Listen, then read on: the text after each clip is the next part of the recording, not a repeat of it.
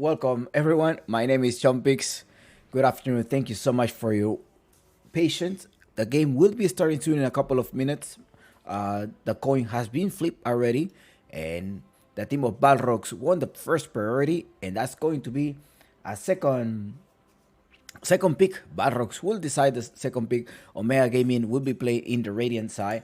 Now, something to keep in mind is that the team of Balrogs are playing with their same stack. However, Omega Gaming does have who is here?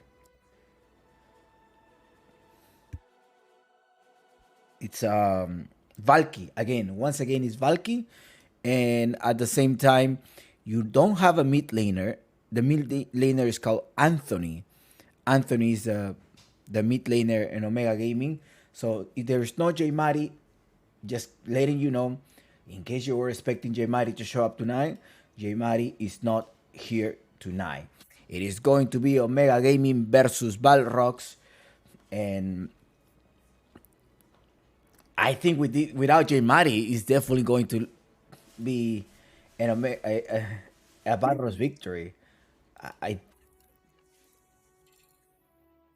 I guess that's going to be. I don't know. What do you think? Do you think this Anthony can perhaps bring us a surprise factor, or is it going to be J Mari not needed today? I mean, J Mari is a great asset. I think J Mari makes Omega Gaming just go to a point. Now you're playing versus. So it's Demon, who used to be part of Omega Gaming, versus a position. Well, Demon will be as a position 4. So in the offlane versus a Mingate, who was definitely part of Omega Gaming for a long time. Maybe is the hero that is always there at Omega Gaming, and Demon knows him very well. So I think that we're going to see a couple of draft advantage on Balrogs. On top of that, you have Sanders as our coach. And Valkyria, yes, he does provide as a TI analyst, TI coach for former Viscos, or maybe he's still part of Big Viscos. Is he going to be the new South American EG team? Who knows? Valky, so far, what we know, he wants to get back to the competitive scene. And over a stream, he has also said that, hey, I want to play Dota. I want to also be a player. So maybe he will step out from being a coach analyst, or he just wants to do this while this is off-season DPC. We don't know it yet. All of the information will definitely be known on December 9th, where is the roster lock by Valve. So that is the day in which we are going to know everything. Every single thing that you want to get confirmed, that is the day. That day, you will know everything. So you might, if you like to be, entertained with the rumors and the leaks and all of those things, go ahead. Go ahead and read those Reddit thread about the rumors. But if you just want to know, you know what? I don't want to know. I just want to know what's real. Just wait to December 3rd. Because even then, like, for example, notice what happened to Infamous over the last chance qualifier. As Infamous kicked out Alon and Parker, and then first pick out Parker, and then he kicked out Alon, and then Parker returned, and then SG signed someone, and then they left just in a very, like, a couple of hours before all of the roster lock happened. So I don't trust any movement. I really don't trust any movement. We have seen Hokori most likely playing, like the stack from TI, most likely playing at the tournament of the BTS, and with their main roster, maybe. We don't know. Are they gonna get signed up like the rumors are saying with Alliance? We don't know. Only the players know themselves, and if it's going to be an agreement, unfortunately, we do not know. But what we know so far is that today, one of these teams, Omega Gaming and Barrocks, one of them will be advancing to the playoffs round, in which I'm gonna do my best to bring you an analyst, probably at 9K, at least a 9K MMR analyst into the screen. So we'll have a 12K overall, right? We're gonna have at least a 12K analysis here at Chompix Gaming Studios. So tune in, still tune in, following our socials and Balrogs versus Omega Gaming. These demonios are hungry. These demonios are hungry to win, and I think that they are definitely going to defeat Omega Gaming now that. I mean, I'm probably underestimating what Anthony could do. But if you want me to give you a couple of backgrounds about Anthony, let me see where had Anthony play or what is the real name of this Anthony player. So far, the information, like if you go on my Twitter, you know that Anthony, it's is standing, but at the same time, Anthony, let me see where has he played before. So let's know more about this. It's also known as treble. Wow, it's known as treble, and he played the South American Open Qualifier season 2, 2001 to 2002. So that was the previous, and he played with which team? He was known as treble. He played for Kubil Gaming. That is the team that he played for. He's a top 175, so I'm sure he's going to be a great asset to this team. All right, without anything else to do, let's get back into the Group A because I think we do have a draft right now going on. Let's start this beautiful game of Dota. The team of Balrogs playing in the Dire side, and it is the team of Omega Gaming playing in the Radiant side.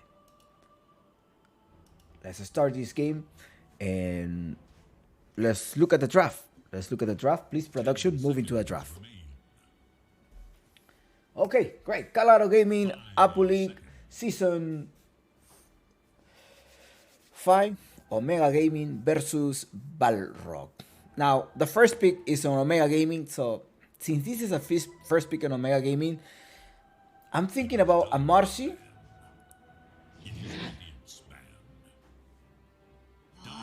Also, Minikira. Did he rename himself? Omega Gaming is playing with Minikira. Huh.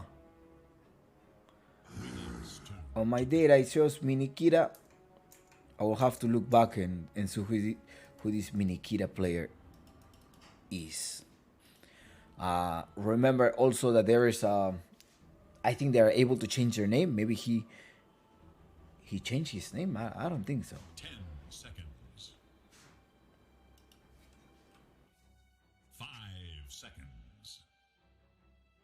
Omega versus Balrogs.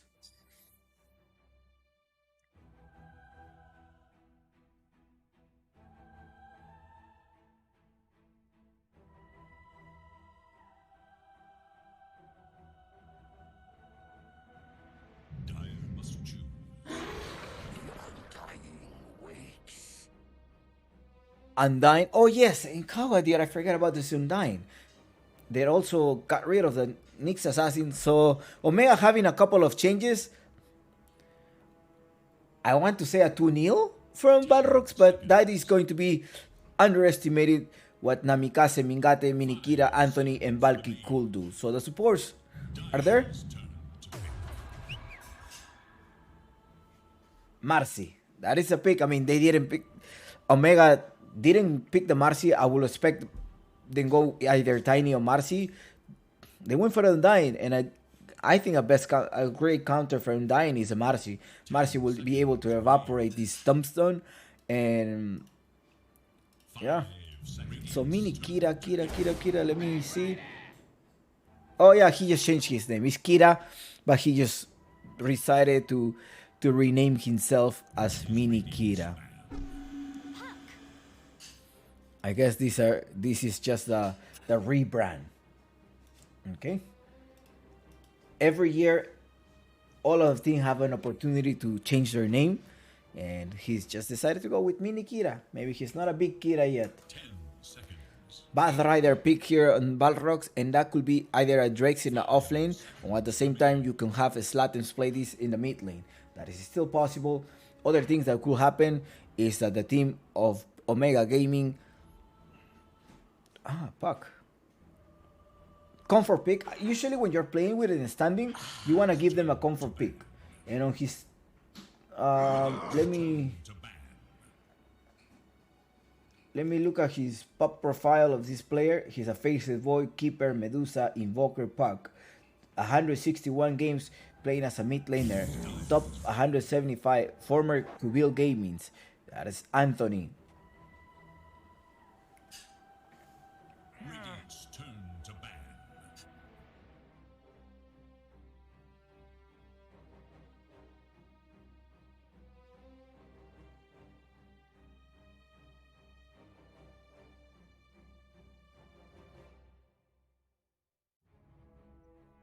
Ten seconds remain. 5 seconds remain. Why was the Mars ban? I guess you just didn't want to capture the puck because you're jumping. A puck, maybe, I mean, a Kunkka in the mid lane could perhaps be an option. They're getting rid of range heroes such as Sniper, which Mingate definitely plays it well. Maybe one of his signature heroes. Yes, that is correct. But at the same time, are you gonna look for another range hero? The Templar. Oh, okay, I see. They're trying to secure a Templar assassin at some point. Whose turn to pick? So they're gonna be blocking the Templar assassin.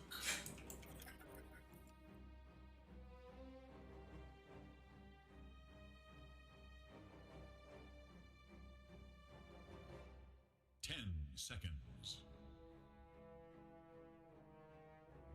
5 seconds.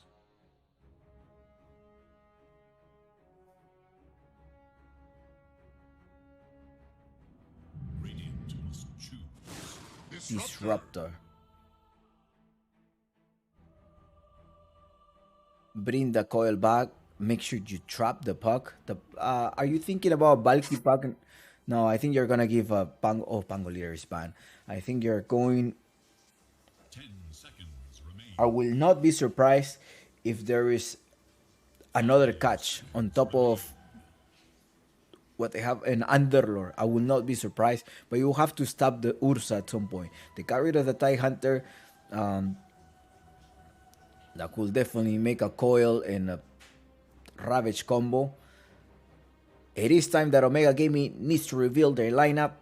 Remember, the team of Balrogs does have the last pick here. They're going with a. Do you think a Tiny will be useful? I mean, they haven't banned the Enigma. The Enigma is still open. Valky can definitely play the Enigma. A Prime Aurora as well. Maybe that will be like a Beastmaster. But it's a Naga Siren that they decide to go. They're going with an Illusion Hero. Does in contrast, the Glimpse only gets rid of one single illusion. They're gonna reinitiate Naga Siren, trying to escape in case they get ganked. If this was Wildcard Gaming, I probably would have think like, oh, maybe it's a Naga 5, but this is not Wildcard Gaming. So this is going to be a Naga position 1. This is South American Dota. You're still missing your position 4, and in the I want to see a Tiny. I mean, it is a little bit confusing that we haven't picked a Tiny, or it's not a great scenario here with a Tiny. I mean, there is a Disruptor, glimpse you back just in case the Tiny wants to start, but the Tiny can always surprise you with an Avalanche. There is a Silence. Oh, no, Silence. Silencer. Okay. It is Radiant's ban. And a Poch. Tius played a really good patch yesterday or 2 days ago. He played a really good patch. So that is still, it's good. It's a good hero. 10 seconds. 5 seconds remain. What other hero do I expect here? What can you read? Oh, the Enigma got banned. That Enigma got banned, but it's Omega Gaming that banned it. So the Undying as an offlaner, that would be an option as well. I think the Undying as an offlaner, just be careful because Hokori played yesterday.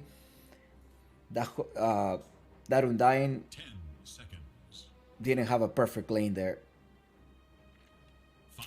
Visage is not a He can slow you down. Also, the stun trying to prevent you or trying to save somebody from using the flaming lasso. It will have auras, pipe, damage reductions. So a visage could also be an option here on Omega Gaming. It will be chaotic though. An Earthshaker, do you think that's... Oh, you cannot put... The patch will be in the mid lane. Omega Gaming versus Balrogs. Or Balrogs versus Omega Gaming. This is the game tonight. 5 seconds remain.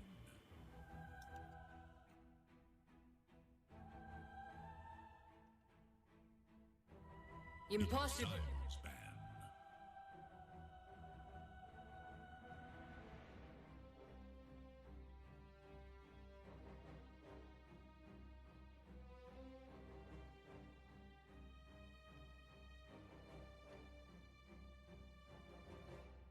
Ten seconds. 5 seconds.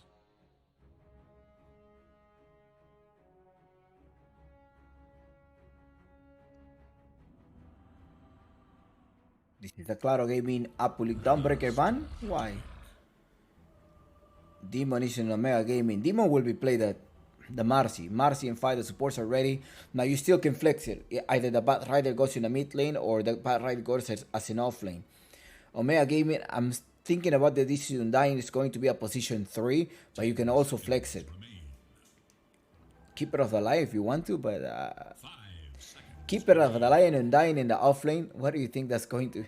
Is that good? You're not having a lockdown. I think Omega Gaming doesn't have any lockdown, and maybe the Visage will help you out there. But up to level 6 stun. You need somebody with a stun or lockdown. Well, you don't need to stun them, but you can also just capture them and force them to team fight. Legion Commander is a pick here on Omega Gaming. Monkey King. So I am curious about who's going to be the mid laner here. Is that going to be the Monkey King or that's going to be Teus? They're still deciding. They are still making that transition. But right now, the predictions are about to close, so make sure you choose wisely. Who's going to be the winner of this game? Is it going to be Balrogs or is it going to be OG, Omega Gaming, the Bolivian team? And predictions are now closed. Good luck, have fun, and I wish you the best in your prediction here at Chompix Gaming Studios. Alright, production, please give us the game, and let's start watching this beautiful game of Dora.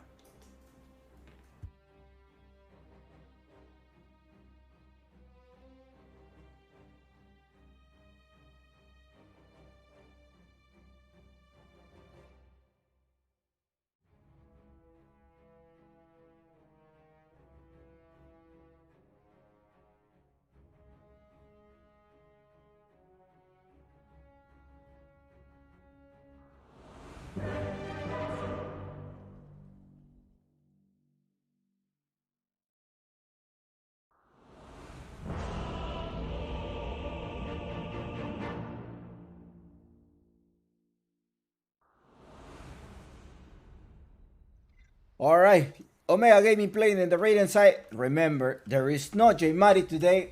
Jmari is not part of Omega. They are deciding to use in a standing. Valkyria and Mini Kira, or also known as Kira. He just renamed himself. Now he's gonna go as Mini Kira. Masterful mark. Drake's as an offlaner, Slatem ended up being the position 1, and you're going to see... Oh, Slatem, sorry. Slatem goes as a mid laner patch, and it's deals with one of his signatures. Oh, come here, amiguito. You ain't going anywhere. Mini Kira gets taken down. First blood down by his Slatems. Los demonios, the demons are out. They're out and rolling for the first kill of the night, or of the afternoon or morning, from wherever you're watching us. But we have first blood already. 30 seconds and counting. That was a nice ward over there. Came on time. I'm just like, hey, Fight, he's there. Fight, fight, fight. Oh, I feel better already. Oh, I feel better Zlatan wants more. I mean, he has a hook. He drops it. He's testing the waters. Like, is anybody watching me? Nobody's watching you. Drake is also on the other side. I'm wondering if they managed to place a ward. He's like, hey, they placed it. Oh, look at these Balrogs. Was able to predict that one. The Demonios did definitely their job. They did their homework. And they studied the Omega Gaming really well. I mean, having a coach is always a great addition here.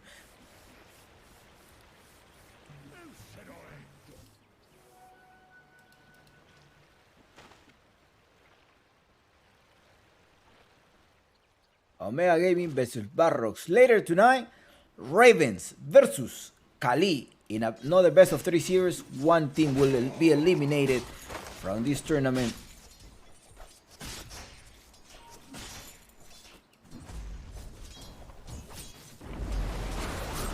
They're jumping in. They're going to try to stop the silencer. Drake is in the back as well. Look at Demon just harassing Namikaze. Namikaze right-clicking. They're trying to exchange a couple of blows there. Do you have a magic stick? Yes, he went with a magic stick there. Anthony and Zlatan. He's securing.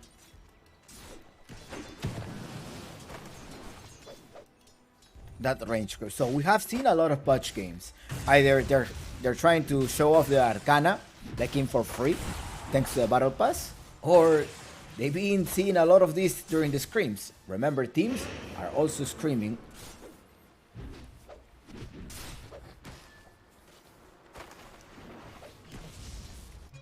Try harder. Try harder. Mingate. 10 points in the magic stick. He's gonna try to look for a trade. Now Marcy most likely gonna try to wait for the level 2 so they can start initiating and start harassing Mingate. They're slowing him down, so the turn rate gonna get slow. He also managed to dispel himself thanks to his mirror images. They're jumping in now. Now the demon is in level 2, but hold on, you ain't gonna try to spam any spells. I have a silencer. So you are being cursed.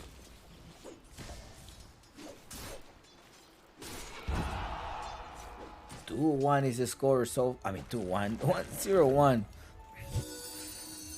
I predicted that today was going to be a 2-1 if J Mari was there, but now that J Mari is not here, I want to say 2-0 Balrogs.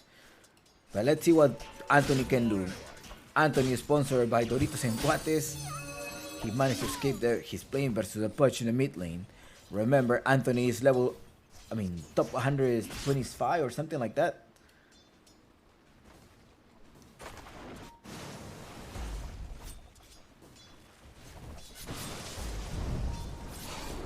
They're slowing them down, going Mingate. Mingate's gonna be in trouble. Body block there as well. He managed to use the magic stick. Is that going to be enough? That is not enough. And they managed to kill Mingate in the bottom part. Demon, former teammate of Mingate, most likely know his movements.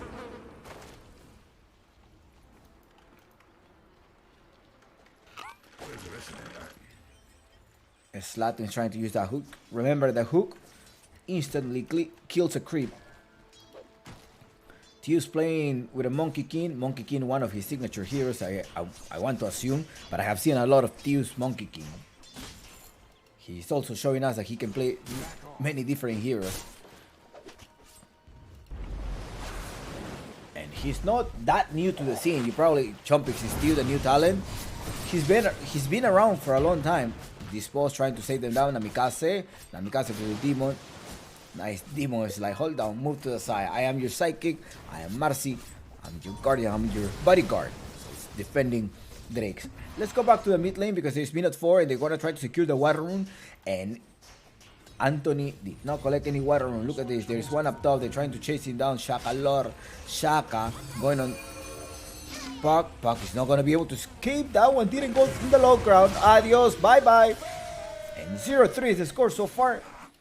Will J Mari try to join in the second game? I don't know, but at least during the first game, J Mari is not playing here at Omega Gaming.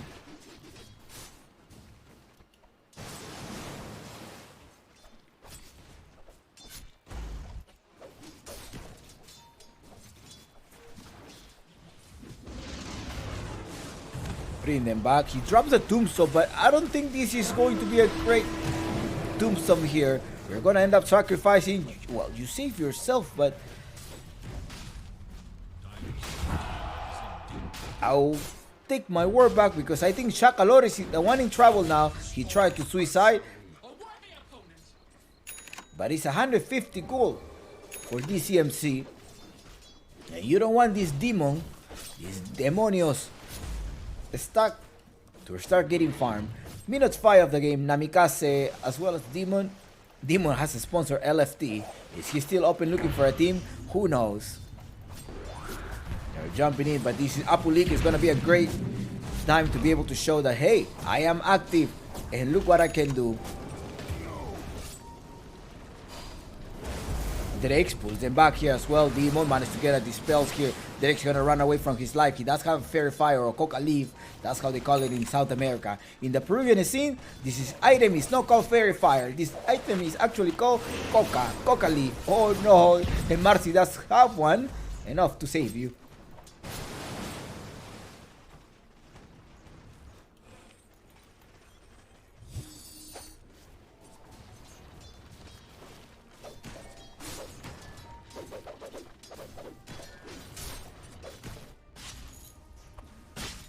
Latem managed to deny that one. Oh, there's another one as well.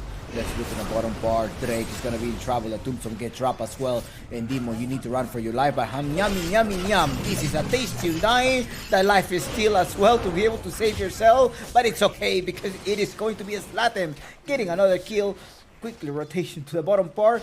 And well, in the CS department, we have a Dire. The Dires are leading the CS department. The creep score, 44 NA on Slatems and 43 DCMC, 39 your puck. Water boy refill. Are you coming over for the refill? You gotta hold it a couple of seconds. Yes, you do manage to refill that.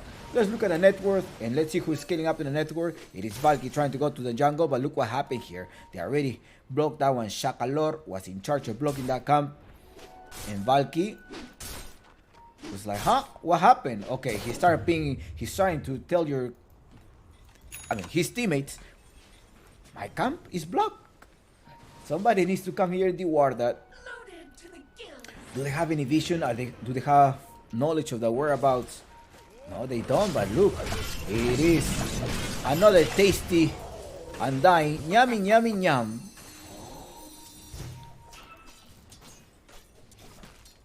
3-6 so far the score with a 2k difference. It's still too early to know a winner of this match, but let's look at the difference here. Say 64% chance win rate that Omega Gaming will win this match regardless. Why? They're waiting for the time. They're waiting for the Legion Commander. They're looking at the level 29 Legion Commander.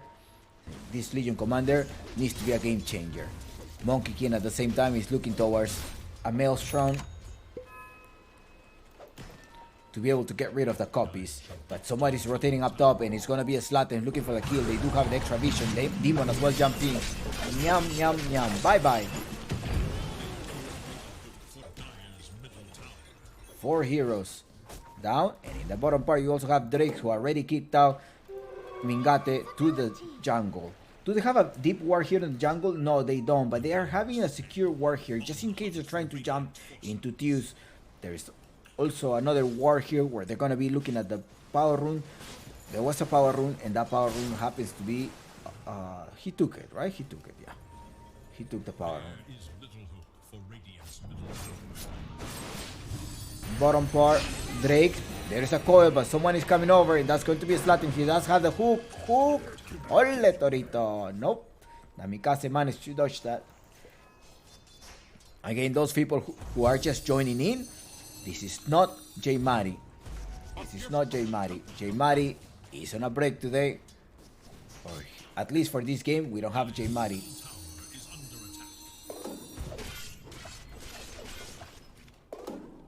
And Anthony is standing today. Anthony, former Kubil Gaming.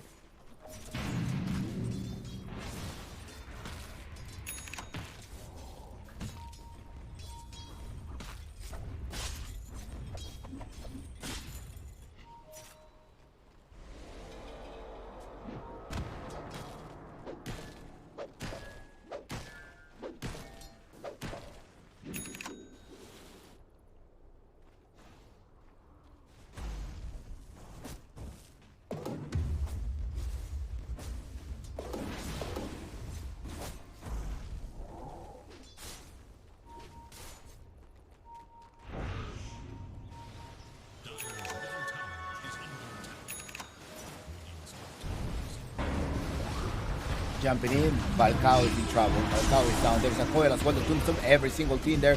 But Marci managed to get silent. He has still 13 charges here in the magic one. He's gonna try to go with Kira. Bye-bye. 2 heroes down at the expense of Valky. But it was a coil and a tombstone used so far.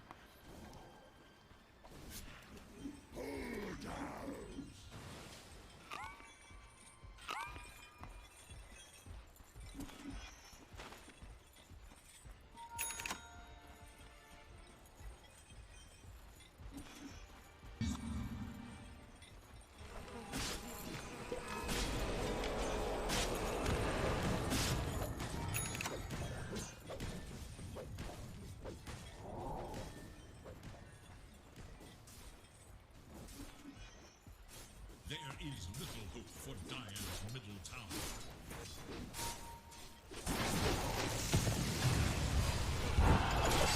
Bye-bye, Valky. Yeah. We were silently waiting for this kill. Now, Demon, with this Siege Crave, you're gonna try to take this tower. Now, he does have the Drum of Endurance. BKB is gonna be the next item, making sure they're trying to leave, to retreat.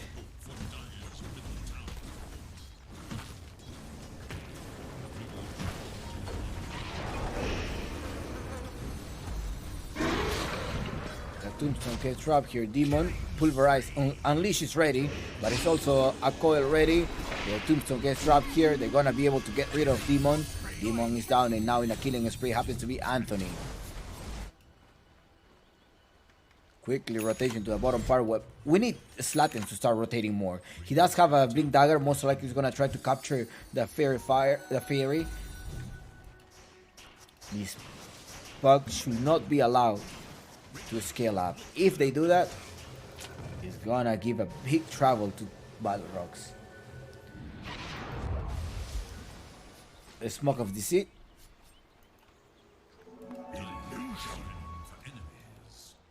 He went for a Witchblade. He's looking towards the damage. Going up top. He does not have the coil. It's still 27 or about 20 seconds for this.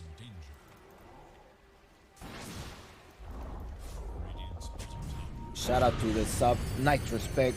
I hope you're having a wonderful afternoon today.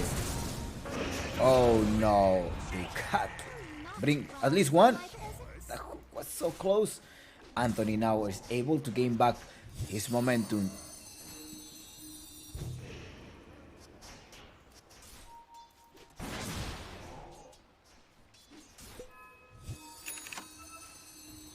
$7-10 is the score so far. Now they're trying to go to the top lane. Minikira is like, hold on, be careful. Maybe somebody's gonna try to be trying to rotate. I do have a Tombstone Valky, relax. And also we have reinforcement hiding right here. Do they have any more sight? They seen at least one. One else is TP in. It's like, oh no, they're all here. They managed to trap it. Nobody's inside the static storm now. Is Valky trying to jump around? It's gonna be looking for the Bad Rider. The Bad Rider is going. He managed to win the duel as well. Shaka Lord, the Tombstone is doing so much damage. Shaka Lord is gonna be in trouble. Minikira gets rid of them. Anthony's also there with attack damage. Also reducing the armor with the Witchblade. Trying to go there, and Theus is gone. Marci, they're all fighting inside the Tombstone. And this was a perfect scenario for Omega Gaming to be able to take this tower. Well done, Omega Gaming. And you shouldn't have fought there with a Tombstone there in the back. Unfortunately, Theus was not able to join the team fight. He's still farming.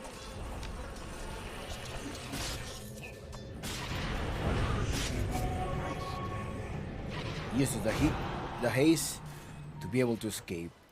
Now, see the chance, according to Dora Plus, like always on Omega Gaming. Now this Buck is able to scale up. He's looking for a Blink Dagger to make sure that he dodges any hook, any incoming hook. Or at the same time, if Butch jumps on him, he wants to make sure he's silenced and he can leave. Come here. They're trying to go Valky and Theus to the rescue. Oh, there is a coil, which is not gonna take place.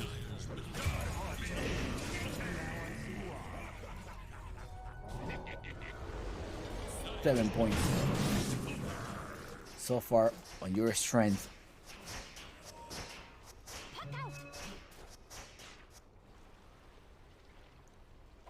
Mingate patiently farming, 500 gold net worth behind Deus.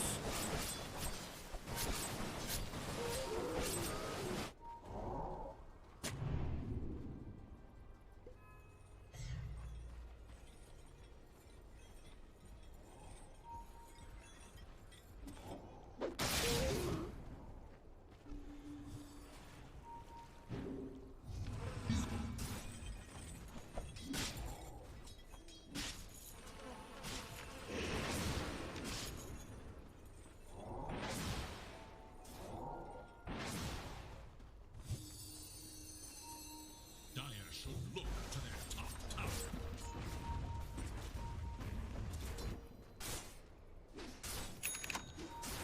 Dire's top tower is under attack.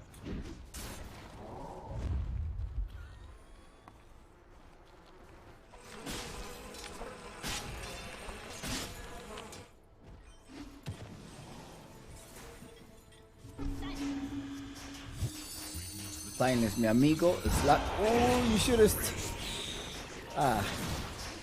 He moved too fast. Maybe a little bit of a lack of communication. DCMC is in the back. He's also going for an Aghanim Scepter. He does have the Aghanim Scepter. Does he? Yes, he does have it complete now. They're just looking for an overextended fight here, I guess. Now they're gonna be looking for a kill. There's a haste. There's also a pulverize ready, but there's two of them. Yeah, there's only two of them. Bring them close. Bye. It's also in a silence. Namikaze managed to stay alive there, but he already used the silence. He's using the silence, and he's quickly retreating. Somebody's coming over, but be careful up top. Oh, they captured the battle.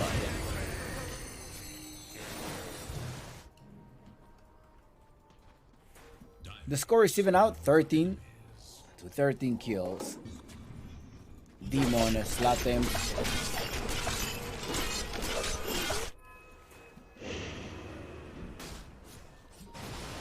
Yes, that was an offlaner, but right there.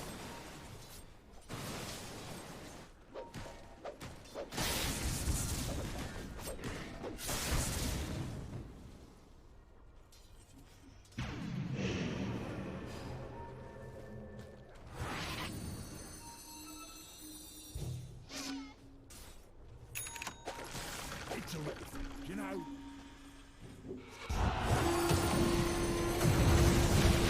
There's a silence. That one is in trouble. The Wukong command is going to try to help Marcy. Will Marcy take the kill? He didn't take the kill. However, they're going to be able to take down the Undying.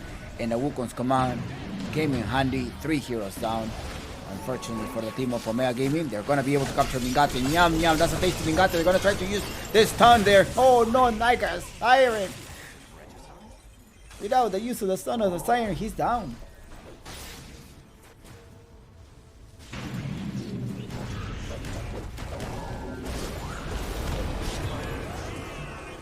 Unbelievable. Rampage. This is not a rampage yet, but demonios are taking the tower. What does Uncle Game say? Like, oh, Chompix, look. Now the whole advantage that they have. It's coming down. No! Valkyria! Slatin. The hook accuracy of Slatin is very impressive. Okay. I think they're enjoying this moment. I think they're enjoying this moment.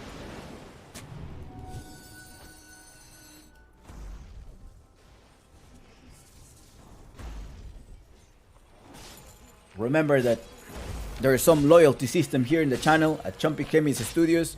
You can do exclamation mark tokens and you can check how many loyalty tokens you have. Every 600 tokens you are able to redeem a ticket for the upcoming giveaway on Tuesday, the day after Thanksgiving. At the same time, we have more giveaways going on. We have a confirmed shirt also Inagiro.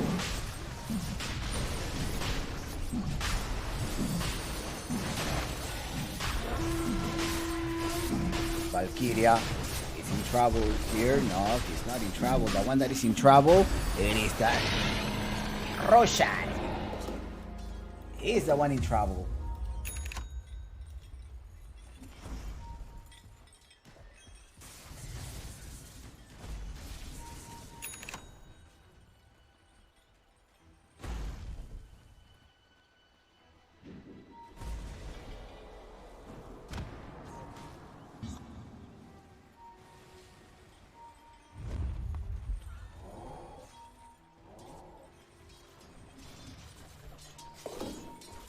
Fight here, smoke here. Where are they going?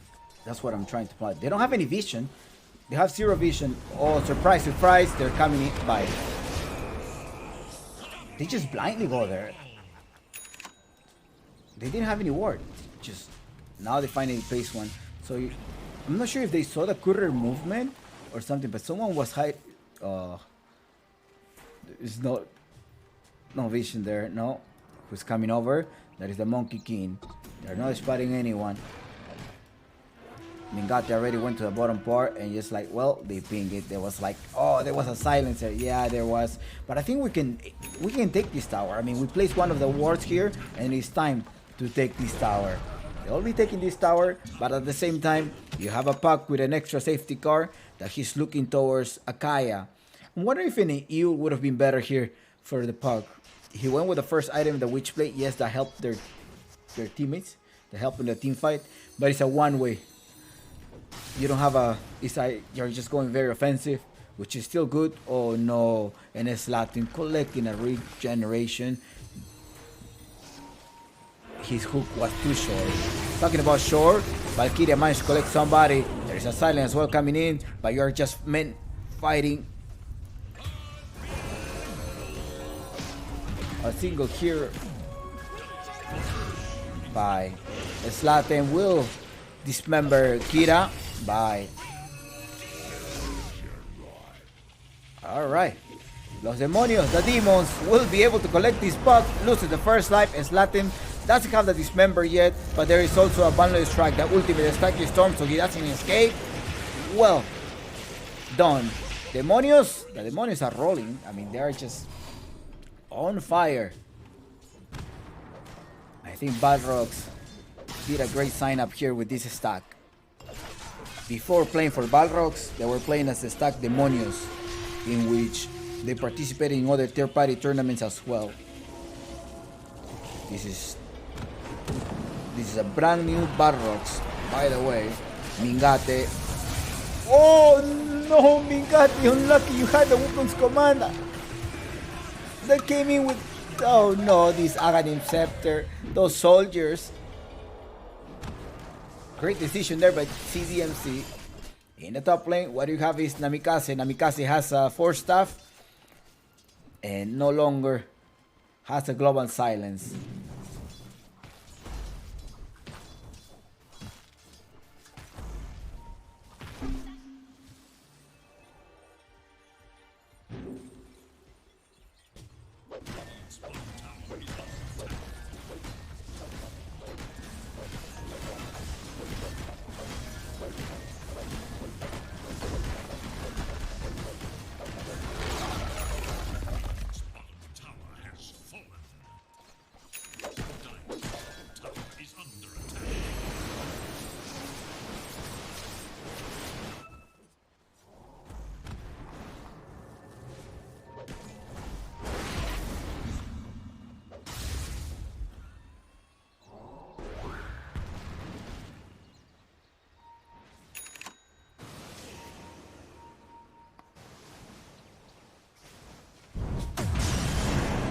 Ultimate to capture the Puck. Nice to escape. No, not for so long. That is a nice stack to the storm. That's a static storm. Capture Anthony. He wants more. There's a dispose rate in a couple of seconds. Goes to Mingate. Mingate managed to dispel himself thanks to the silence. He's not able to proc anything, but ECMC comes here to clear up these illusions.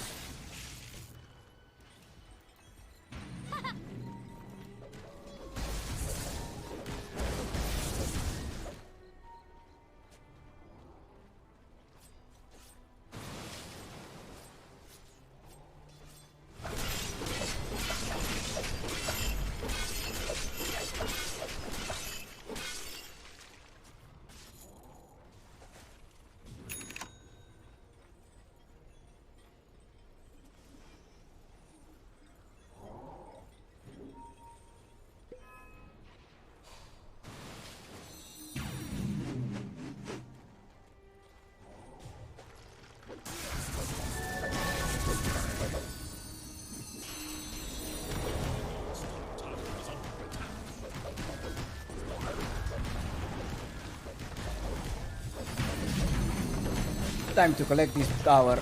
Yes, 12k difference. This Monkey King is strong. 8 seconds. BKB, they're jumping demon looking for somebody. And do they have buybacks? Let's look at the buybacks. There is no buybacks, only in the supports. So you have at least a chance for a tombstone, as well as a Lotus Orb. The coil gets dropped here. You're gonna try to fight. Valky jumps in, is gonna get rid of Theus, but no, you have a silence there in the back trying to help them out. Kira dropped the tombstone, but he's in a slot and extremely strong. You're not, and he's just annihilating every single hero of Omega Gaming. They lose 4 heroes, and this is an objective game. GG Skull. Demonios. Stack takes the victory, and it is Balrogs Esports collecting the first match point of the night at the Claro Gaming Apu League Season 5. Well performed. I think the hook accuracy of Slatems was on point. What do you think of that performance? Who is your MVP for this particular game? I think it's, in my opinion, I think it's Slatems. Just a huge accuracy. I wish I have some stats to be able to, or look over the replays and how many times he, not count how many times he missed. How many? Yeah, how many times he missed? Because I think it was probably 1 to 3. It was a great hook accuracy by Slatems, and great victory as well. A little bit aggressive. The puck going for the Witch Plague. I would have preferred an eel, perhaps some type of escape, trying to make fight, dodge the team fight, dodge the initiation from Balrogs, and build time for the Naga Siren. Because if this were to go in the late game, maybe Omega were to have an opportunity, but Balrogs, they knew they had to take the early advantage. They just went for it, and minute 26, they got a victory. Match point, 5 minutes wait time, and we'll be back with more South American Dota here at the Claro Gaming Apu League.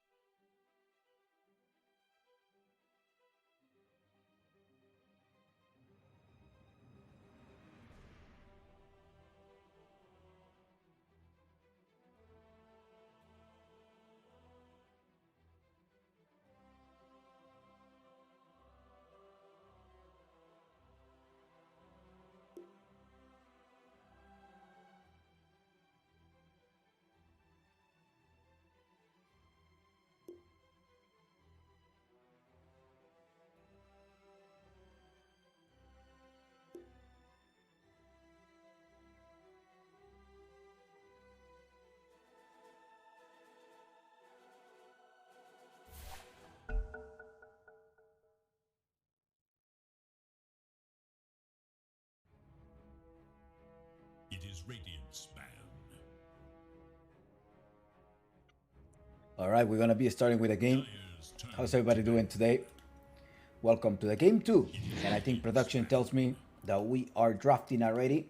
And it's time to look at the draft here of the Claro Gaming Apple League Season 5. Just give us a couple of seconds. Production is fixing this up. Omega Gaming does have the third pick. No. Balrogs Esports still have the last pick. And Omega Gaming will be picking first. I think they want to secure the tiny. That's what I'm thinking about. We will see. Remember that this is the game 2 of the night and the first series only. So let's go. Let's watch this game and start this because the draft is already kicking in.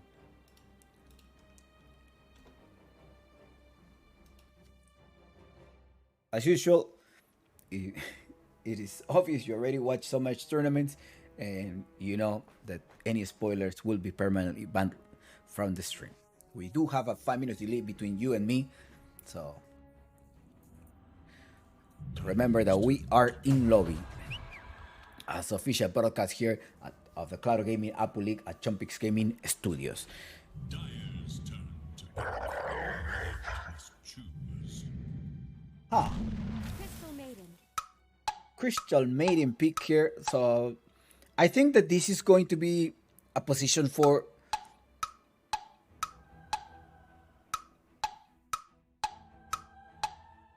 Primal Beast, 10 right? seconds remain. Is that what?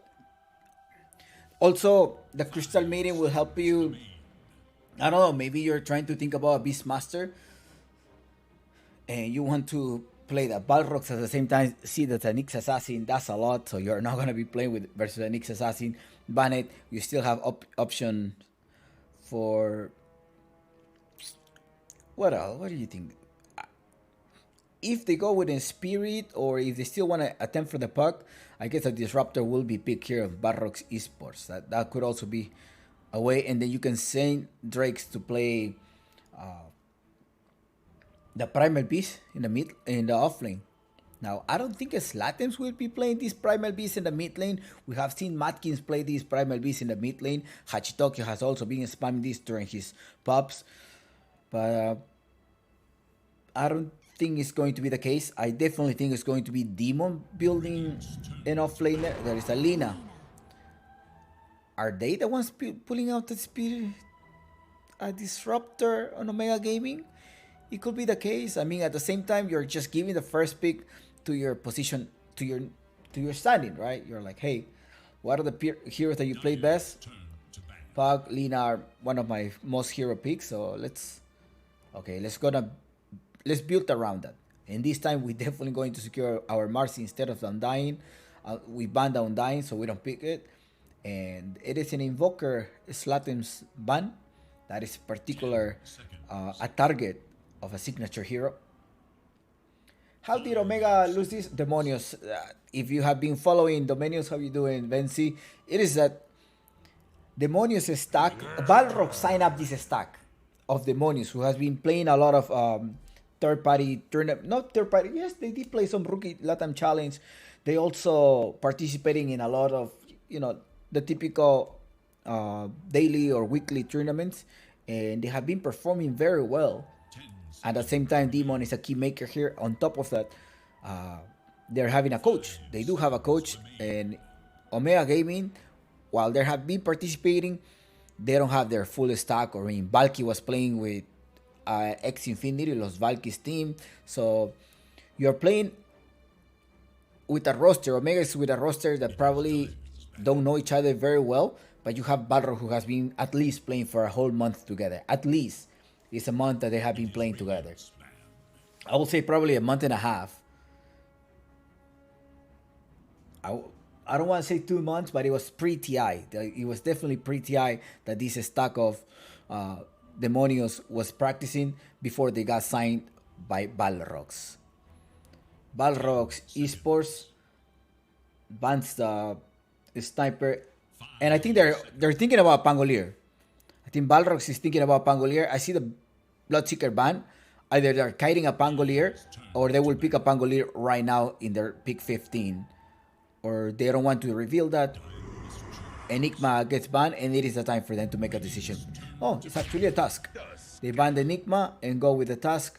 Are you going to be able to go with a Primal? So Primal Beast goes in the offlane? And task as a 4? Or the task would also be in the mid lane by Slatems. So you do have some flexibility here on Balrogs. However, Omega Gaming, you have a Lina mid. I don't think that's going to be 5 seconds remain. shuffled around. We haven't seen Lina 4. We haven't seen Lina 1. The only time that I saw Lina 1 in South America over the past month, it is on HFN Wolf Team. That is the only time that I saw Lina position 1. Marcy solid off lane there or solid position 4, but I think it will be a position 4 that Minikira will be playing. You have to reveal more right now, Omega. Dawnbreaker. That is a Namikaze's pick. There is a Namikaze's pick here. Or is it a mid pick? Offlane, Valky. Dawnbreaker. 5 seconds. I want to say no. But they also need some type of solid position 1. Somebody that can kite the fight, somebody that can escape. Morphling, it is a possibility here. Mingate, no Faceless Void. Faceless Void. I'm not sure about Faceless Void because you can definitely rotate the task mid. You go with a position 4 Primal Beast and go either a Viper or a Venomancer. I mean, you don't have a way to dispel yourself. And It is radiant. yeah, see? He's like, well, he's going Venomancer. Let's go with this because Drake does play the Venomancer. Go with the Venomancer. It was slightly risky to go with a Venomancer pick. And now you just gotta perhaps ban somebody who can give you some purge. 10 seconds. Or go with an Omni-Knight. Sorry, an Abaddon position 5. And then you end up 5 seconds. moving your lanes. You go with a Dawnbreaker in the off lane, a Marcy position 4. And hopefully It is Dire's back. you will be able to have an impact in the game. Balrogs definitely, they left a lot of things open. They were like, well, the task position 4, you may think, right? Task position 4, Crystal Mating as a fight, something solid. Demonius could play the Primal Beast in the off lane. Maybe not mid, but I think this task will be rotating as a mid laner. That's how I'm reading this game. And I have seen Demon play the Primal Beast before, and he has made a huge impact during the team fights. And he may not even rush the BKB. He may just go with a dagger. Go with a dagger, pulverize, and try to stop the Faceless Void. Nagasaira is banned. Pangolier, so Balrogs decided to ban the Pangolier because they're not going to use it. I mean, they're looking for a position 1 right now. So Omega Gaming knows that Balrog needs a position 1. Maybe somebody, okay, we do have an early advantage. Can we have something late? And I wanted to say Terrorblade, but they banned it. We have seen Teus play this Terrorblade. How about a Morphling? Do you think a Morphling? Well, there is a Lina with a burst damage. I don't think the Morphling will be in trouble. Then you just get Marcy, Lina, some type of connection, or yeah, you're not gonna be able to morph and be a stuns. So maybe somebody that can have a Mante style. Somebody with a possibility of a Mante style. Dire's turn to pick. Visage.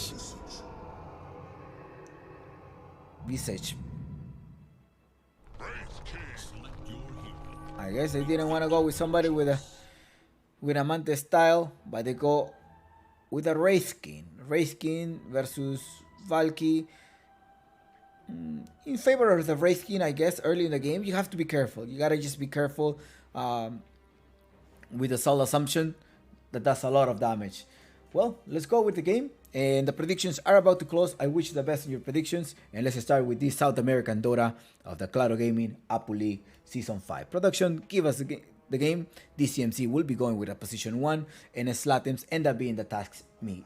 So that is the pick. That's in the mid lane. Who do you think is going to be the winner of this game 2 between Balrogs and Omega Gaming? It is your last chance to predict. The predictions are closing in about a couple of seconds. And I wish you the best.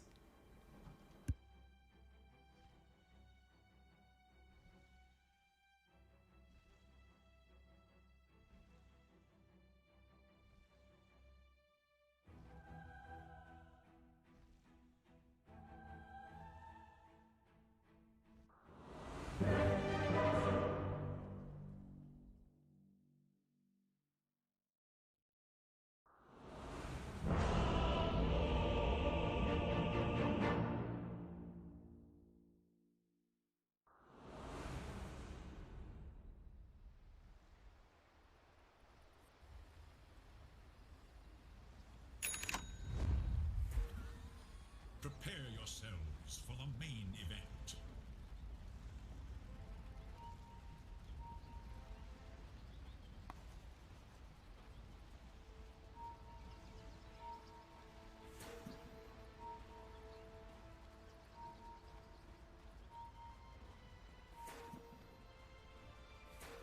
All right, the main event going on.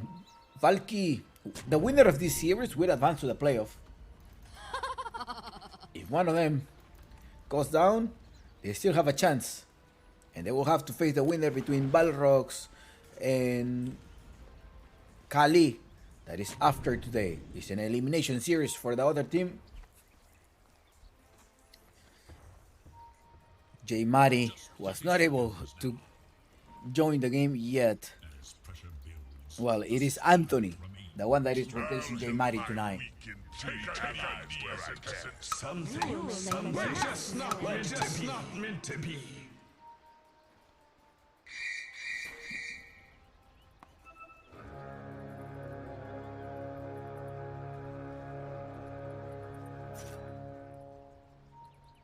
they've trained hard to get here. It's time now for the final fight. Anthony is a former ex-Kubil Gaming. Shout out to Balrogs Esports. Decirlo con rima. I don't know how to rhyme in English. Well, do I? I have never rhymed in English. I can't even rhyme in Spanish. Honestly. Okay.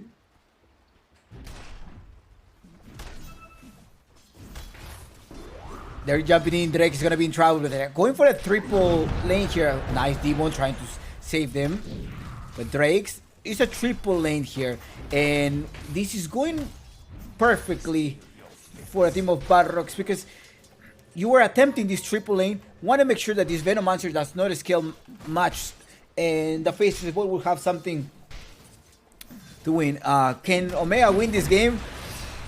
Let me see what it will be a win prediction. I guess if Drake falls twice in the lane, then that will be that Omega may win. Else, I don't see Omega having a victory today. At the beginning of the series, we have a little bit of a chat during the stream, and when we found out that J. Mari was not going to be there, so that was definitely a huge buff to Balrogs. It is hard to play with in standing. Sometimes you may have this uncertainty or maybe this surprise factor, but it will be not the case. I don't think it's the case today.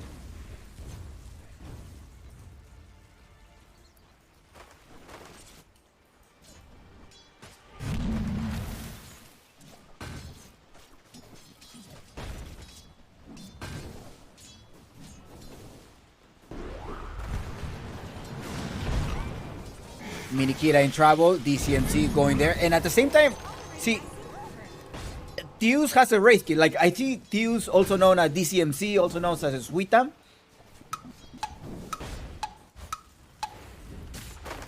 I'll think about that is a comfort hero here, Slatin trying to Slaten, Fairy Fire. He doesn't have the Fairy Fire. He doesn't need that, but it's like, hey, he was able to hit me, so they must have a ward there, and that is a ward. That is an Observer ward. He may be the one buying it to collect the kill or give it to support. We'll see what happens there. Or maybe he doesn't want to gamble on that one. But if he were to do that, oh, what a trap. He might have a little bit of time, but who has fallen in the bottom part? That is a Faceless boy. They need to send the Faceless boy. They gotta make sure they make this space as well. And make sure that this Lina doesn't scale. Slatem is still there. He does have the water bottle, but the LSA does connect there. And he's not gonna be able to contest this range creep here. Minute 4 about to come here. They're gonna have to rotate at some point these supports to be able to help the task in the mid lane.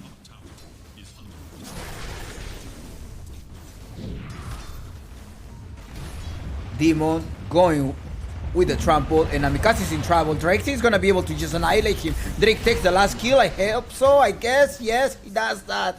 And Mingate is in trouble too. The whole wave is coming. The banner. He's gonna start losing a couple of creeps there. I think you should have just sent a triple lane there up top, but you're also gonna be leaving Shaka versus DCMC and Valky alone. Well, Valky needs to hold. There's 10 charges there. It's fine. Okay, Demon managed to collect the bounty rune here, but somebody's in trouble here. It's gonna be Slatem. It looks like he doesn't have a fair fight anymore. LSA, there's no LSA to connect there. You must be careful. There's a support roaming, and the demon comes over to get rid of Anthony, and Anthony's in the back. Bye-bye, Anthony. That is also a water rune on a Slatem. He managed to collect that. He's like, hey, do you want it? Can I protect it? And Shaka was like, well, I can protect it. You gotta just come. You gotta hurry up here. In the bottom part, Drake's is being pushed a little bit while Demon wasn't there. They tried to take advantage that the Demon was absent during a couple of minutes. It was 2 minutes, maybe just 1 minute. But somebody's up top here, and it's Kira or Mini Kira. There is a stun. Shaka is slowing it down. Crystal Mating is also another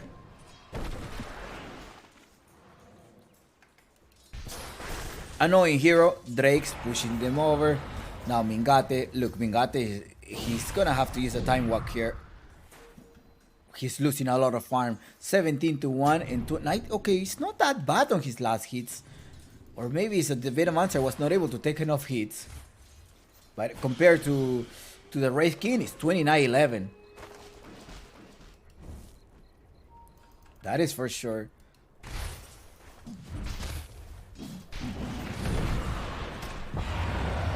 Trample going on Mingate. Mingate doesn't have a time walk, and well, he goes down. That was prompt to happen, and they want more. They want a little bit more. Oh, no, okay. Just return. Get back.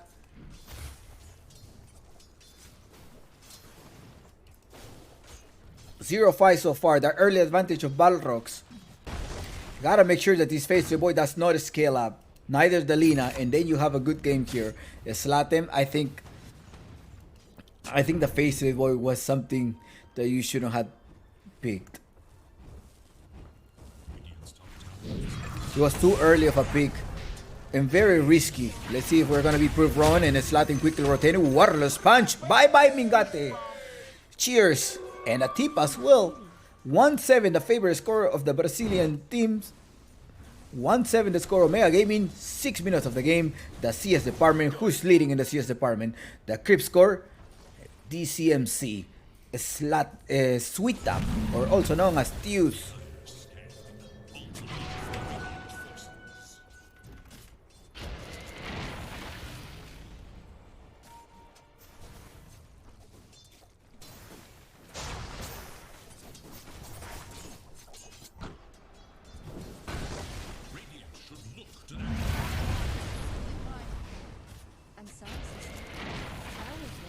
And Slatem's, well, taking this whole wave by himself. Be careful, Valky's only level 4. Look who happened to be here is Shaka, body block. Yes, body block that camp. No, he didn't body block. He did body block that one.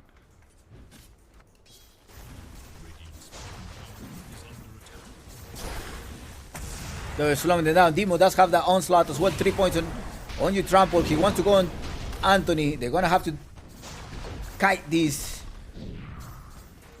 TP. Yeah, they gotta kite it. No, they're jumping in. They saw the Lina roaming back, and they just jump in. The trample takes down Mingate once again. Drake will be taking Namikaze. Pulverize comes here and slow them down. There is a Gale coming up soon, just in case you need it. Gale him down just for the burst damage. No, he's saving it for Anthony, and Anthony joins in. I don't know why he joins in. Antonito, you have to run. I think Drake, and look at Demon. Demon is just waiting for the onslaught right on time. Oh no, he's jumping in. They're going back. Anthony's in trouble, and it's a double kill on Drake's. 112 Balrogs. Los demonios, the demons, are annihilating, and they're just literally giving Omega Gaming a nightmare. Some things were just not meant to be. 6k is the score. Slatin goes there. He does have the Warlord's Punch. Go to the snowball. He's trying to jump. Will he be able to connect? Warlord's Punch is there as well as a hate. So he's going to be able to right click Kira. Kira come here back and forth. Namikaze is there. He's going to try to dodge this Starbreaker. Starbreaker needs to be dodging down. Oh, ole Torito. He goes there here. He needs it. One extra hit.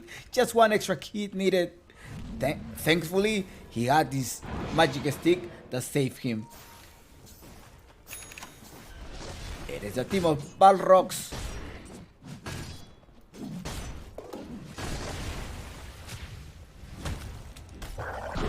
Having the early lead. Namikaze is gone.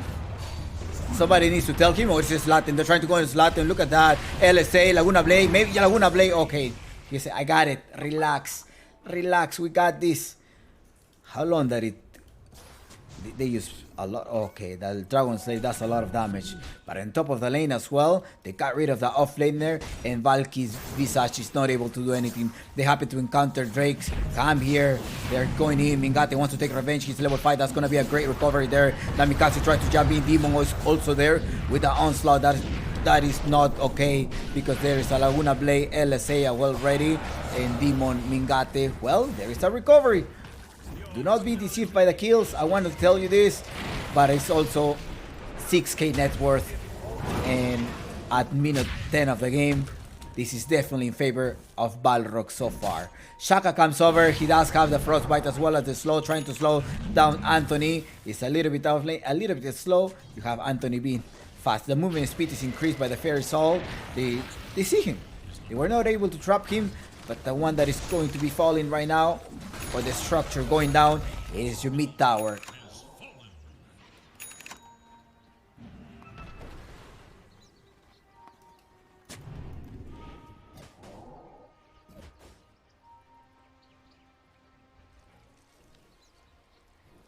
Drake did his job already. I would prefer that if he stays in the bottom part, he does have this vision.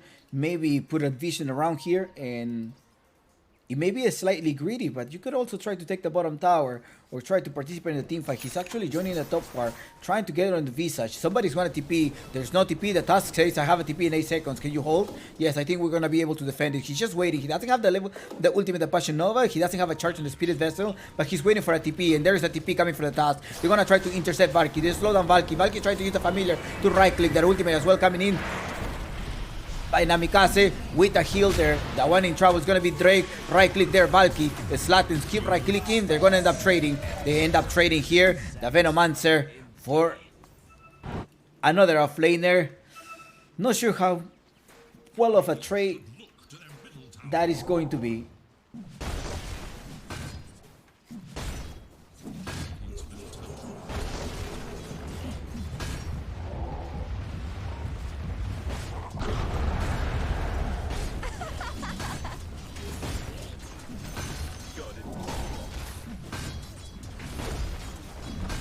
The bottom tower is taken down.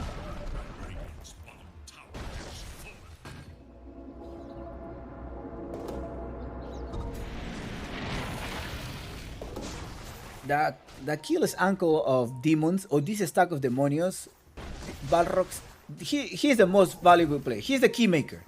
You stop Demon, and that's at least my opinion, right? I think Demon does a lot during. He provides so much impact during the game. Just neutralize him, and you may have a better chance to defeat this Balrog stack. They're going in. Kira, well, bye-bye. Ouch.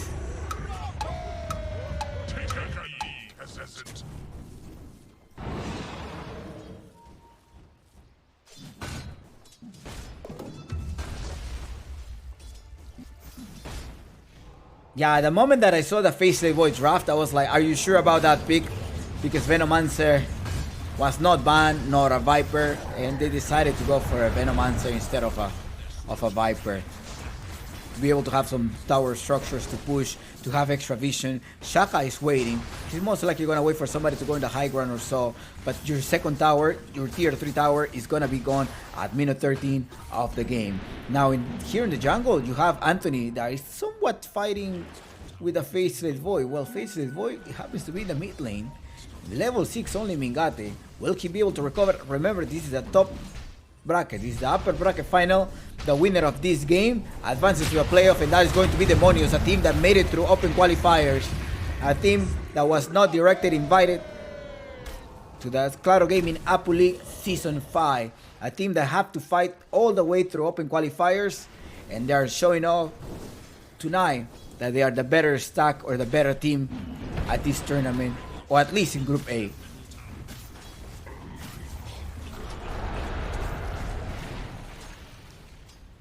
Nice use of the rebound, but there is your mid tower as well. The whole tier 2 tower is going to be going down, and after they collect this mid tower, I think it's probably going to be best to go for the Roshan. Now, anything can happen. There could be a tactical pause on Omega Gaming. Go wash your face, and they may be able to come back. But I'm trying to see what could be a game changer here for Omega Gaming. They've been way under farm at 40 minutes of the game with only a 9k.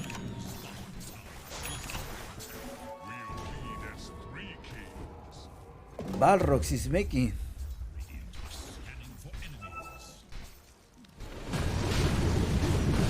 this game look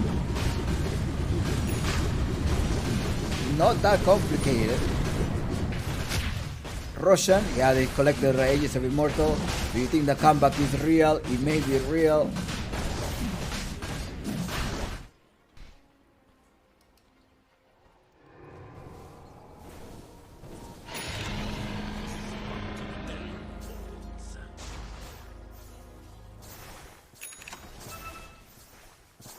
This'll come in handy.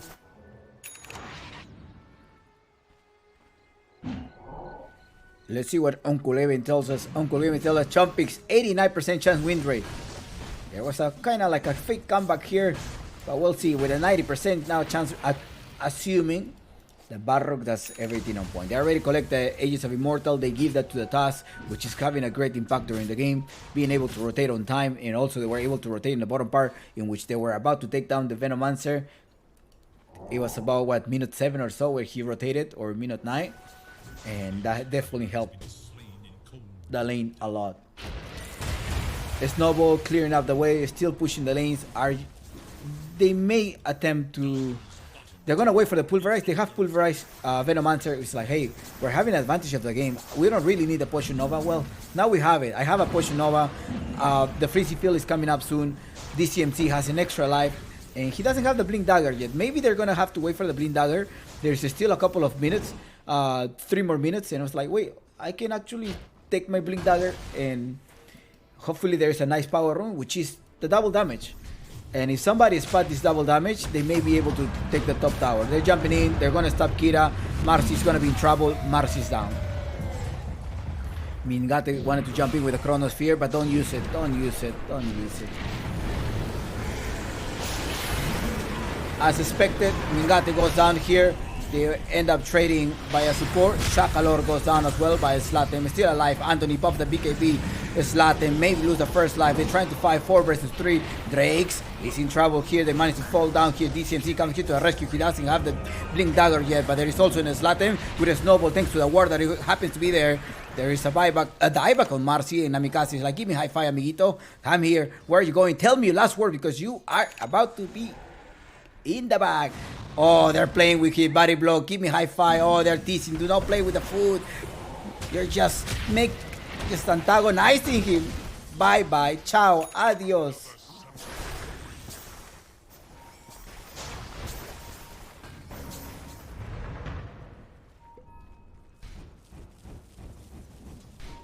Is it a comeback or not? No, Lina doesn't have the BKB anymore. Zlatan comes here as well with a Warlock Punch. Bye bye.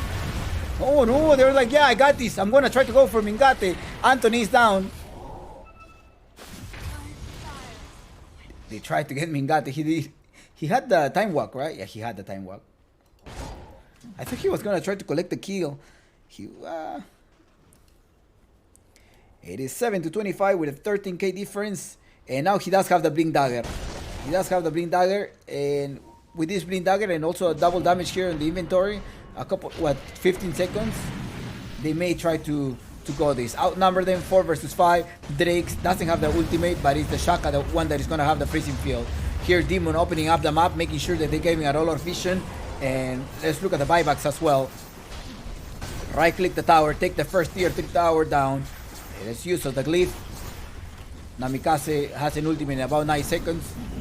Valky, where are the familiars? I don't see the familiars. Are the familiars hiding? There's no familiars here. They're jumping in. Kira wants to slow them down. Now they're 5 versus 5. DCMC may lose the first life. There's come the ultimate by Namikaze. Is that going to be enough? Now DCMC start to right click there in the backside. He's proc during this Armel of Mordigan. He end up losing the first life, but it's a dominating there by the team of Balrog. Mingate goes down, 2 heroes down, a buyback on Valky, and Valky will be dying back here at the hands of DCMC. Ultra kill, this rampage, please, give this man a rampage.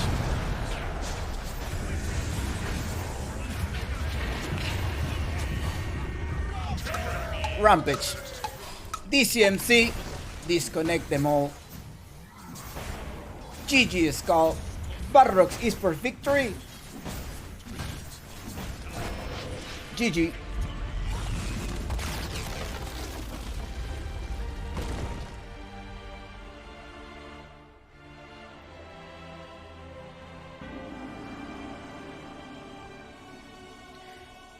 Well, it was a Balrogs victory. The moment that I saw the Faceless Void drafting on pick 8, was it pick 8? Oh, pick 16? I was like, no. Ouch. It was, I think it was just definitely an out draft. You saw Demon, you saw the Primal Beast. I was like, this Primal Beast is going to be position 4. Then it opened up with a Crystal Maiden. I was like, okay, they're trying to protect maybe a Beastmaster or some type of unit control hero. Or it was a task, right? A task also opening. I was like, hey, they could also be position 4 or mid laner. That's when it's opening up, and it actually ended up being that way. Just going open up with a Faceless Void before banning any Venomancer or Viper. It drew you the game, and you didn't have any way to dispel. I would have seen something that would be better if you maybe fix this Dawnbreaker as an off-laner and perhaps have an Abaddon, somebody that's going to try to protect or somebody who's going to try to heal the Venomancer during the laning phase. But Balros, very well drafted there, and they are working with the coach as well. Sandler's, well done here in the draft. I think it's a great draft. In particular, I really like the draft. I did really like the drafting phase. And Balrogs Esports, he took a 2-0. 8 kills only Balrogs and 31 the task. There were some lucky moments as well on the task on the Slatems, and it was not like a pile of mistakes, but it was also a pile of consequences in which it was very unfortunate for Omega Gaming that they were not able to kill the task or not able to kill the Venomancer when they attempted to have the 3 lane in the bottom lane. Well done, Balrogs. They advanced to the playoff at the Claro Gaming Apu League. This is a team, an organization that have signed up the Demonius stack, and a stack that made it through open qualifiers. Just think about it. They made it all the way through open qualifiers. They made it their place to Claro Gaming Apu League, and right now they're going to the playoff. Well done. It sort of like reminds me of the last chance qualifiers at the TI, right? You have Liquid and Seeker just going to the last chance qualifier and going all the way to the finals, so to the top 3 of the international. Maybe this will be the story of the stack of Demonios that got signed up by Barros to participate in this tournament, and we may be able to see them at the upper. I think Barrogs, Lava perhaps are probably 2 of the favorites at this tournament. Ukumari as well. Well, don't be wrong. So those are, in my opinion, the favorites to win this tournament.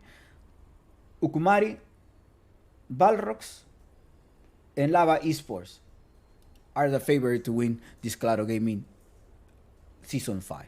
without further ado, we probably have about 5 minutes break. Oh no, sorry. Probably the next game is gonna be in 20 to 30 minutes. And just tune in. Stay here in the channel. Do we have any standing? I don't know any information yet, but just I will type it in the chat at some point. So just keep the stream open. All right. Good luck. Congratulations, Balrogs. We will see each other in a couple of minutes or half an hour. Just give us a half an hour. All right. See you soon.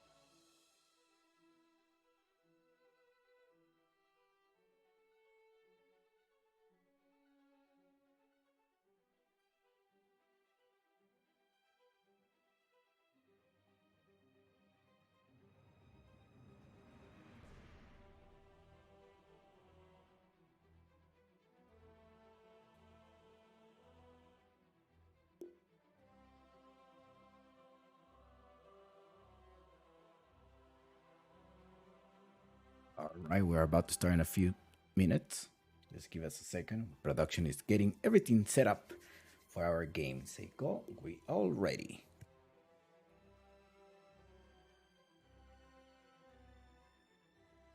Is there any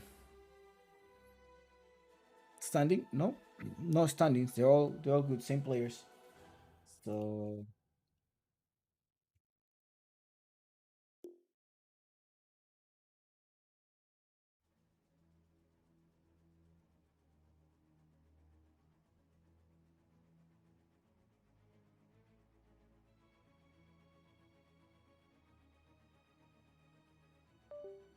welcome back, everybody. How's your night going?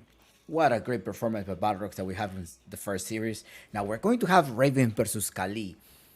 They are both well, actually, Ravens. Well, so far what we know officially is that Ravens is still a DPC Division 1 team versus Qhali, a Division 2 team of the upcoming DPC.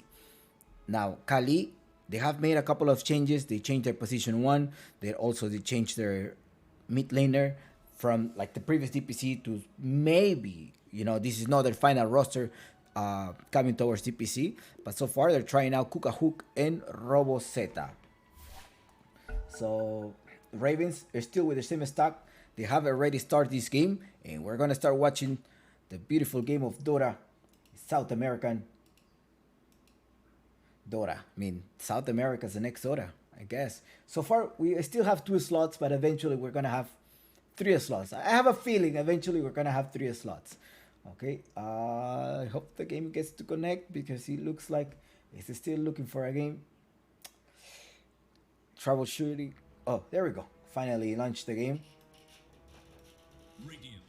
And we're gonna start with the first pick. You may ask, Chompix, who does he have the first pick? It is Raven, so a Tiny. I want to spec a Tiny Marcy. That's what I want to see here in one of their teams. So let's see what they really want to go in this pick. So draft. Let's start with the draft. Production. Yes. They're banning the spider. They're banning the brute mother. Ravens tried to use it, but it's like, hey, no, we're not gonna give you that. We're not gonna give you that. Just no, please no. We don't want you to have that. And they go for the brute mother, right? The brute mother is going to be his pick. What else is going to happen here? Let me think. First pitch, Raven, they gotta secure a Tiny. I mean, Qhali is not banning, but they should have an answer for the Tiny. Maybe a Nyx Assassin will be drawn at some point, or they're gonna be the ones dropping the Nyx Assassin. It is going to be Qhali that has the last pick, and 6 and 7, they're most likely gonna open with their position 4 in the mid lane there. That's what I think about, or they wanna try to secure any of the picks of Hermit. Marcy. There we go. There is the Marcy pick. So they're now picking Undyne. They actually decided to ban Undyne. I think they should have just banned. They should not have banned Undyne. I think they should have banned Marcy. And no, well, not even. I think they should have left it open. So 10 seconds. if they were not planning on banning the Marcy, then maybe Undyne. Okay, they were probably not trying to use a Marcy, but it's a task, perhaps mid laner task, and as well as a Mirana position 4 or 5, that it looks like it may be have heard me play this as an offlaner. I don't think so. I don't think he has played this as an offlaner before. But this is going to be the picks as we're looking towards this South American Dota. You want to think about Beastmaster. what? They let it through without banning a crystal. Oh, they let that happen. I mean, that's a Grandmaster tier Ravens Benjas. They're definitely going to have a Beastmaster. He was a little bit complaining about that he doesn't like to have the last. He doesn't like having the first pick. He wants to know who his position 4 is going to, or who his position 1. Although in a stream he was like, I prefer having the last pick all the time so I can counter the offlaner. Well, there are some cases. If I have already defeated their position, the previous post 1, then I don't need to counter. But if it's somebody that is definitely gonna contest me, then I need. then of course I gotta counter it. So I guess in this case he probably feels very confident about his Beastmaster pick with Majesty. The Crystal Maiden was banned because it was optional. It was a possibility that they send this task meet, like Balrogs did, and they may do that. I think they may do that. They may just go with an Avalanche Toss Tiny Marcy combo that is in particular not my favorite thing to pick. I think it's just very conditional. Like, I mean, if it works, if you are able to be very well synchronized, then it works, right? It's great. It's great to have that. But in this case, it's going to be a slightly hard. They're finding the Morphling. They're most likely going to try to prevent having they're preventing Ravens or that to have a comfort pick. CK, I want to think about somebody who can have an extra unit or somebody who can take advantage of the Beastmaster. There's not much of a DPS damage. You want to think about a Templar Assassin to get the buff of the attack of speed from the Beastmaster, as well as the life steal from Marcy. So, at least in that sense, that Ravens is building towards that. They're getting rid of the sniper because the sniper can take away the Beastmaster units. But now we do have Kuka Hook, and I think it has to be a Viper ban on Qhali, and then go with a Bristleback pick. So they're getting rid of the Lina because the Lina has a break damage at some point, or somebody with a break.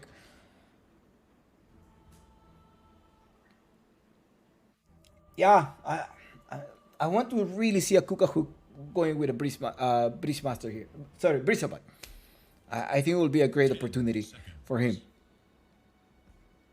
You're going to be a Bristleback Mirana, maybe in the lane. You're going to start harassing.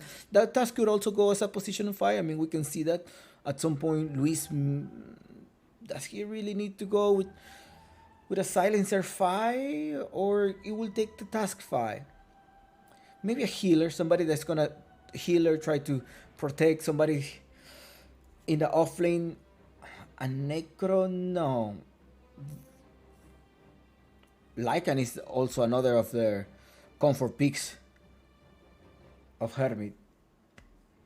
So that is something that we may see as well. The Leshrac is banned, so Leech, extra armor protection, team fight. So we're sort of seeing that this task is going to be in the mid lane. After looking at what the mid laner Slatens was able to do, I think Roboseta could perhaps try to do that. Now, Roboseta in the morning, he was losing a couple of ranks, so maybe that information you want to know. But and then when he was streaming, I was like, it's okay to lose rank, right? It's okay to lose your pops games as long as you're gonna be winning your tournament, your official match. So it is okay to do it. So maybe a Roboseta right now, he warmed up a lot this morning and he may be on point. Usually the teams scream before an official game. Usually they have a best of 1 series before a game just to start warming up. Some of them decided to play custom arcade, but they need to have a warm up. And I think in a way of having a warm up that your eyes, even when you're casting, you need to have a warm up. You need to look at a game so you're able to get your eye movement as well gets all on point. So, and as well the voice, you have to warm up for a casting. The last pick is going to be on Qhali. I still looking towards a Bristleback pick. They may be able to reveal here the off laner now that mid laner is somewhat revealed on Qhali. They go with an Ember Spirit pick here, and Ember Spirit versus a task lane. That will be the case. Now Hermit, now he has been playing a different type of offlaner. Sometimes he goes even with a tiny offlaner. I think that's the most unconventional offlaner that I can see him play. Does he play the task offlaner? That is something that I don't know yet. That if it were to be the case that he plays a tiny task offlaner, that would be great. That disruptor to trying to prevent some type of mid laner or someone to start attacking, and there's a magical damage. There's a Lycan. We talk about a comfort pick here. They go with a Lycan to be able to escape. That's give you a little bit of a buff as well. You're playing with a couple of auras, plenty of auras here. And Wolf versus Creatures of Beastmaster, somewhat of a similar game style. Let's see who's going to be able to take the game earlier. You can also bite the Bristleback, and I'm still thinking about Bristleback. If Ravens does not ban a Bristleback, I think they're gonna have a big trouble. But I have seen this Bristlebot succeed very well at the last DPC, South America, and other third-party tournaments. In particular, when they pick out the Beastmaster first, and then they go with the Bristleback in the last pick or somewhere in between. They banned the troll. Yes, Hook definitely is a troll. And you also wanted to have the grab on the Ember Spirit, but I think you're gonna have enough time to be able to dispel these. I mean, so, to be able to lock down, right? They don't have a direct lockdown other than Mirana or the Sinister's Gaze. Oh, they heard me. They was like, oh, there's a principal ban.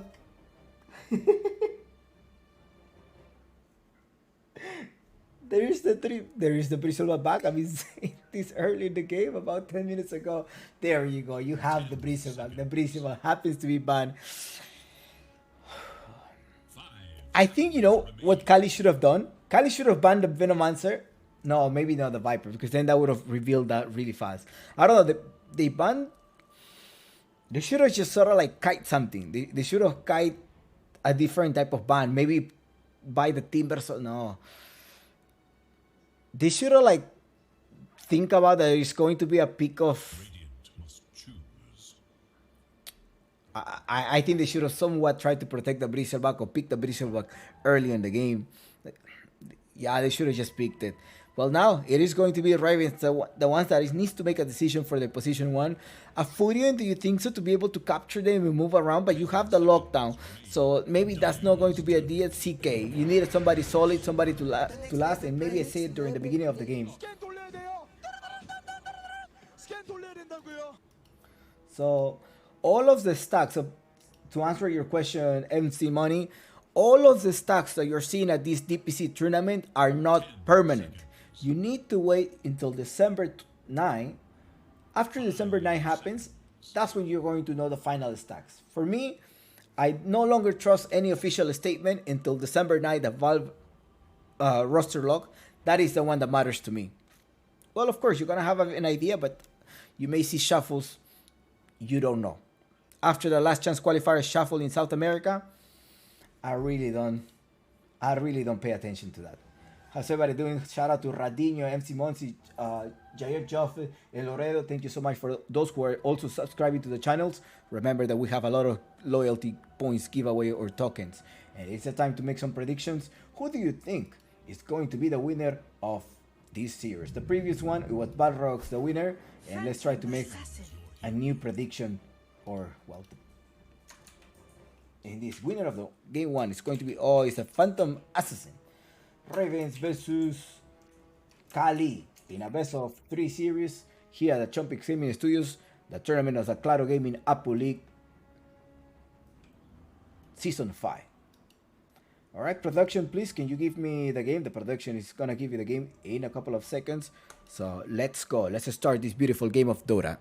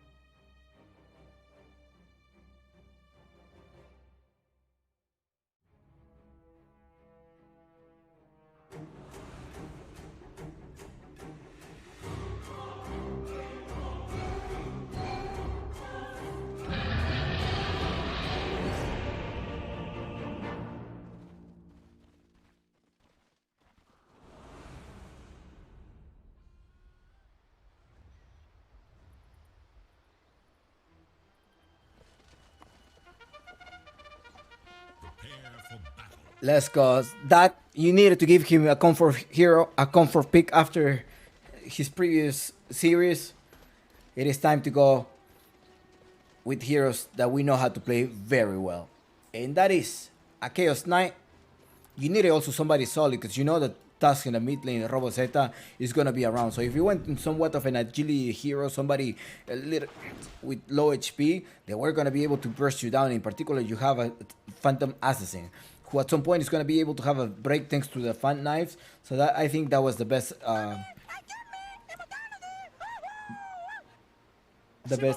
Pick at that point. Ñengo, Floque, Loque, Ñengo. Okay, he has renamed himself as Ñengo now.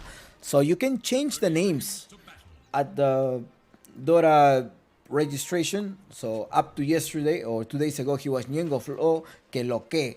Now he's Ñengo. He's only Ñengo. Ñengo Flow. He's not even Ñengo. So he got rid of the flow. Now he probably doesn't have flow. He has Ñengo only.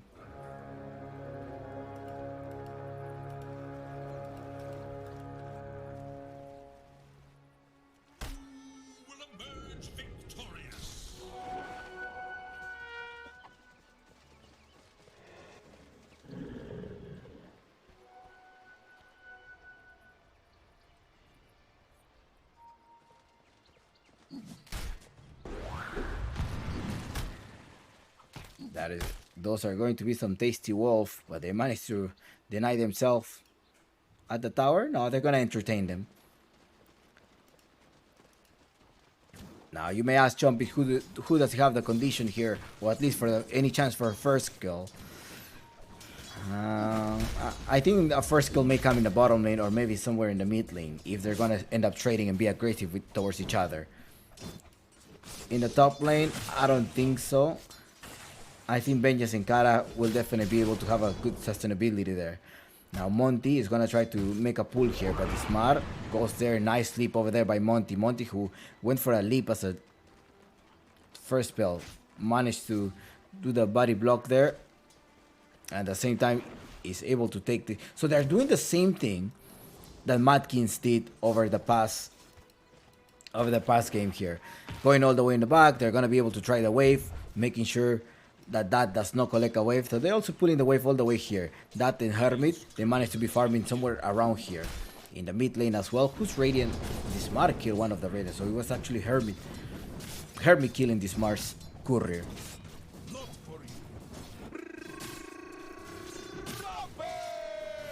It's a Ravens and Qhali. It looks like Raven is not having any roster shuffle.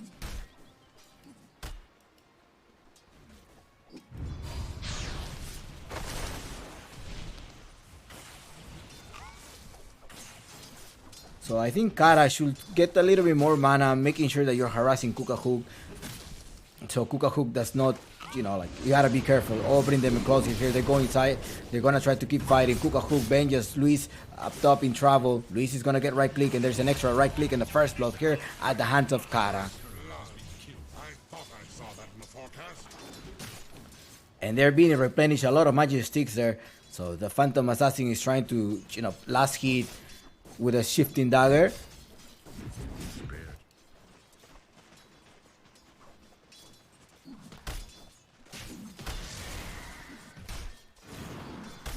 Nice arrow by Monty. Monty, also known as Jesse.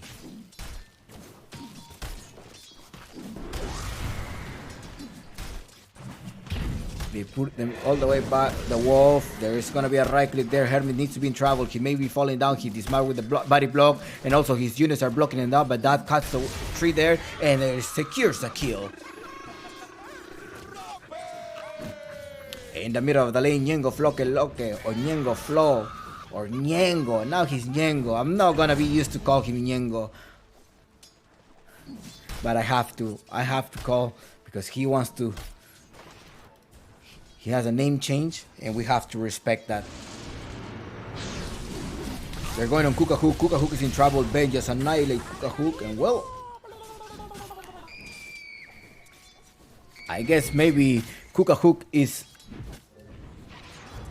on Benja's list of who I should not to last pick.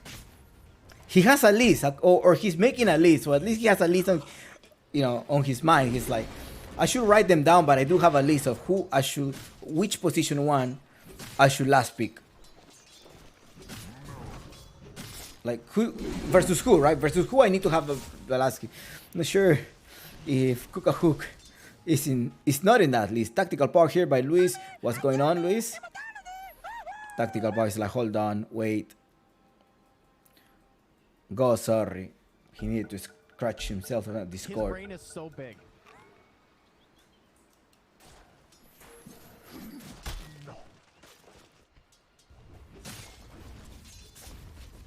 His brain is so big.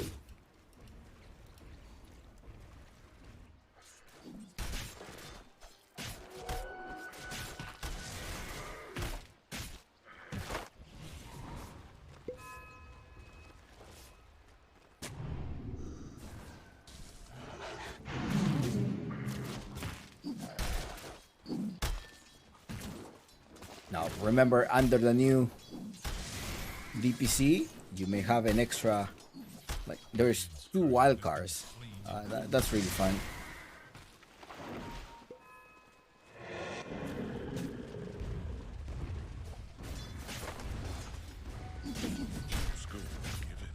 Your birthright was stolen from you. If we win this, I will do everything I can to help you get it back. Me if given half a chance. Let's look at the mid lane here. Robozeta, Venus, Ñengo, Flo. Robozeta 32 and 4, and Ñengo Flo 28 or 29 and 3. They're quite even. Yeah, well, 3 heroes less.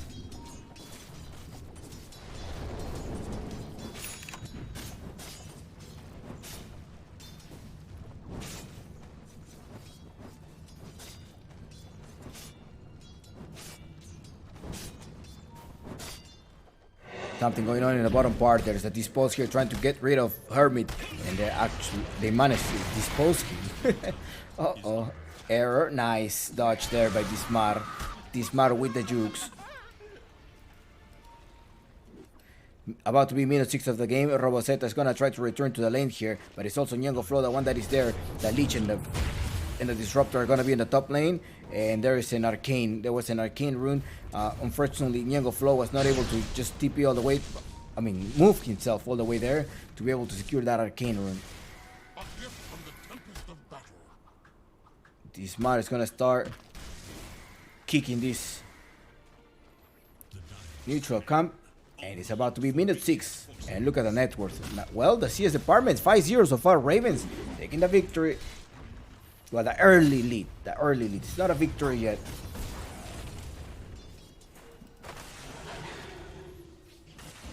Qhali gonna slow them down. Ooh, be careful. Vengeance is gonna come over. Vengeance does not have the primal roll, but it's not needed. Let's see if Cara is gonna be able to survive here. At least be able to trade this. Luis in trouble. He doesn't have the shield to be able to protect himself, but Benja comes here with the wild axe to get rid of Monty as well to the rescue. He does have an arrow. Ole, no, he's not a Ole here. Cook a hook with a kill, perhaps. Somebody needs to TP. Ñengo Flo is not TPing, but Benjas did collect this primal roll after the experience straight by the Leech.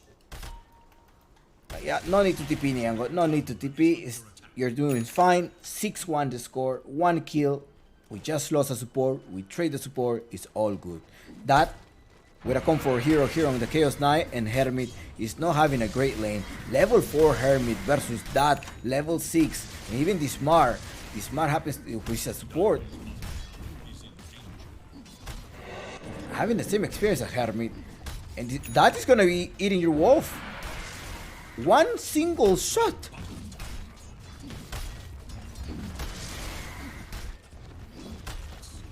That's free gold. And the tower's in trouble. The Radiant start using the Raider, just making sure that nobody's TPing here. The Taz is still there in the mid lane. They're not going to be able to hold this tower. And that is just right clicking. He's fully HP. It's a great momentum here by the team of Ravens. Let's see if they're going to be able to capitalize in these early advantages, or at least early map control. In the top lane, 3 of them are trying to hunt Benjas, the Grandpa, El Abuelo, El Abuelex. That's how his community know him as. Ñengo is still in the mid lane. He haven't roamed, but trading a lot with Robozeta there. Robozeta haven't died, neither Ñengo. Bottom tower is gone.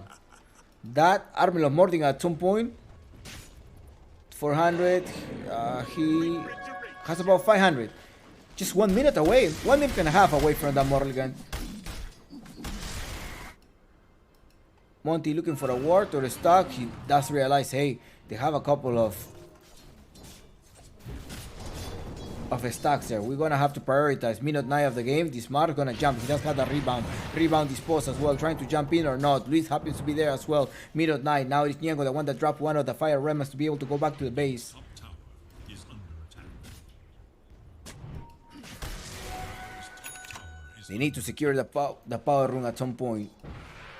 The Smart is like, where has he gone? Hermit. I'll put that on. Going for the Helm of Dominator. 9:30. 9 minutes 30 of the game. Kara happens to be there. He spots Monty. It's like, hey, I think Monty knows, or he's trying to get information about our shooting chain. There was no shooting chain.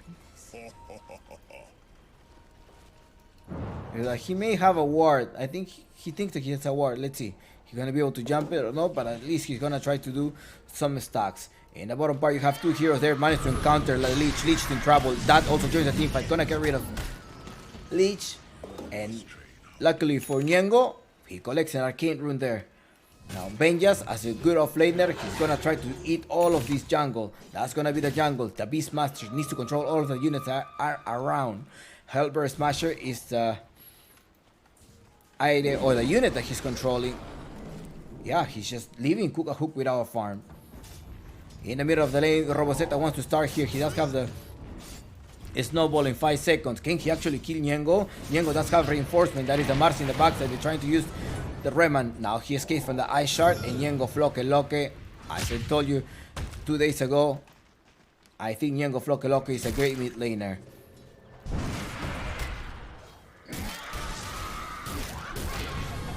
There's a stun. He managed to go into a phase shift. That needs to escape. And the Smart with the life is still trying to protect them. Look at the units. The units keep going in all the way in. He managed to do the Phantasm. Can he actually try to collect some life field? Herbie wants to jump in, but he goes back and forth. He's like, okay, never mind. He hesitated, but something's going up top. They're going to be able to rotate. Cook is there. They spot Cook. Monty's there. Kara is gone. Bye-bye. 4 heroes up top. And Ben just does the Arrow Warlord's Punch as well combo. The Ice Shard, so he's not able to escape. He's not able to proc the Paramaror. He does proc it right now. The units are helping him out. Is that going to be enough? The Shift Dagger comes in as well, and it's a double kill. Monty. Great recovery by the team of Qhali, the South Lions. The Qhali is a team from Arequipa. Arequipa is another country in Peru. It's a country within a country.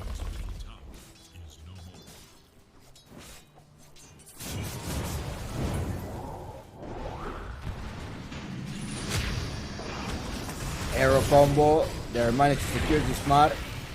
Niengo Flow needs to escape. He doesn't have the shearing chain. Does he have the damage? He does have the damage, and the Glimpse with an instant damage allow him to get rid of the Leech. Well, you still trading support. Your map control is in favor of Ravens. Hopefully that, who is farming well, will be able to carry the team of Ravens. How many of you are rooting for Ravens, and how many of you are rooting for Qhali?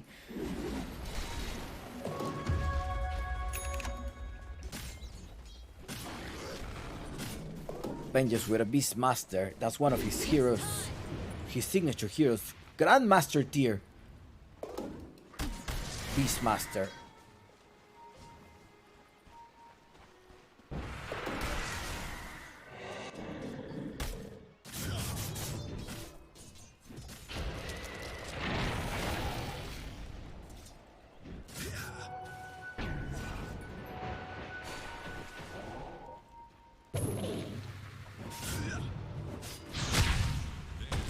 Arrow combo, they're jumping in. Robosetta is gonna be in trouble here. They bring them closer. Robosetta is gone. No, there is this bounce. Once the bounce may be complete. No, Niengo Flock, you didn't complete that. Okay. Gladly he was able to do that. I think he was slightly early. That Rayman. 10-4. Do not be deceived by the kill. I think you need to give a couple of more minutes to Cook, who is about to complete. Yes, he completed. He complete his... Not yet. Has he? He haven't completed the BF yet, but Luis happens to be there. Niengo Floke Loki, he only has an extra rem, and there is a stun, 2-second stun here. There is a stack to the storm, but still the disruptor falls down. Niengo Floke Loki, he keeps jumping in, goes with Hermit. Hermit is down, 2 heroes down. The South America, the South, former South Team Lions, the Southern Lions perhaps, are not doing well so far. 40 minutes of the game, and Uncle Gaben tells us Chompix, we have an advantage, a 70% chance win rate. The Ravens will be taking this game.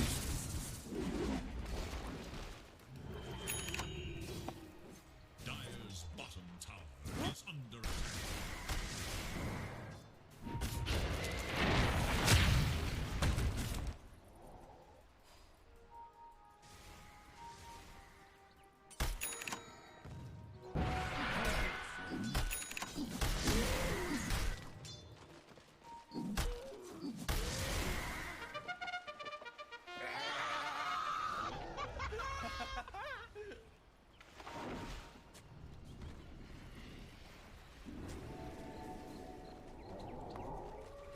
We bathe in mystic light.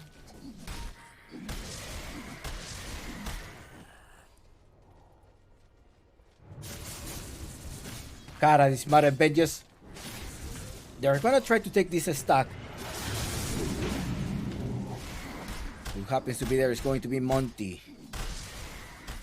Monty with a vessel. Kuka Hook. One of the things that I like about Kuka Hook, I have seen he fights very diligently. So in every team fight, he tries to time his spells and sort of like calculate at what moment he should just join the fight. So I think he's a great carry. I think he knows how to fight. But there's no space for him to farm. He's gonna need the items. As long as he has the items, I think he's gonna make an impact during the team fights. They're trying to look for Kuka Hook. They should not let Kuka Hook farm, because Kuka Hook farm, if there's a Kuka Hook well farm, I think Ravens are gonna suffer. Now that farms really well, but sometimes some decision making during the team fight.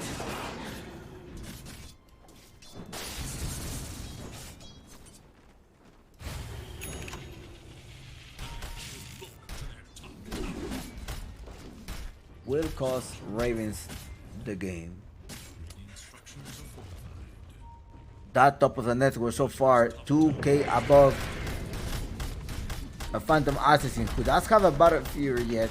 He does have it, but he needs a BKB, at least a BKB to be able to farm, and Benjas is not gonna let you do that. Benjas is just going to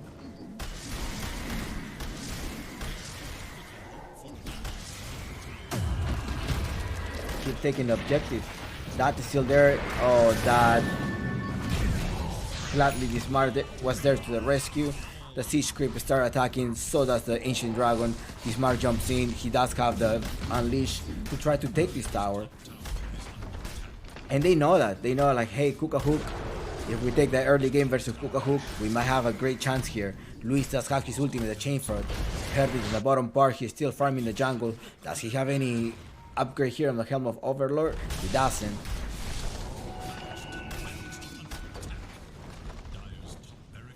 That with his Chaos Knight signature hero. I'm surprised that this one is still not level 25, but that is one of his cup of teas, you know. He's really good. He's a really good CK. I think Alchemist as well is one of his best ones. Dire are scanning for enemies.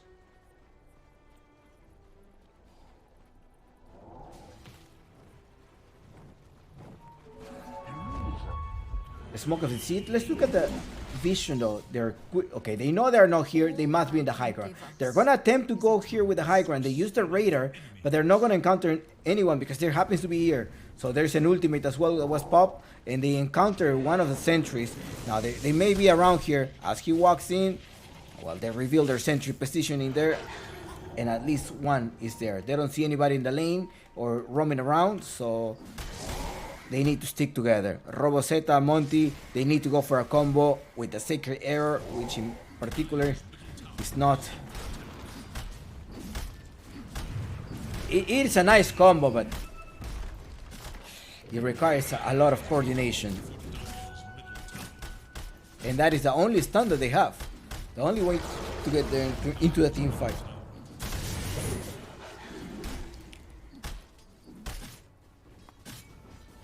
Have I ever seen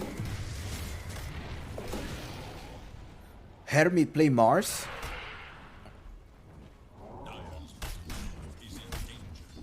I don't think I have seen him play Mars ever. He's a Lycan Beastmaster. He likes to control units. Now they're gonna try to commit to the top ground. They need a vision there. Can we get a vision? Can we get a hawk there? I'm gonna send a hawk. We do have the vision of the hawk there. There is a ancient granite golem as well, trying to give 15 extra. They're gonna try to commit there. There is no Aegis of Immortal. There is one actually. It happens to be at Ñengo. Ñengo collects that one, and they just retreat. They're like, okay, we stop them. What? Oh, Okada. I thought he was gonna.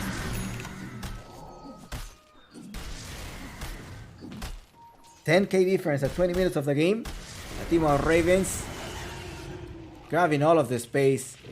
They're gonna have to come out at some point, so they must stick together. There's a Phantom outside, and they use the smoke of the seat. They see somebody, they know it's a fake. Those are illusions. We're not gonna fall for it. They do have a ward. They happen. Yes, they have a ward. That's all of the vision. They saw somebody here, and they start pinging. It's like, hey, somebody's there, and it happens to be this Marin Kara. The supports are not there. As soon as they see a support around here, they may be able to jump to the mid lane. They probably think they're in the pit. There's nobody in the pit. My smoke is still on.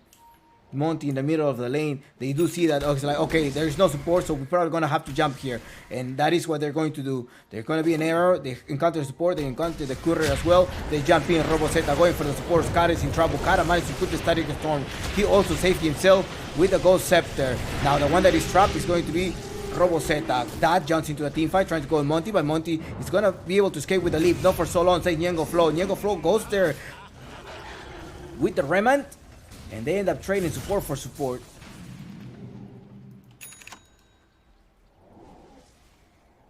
Hermit also used one phase shift. You need to wait for the BKB. Well, he doesn't have a BKB. He went for the Desolator. I know. Well, he's gonna need the BKB and a shard. Then I think Qhali may have a chance.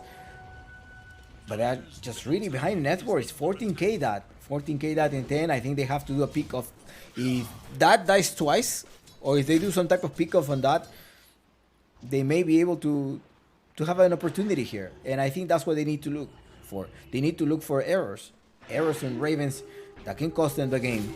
Ben just making sure he's the one taking the Ancients or taking the most farm from the Dire. And they're like, hey, Benjas is here. This Ñengo in the backside. Who's there? Is that? That is gonna be coming in with a Blink Dagger. At some point, he wants to jump. Who is he gonna get rid of first? The supports? I think he should get rid of the supports first.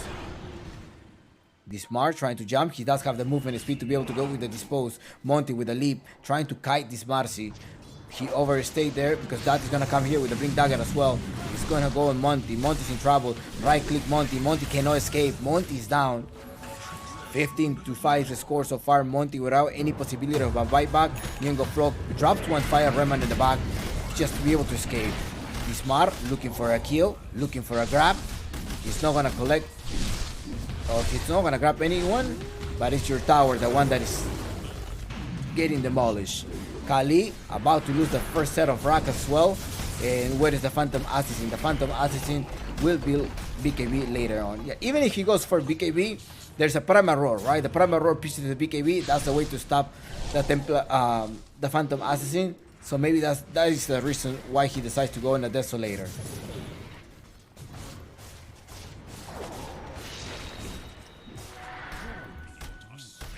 Only the wary might find us.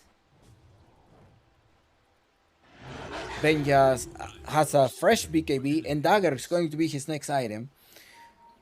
After the dagger, he may go with the refresher. Let me take a look at that. That perfect farm, that must carry the game. If he doesn't carry the game, I don't know. Maybe you need to give him, need to make an appointment to a doctor. But he should be able to carry this game. Hey, Dad, are you feeling well? I think I saw you. I heard you coughing.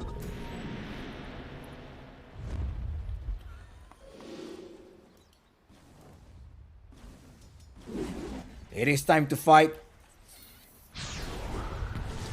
Smart jumps in. Smart doesn't have a BKB though. He just jumped in there blindly. And bye-bye Smart. That gets rid of another support for support. The ultimate of the Lich also takes place. Static Storm is that enough? He's coming in with the Primal Rock. He's looking forward towards the Hookah Hook. Hookah Hook is gone. Herbit is gonna be the next one. And Primal Roll takes place there as well. And that's still alive. No, that is gone. However, Ñengo Floque comes to the rescue. Warless Punch here. Can he escape? Roboset is not going to be able to escape. Roboset is down. Double kill Ñengo Floque. Do you have a shearing chain? He doesn't have a shearing chain, but he does have enough damage to get the double kill in his vengeance as well. Team wipe in favor of Ravens. The Ravens family is staying strong. GG. Well, with an 18k difference, and this is the game. Match point for Ravens. Remember, this is an elimination series. Secure 1 match point.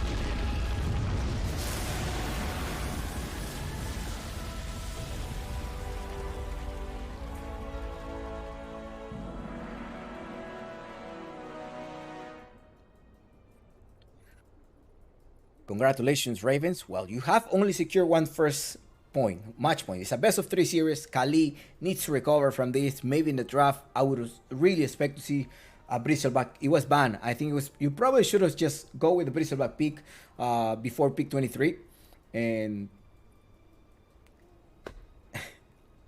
ban the CK is one of the signature heroes of that. And I guess if you just get that out of the comfort, then you may have an opportunity here. And Hermit, either you pick up his Beastmaster. I don't know. I wish I would have seen a Mars here in this game of Qhali. But very well executed laning phase for Ravens. And they took the game. They took the game at 25 minutes. It is an elimination match. And let's hope that Qhali will be able to recover from this first game and give us a game 3. So who do you think was the most valuable player here at Ravens? I think the Marcy maybe was able to set them up. Ñengo Floque didn't rotate that much, but it was the Marcy making sure that bottom lane, that Qhali offlaner is under farm, and they managed to do that. I don't know whether pulling out, taking Spears away from your offlaner was the best decision that Jesse decided to take. It worked. It worked when Ravens faced.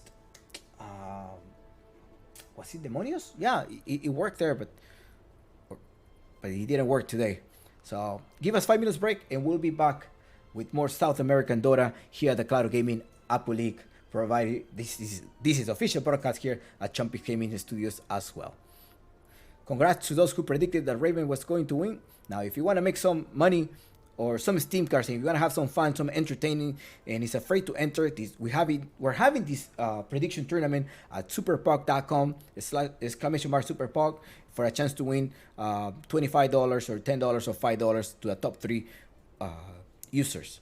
Okay, it's free to enter, it's free to participate, and it's fun. It's a fun event, and you're also gonna get to show off your South America. If you know about the South American region, it's your best time to show off. And there's about 65 users there involved.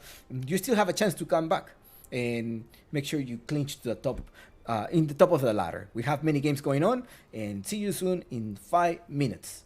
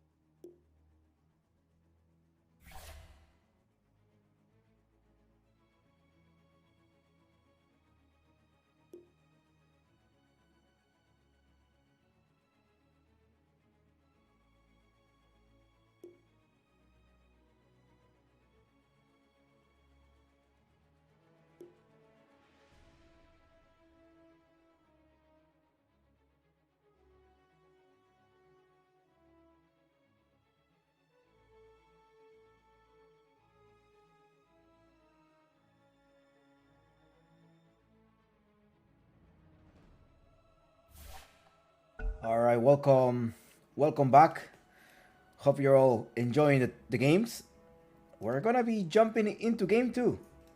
Game two here at the Claro Gaming Apple League Ravens versus Qhali in a best of three series elimination match. Go big or go home. And they're drafting already. Production, please. Let's go with the draft. And here already is the draft here. Ravens, 1 match point, 0 points for Qhali so far. Now, Brute Mother, that's the pick. I guess Ravens don't want to have Hermit playing the. It used to be the Visage, yeah, Visage. So one of the ways the Hermit got into a top, like top immortal, is just spamming a lot of Visage. So he's just a Visage spammer. I think that's majority of the pro players. They just pick 3 to 4 heroes and they just spam it all the way and to clinch the high ladder. And then they start diversifying themselves. Marcy, the first starter of Raven, of course, solid Marcy, very well contested. Enigma as well. Enigma does take away your experience. Black holes are game changer. Cool peel out some Wraith back early in the game, vessels, so all of the things that are gonna help you have a great team fight. And the Malefice and the Black Hole versus BKB is a great thing. So yeah, Balrogs. In the other hand, Qhali. In the other hand, what is Qhali going to do? Qhali goes with Crystal Maiden pick. Duska.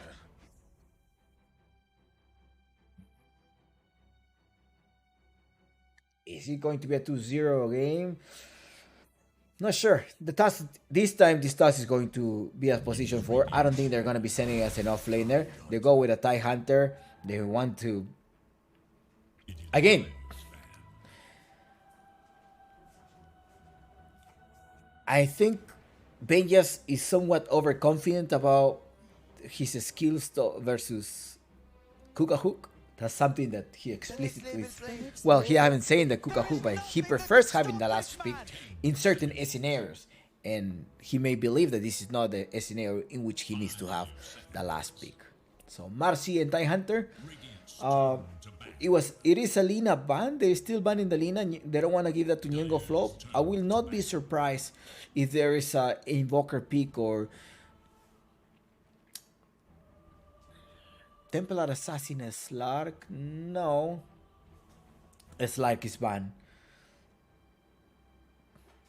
If you're not planning on picking the CK, maybe you want to get rid of that CK at some point. I mean, it is very strong and you're not gonna have you don't want to have it there.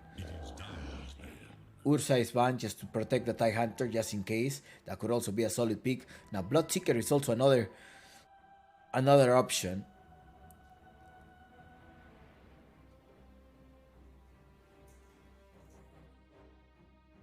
At the same time, the Troll Warlord, they're not banning the Troll Warlord because the TIE Hunter with the Kraken Shield may be able to block a couple of damage and last after the whole Troll dance. A Terrorblade. Dyer's turn to pick. Niengo Flokeloke does use very well. So Kukahook can perhaps try to go for the Terrorblade. CK is also a good option here on Qhali, I guess. I mean, you need somebody with a break. That's Sven. Sven with the damage. Also somebody that could kite the Marcy. I mean, if there's a great snowball, you're gonna be able to dodge those things. Brewmaster outnumber you. Okay? I think I prefer that to see on Hermit. You know, I think this is better. You can just outnumber them. I was talking about something about kiting Marcy, but well, what about if you just leave the Marcy? 10 seconds remain. You want to pair up this Marcy with somebody with attack of his, not attack of his speed, but the life is steal.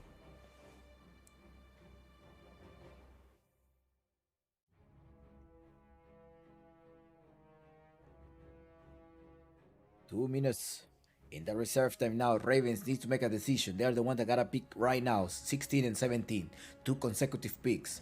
They already pull out this Marcy, which is definitely going to be as a position 4. And TIE Hunter could be a support. Okay.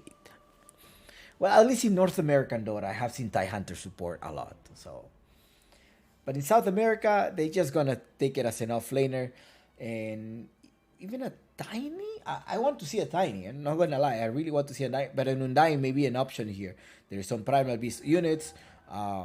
Although the Crystal Maiden can go through the Undying later on with attack of his speed, but I think you need auras. Well, TIE Hunter will definitely provide you the auras there.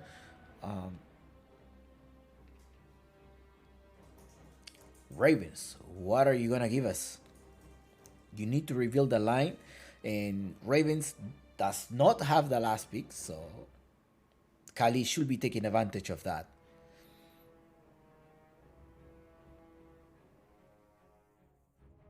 And maybe they're still thinking about sending the Tusk in a mid lane, Ember Spirit. Comfort. Okay. He was like, just in case, or maybe try to tease Robosetta and making sure that Robosetta goes with a Tusk mid again. 16 minutes or 20 minutes and go with the Snapfire. That is a Snapfire TIE Hunter combo. Mortimer Kisses. I actually have my Snapfire picture here. So, there you go. We have Team Snapfire today. Team Snapfire. So, we're gonna have some Mortimer Kisses at some point. So this merch is not on sale, by the way. This is not a merch on sale because I cannot sell them, because these are all property of Valve. This is just sort of like custom made for myself only. But I can't sell them. I can't sell them, but I guess I can give them away as a present. So like these mugs, I may be able to give it away to all of you. To at least not all of you, but some of them, right? So at some point in December, I will be giving away these mugs for loyalty points, so you can grab your hot chocolate or your eggnog during this holiday season, or tea or coffee. And it says, "Oh, can't make it without coffee. I love coffee." And it's Snapfire crying. Mortimer, right? Mortimer Kynes. PPP. That's why it says PPP here. Okay, let's go. Let's watch this thing. Remember, there is a 5 minutes delay between my screen and your screen, so we're still gonna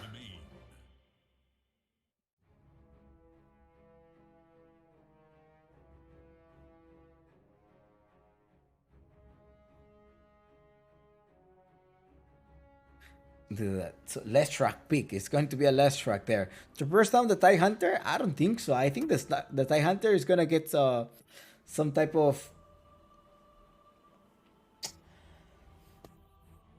pipe, and he's not gonna be able to do it. You need a Mage Slayer picker here. Somebody with a Mage Slayer. Ravens. Who can build a Mage Slayer? Now they may also opt for, what is this called? Furion, Nature's Prophet. The Morphling was, yeah, the Morphling could have been a good call there. How about an Alchemist? Do you think an Alchemist will be strong enough to hold this Qhali? Or 5 seconds. CK? I have a hard time thinking about this possibility of a draft. Ravens, though, they don't want to face this void. They don't want to pick it. I thought they were probably at some point were going to make this type of combo. But you have a Snapfire and Marcy as a support, TIE Hunter in the off lane, that's most likely what's going to happen, and Ember Spirit position 1. Templar Assassin could definitely be a choice here, but not really, because you have a DPS damage that comes from the left track. So you're trying to protect that. This Ben as well, I mean, you go with the stun with the TIE Hunter, everybody's locked down, just put an AoE stun. That could also be the case, but you gotta be careful that the Brewmaster does not lift you up.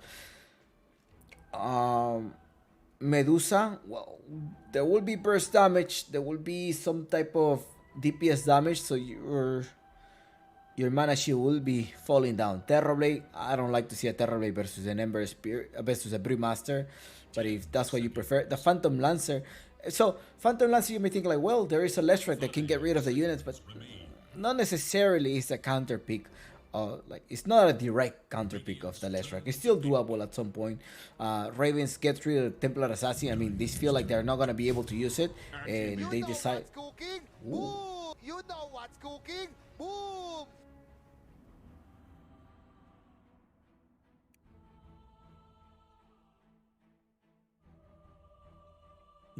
Extremely confident pick here in anti-mage. Yes, it is one of his comfort heroes for that, so that plays an anti-mage pick, but there's Qhali who has tower pusher with a Leshrac. You gotta make sure that that Leshrac scales up. Send a Leshrac in the mid lane and send some type of mid laner, some type of position one that can make a lot of impact during minute 25, because not a PA, I guess not a PA. Interesting pick here.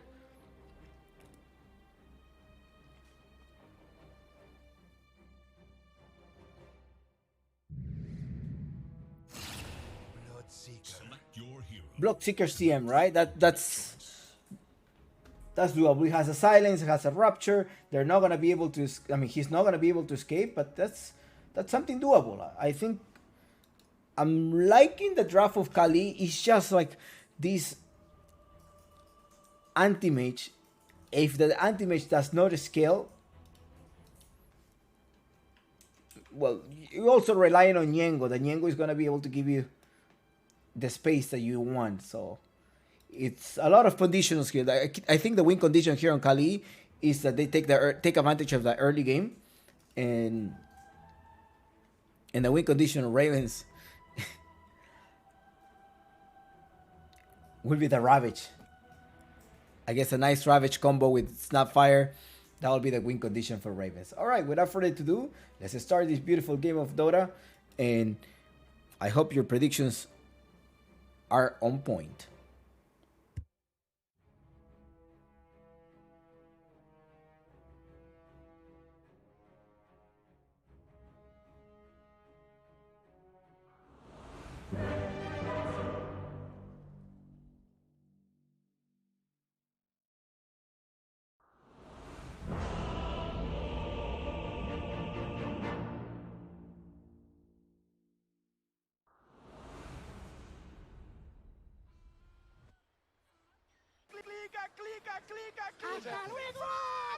Tactical pause here on Luis.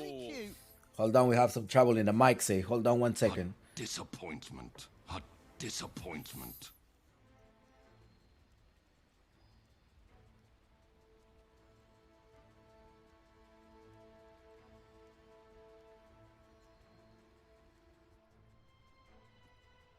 Kukahu going with the Bloodseeker, Hermit, Brewmaster, Monty, Dusk, Crystal Maiden, and Roboseta going with a Leshrac. I would have preferred to see a Kanka, but Leshrac, I mean, it's a good hero. We're just talking about a Mage Slayer item, right? That's what we were talking about during the draft. Well, who is also a Mage Slayer is an anti-mage. So, we'll see. We'll see if anti-mage will be able to scale up. Let's look at his level. Level 17 anti-mage.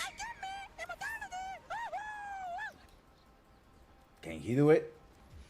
I'm not sure. I don't know, Satu baby.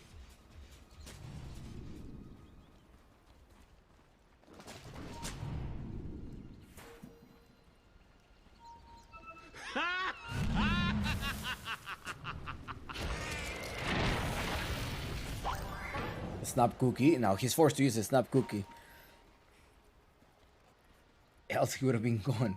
Are they trying to get some vision? I mean, they have a vision there. Monty. Okay, I think Monty revealed that they have a vision. He's like going around. He doesn't want to get up top. It's like, did he place a ward? They are over there. 30 seconds and Okay, Monty goes all the way there. They spot Monty. They're about to see Monty. No, they haven't seen Monty yet. He's like, well, they didn't spot me there, and I was walking, so maybe the ward is in this other side of the river, but they haven't placed the ward yet. Did he drop the ward at some point? There's one right here. Oh, there's one right here all the way there. And they started to ping, and it's like the ward is here. They're testing it. They have a sentry. Yeah, they have a sentry. They're not gonna drop it. He's not gonna use it. He's most likely gonna use it to block camps. Hook and Luis in the top lane. Are they doing a 3 lane? It looks like they're gonna try to attempt a 3 lane once again. Well, no, that was in the first series. I'm getting confused. This smart checking if somebody block his camp just to be safe. No one blocked the camp. Hermit with the boot of speed.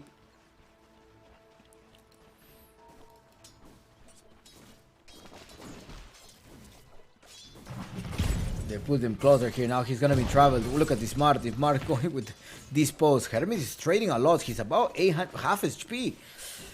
That was dangerous. Up top, something that is going to be dangerous as well. It's going to be this 3 lane. 3 lane versus Kara and Benjas. Now, Monty managed to retreat the bottom. It's like, Monty, I need you here in the bottom part. Please, I already lost. I'm losing a couple of creeps. I need you. I have 0-0 so far, and it's that has 2-2 on the CS. Hermit, again, without any mana. Monty's coming here to the rescue.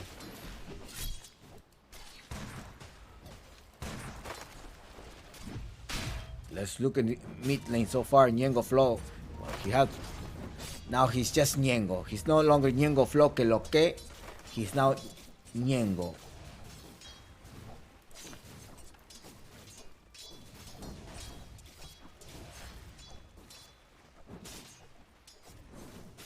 With a fairy fire. Each of them has a fairy fire.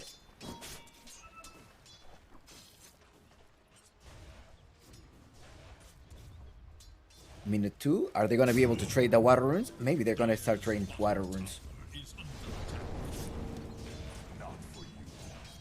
Something is going on here. Again, Monty does pull off the wave here. Up top, Luis, Kuka Hook. They're going to start trading Benjas. LOLX gets the first blood. He's still very young. He's still very young, but now Kuka Hook will be taking down Kara. Grandpa, that's how they call him.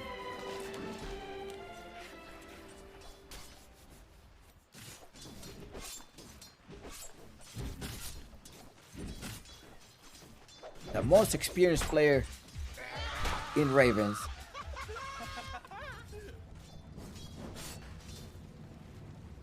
Ravens is a team who some rumors say that, oh, it's going to be a infamous roster. We don't know anything. Honestly, we don't know. We don't know until December 9th. That's the only time that I'm gonna check out the roster change. For me, they're just participating in tournaments like Hokori, right? Hokori Orc was invited to Claro Gaming Apu League, but they decided to send a different draft. They sent his coach and some new players. So for me, roster changer will actually happen in December 9th. He does collect this bounty rune, Monty versus Dismar. They do a couple of trades there. In the mid lane, so far, Ñengo Floque Loque versus Roboseta, former Balrogs. Now, he's with a team tag of Qhali. Maybe he already signed up for Qhali permanently. Remember that Roboseta will be traveling to Istanbul. Up top, be careful, body block here, Benjas. There's a snap cookie here. There's no snap cookie, but Benjas does not make it through. They took down Benjas. So Roboseta will not be able to participate in the open qualifiers. So most likely she's gonna be able to, or he's gonna have to play for Qhali. At the same time, he needs to show Qhali, it's like, hey, you should invest in me. This is an elimination match of the Group A. One of the teams will be eliminated from the Claro Gaming Apu League Season 5. Snowball, minute 4 of the game. Water bottle for each.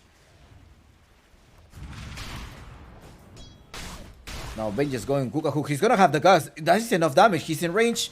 Oh, he's in range. That is not enough after reduction. 150, 110. That is not enough. He has 200. He's gonna save the mana. I guess it's prefer that he's low in HP, so he doesn't contest any creep score. Any creeps here. Trying to cut, getting out of range. Yes, he managed to get out of that blood right. Ñengo Flow and Roboseta so far 28 and 6, 28 and 3. 3 nice only by Ñengo. Hermit in trouble once again. They're gonna get a slowdown. That will be finishing. And up top, they got rid of Luis as well.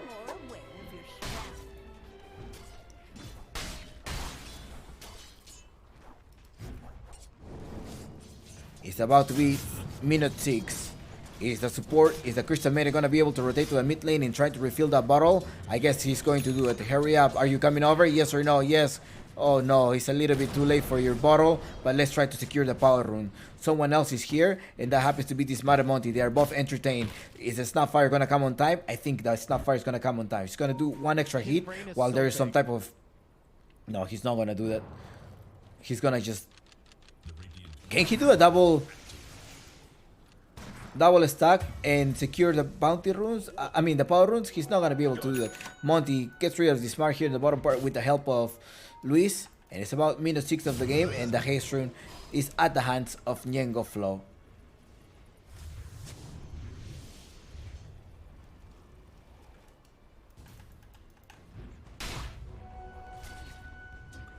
Minute 6 of the game.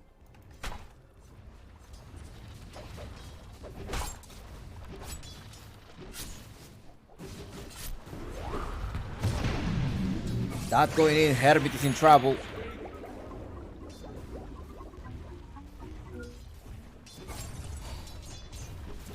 It's about to be 6 minutes of the game. Let's look at the net worth. 3,500 net worth here. That, well, we didn't finish the CS score, right? 43-11, that. El Pirañazor.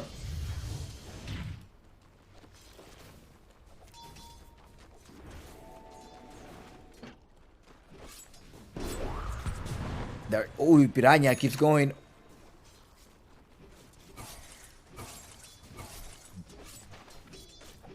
He's having a free farm. Hermit again. Not a great laning phase.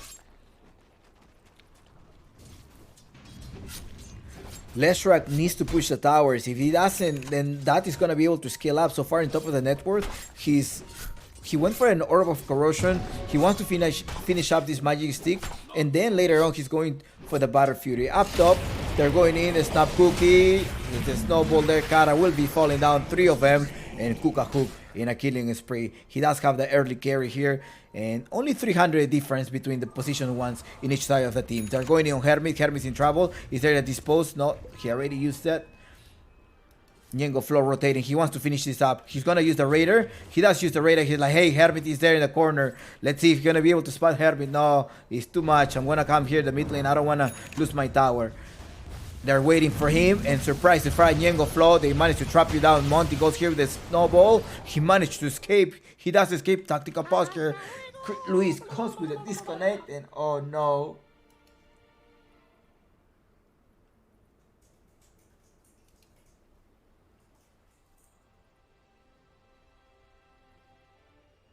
Three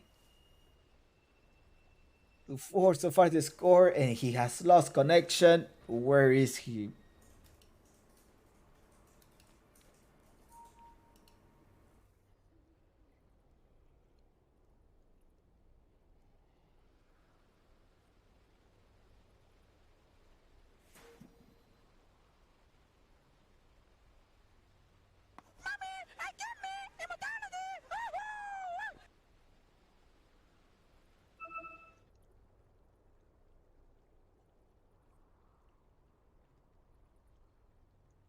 Tactical pause. While the game is in path, Qhali, just keep in mind that you only have a 10 minutes. Yeah. Pause of 10 minutes. This is not ideal for the team of Qhali. They're having a free farm that, look at the net worth or the experience the gold per minute is 425, whereas Kuka Hook is 400 gold per minute, and the experience 393 and 370. It's a slightly higher. Level 7 and 6, 1-0, but it is Kuka Hook with 3 kills. Roboseta at the same time. He have not died yet. But the Ravens must protect their towers. All right, we're back. The game is back. They have restored the game. They have resumed the game.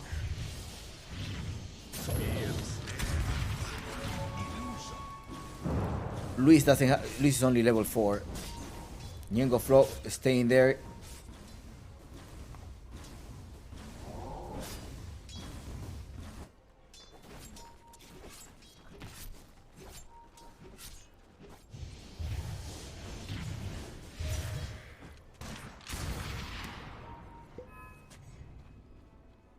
Radiant's top tower is in danger.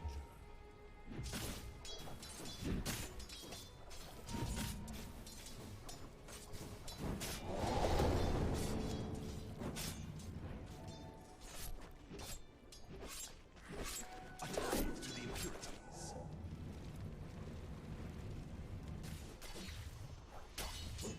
3-4 so far is the score of the game. With a 99 minutes of the game, it's too early to think about who's going to be winning the game. I guess, see, Leshrac needs to take down the towers. He's farming, but he needs to be able to take down these towers. You gotta siege all of the space so Anti-Mage doesn't farm. He's having somewhat of a free farm still. Hermit does have the primal speed. Gonna try to slow them down. Goes with the brew, with the Cinder brew, to make sure that he's missing all of the. His missing rate goes in. Yeah, see the miss rate there.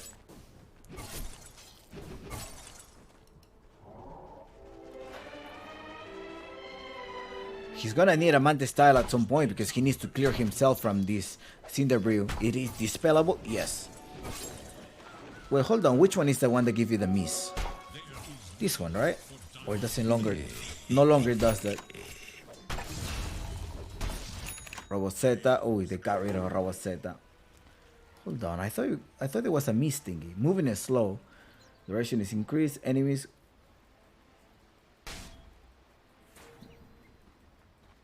Oh, it depends on the. Okay, it depends. They're jumping in, gonna go in Roboseta. Roboseta is in trouble. Ñengo Flock and Ben just go with the Ravage. 2 here, Ravage. They should have waited slightly longer, but they wanna get rid of Roboseta. Roboseta gets inside the snowball. Ben is gonna be in trouble. Monty goes with the kill. Kukahook rotating as well, and Cara will be the next casualty there. Dominating on Kukahook. Benjas, I guess it was a premature Ravage. Should have waited slightly longer. It's just probably a millisecond. It's a great recovery there by Kukahook. He still died, Roboseta. Quickly rotating to the bottom part. They need to secure. He doesn't have a primal speed yet.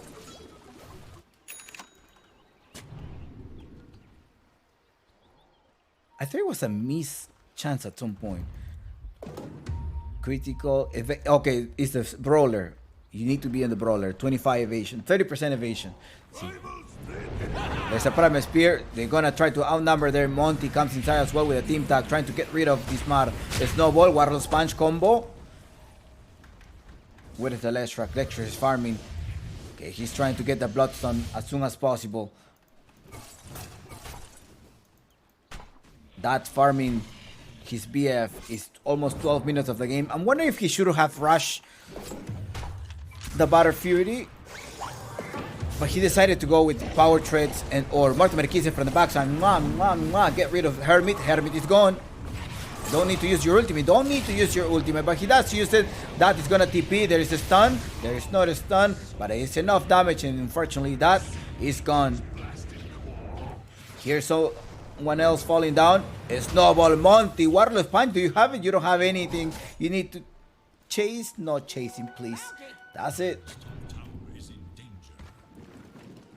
Shout out to Leo Style. How you doing, Leito? Tower is in danger.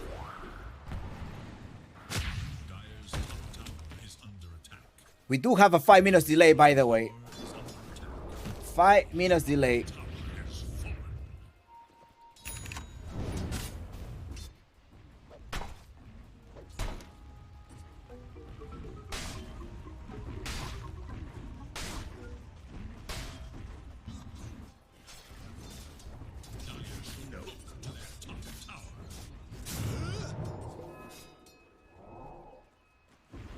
Do you think it's gonna be a game 3 here? Top lane Benjas Does have the Ravage.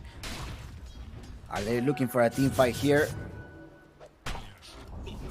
He tried to TP. I mean, he was already... Yeah, I'm not sure.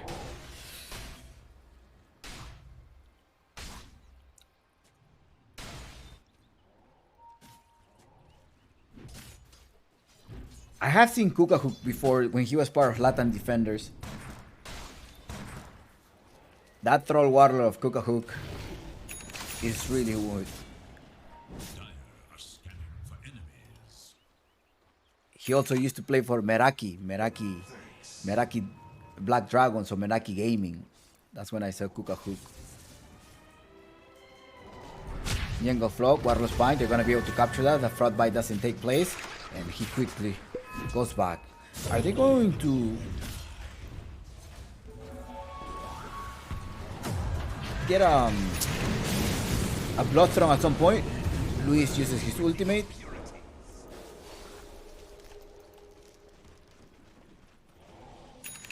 What? No, Monty will go with the Blink Drag right away. Snap Cookie to secure the range creep. Now that's still farming in the bottom part. He does have a BF completed, minute 14.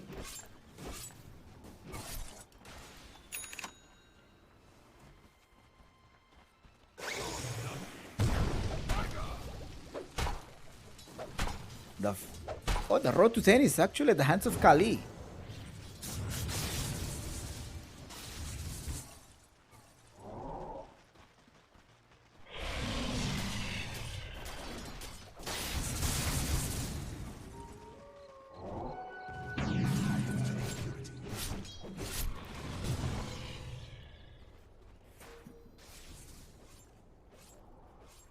Let's look at the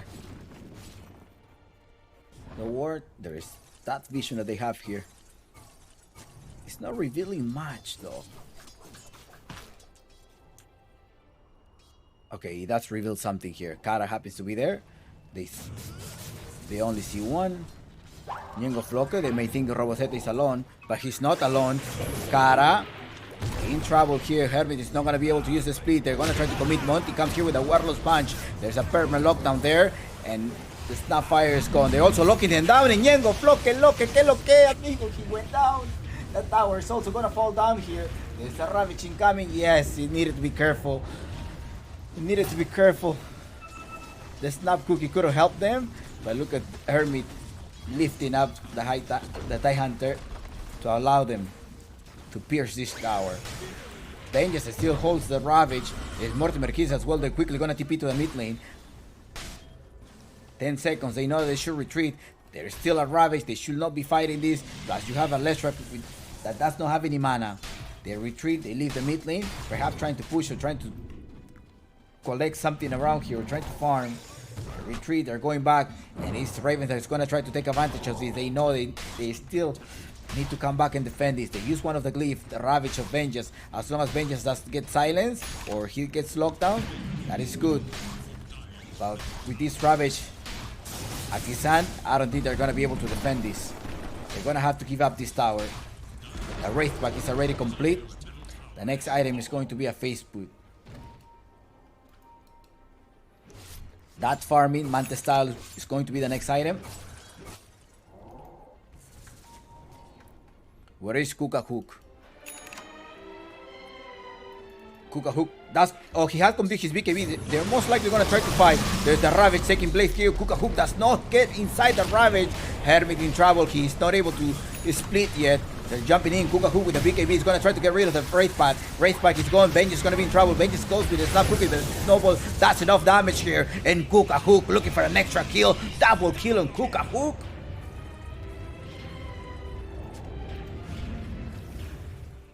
Two heroes down. The BKB came on time.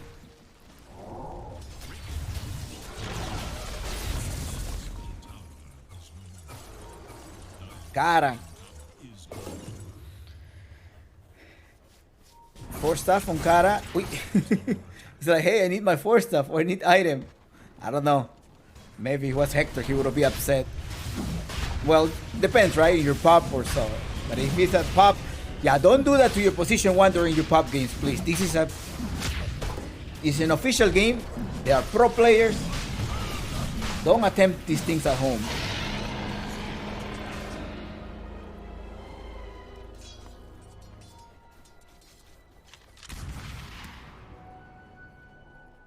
Because if you try that at home or in your pubs, one of your position 1 is probably, depending on his mood, he may just break his item and call it GG and dive mid. You never know. So do not take the farm away from your position 1 without asking.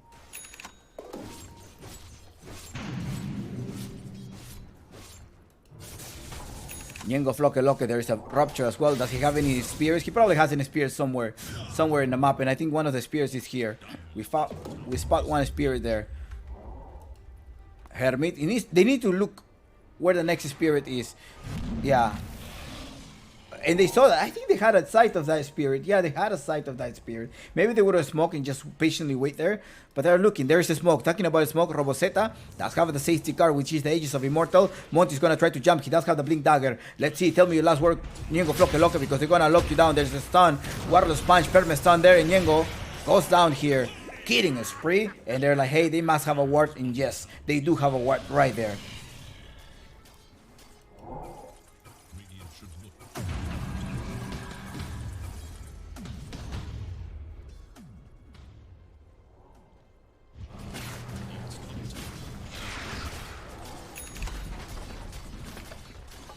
Yeah, during game 1, I was telling you that Hook knows how to get into a team fight, knows when he's going to go in and outside of the team fight, or at least that's what I have witnessed in his previous games.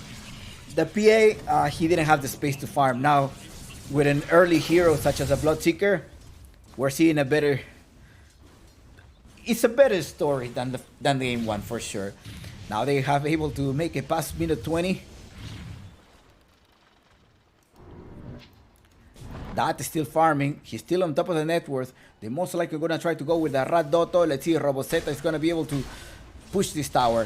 Still 2 minutes and a half with a safety car.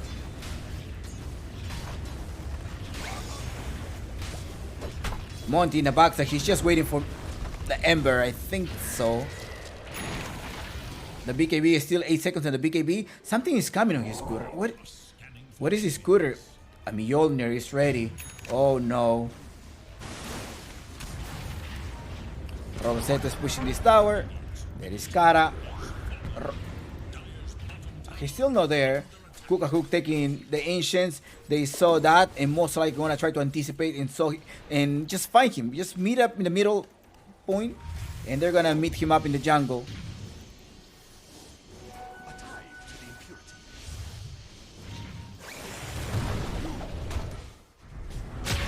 Warless Punch, Monty trying to start. Oh no, Benja's gonna be in trouble. He's not gonna try to use his Ravage. He's most likely gonna try to give up. The teammates are coming. He needs to wait a slightly longer here. 3 heroes. Ravage connect if you want to try to look for a 5. BKB pop into both of them and there is our BKB. Well, twice BKB used.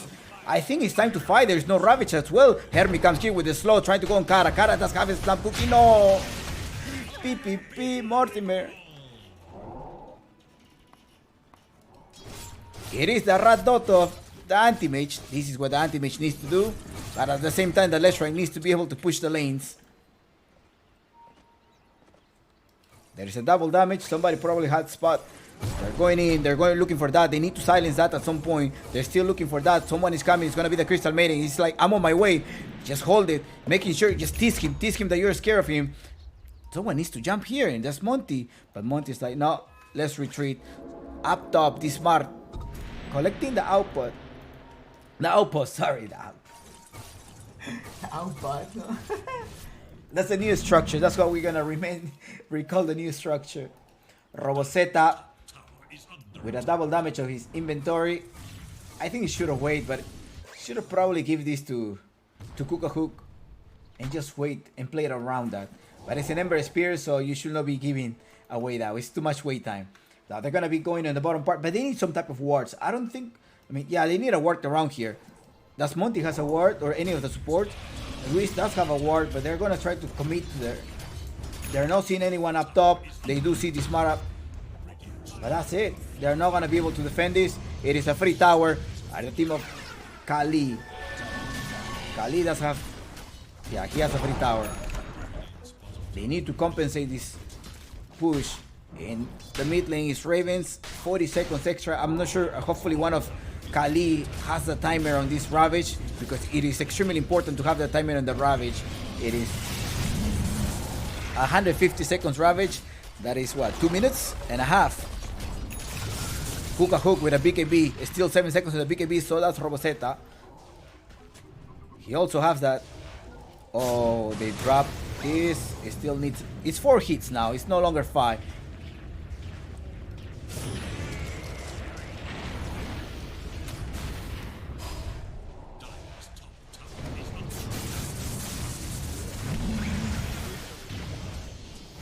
Anti-Mage pushing the top lane as well. Going with the Rat Dotto as expected. He already TP all the way back to base. They managed to defend this, and they're somewhat... Oh no, I thought it was going to be even. I thought they even out. They lost a tower and as well as just one rock, not the whole set. Hook rotated to the top lane. He does have the Skull Basher trying to stop the anti-mage at some point. Hopefully he needs to proc that. There is also a Lincoln Sphere there. And I guess a Hex should come here soon. No, it's going with the Shivas to stop any type of regen, especially from the Wraith pack. But at the same time, you need a Shivas at some point. The Shivas or a Silence, but the issue is like, well, do we use it on the Ember Spirit or do we use it on the anti-mage?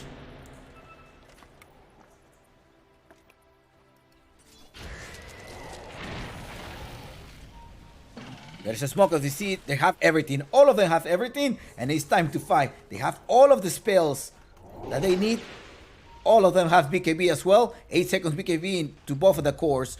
There's a Smoke of Deceit. Let's see the vision. Okay, they see somebody. No, they don't see them. Oh, they saw. Okay, they saw the anti-mage. Like, hey, he was there. But all of a sudden he appeared. So maybe they are in smoke. Yeah, they are in smoke. That's why they circled there. They're making a couple of scribbles in the map.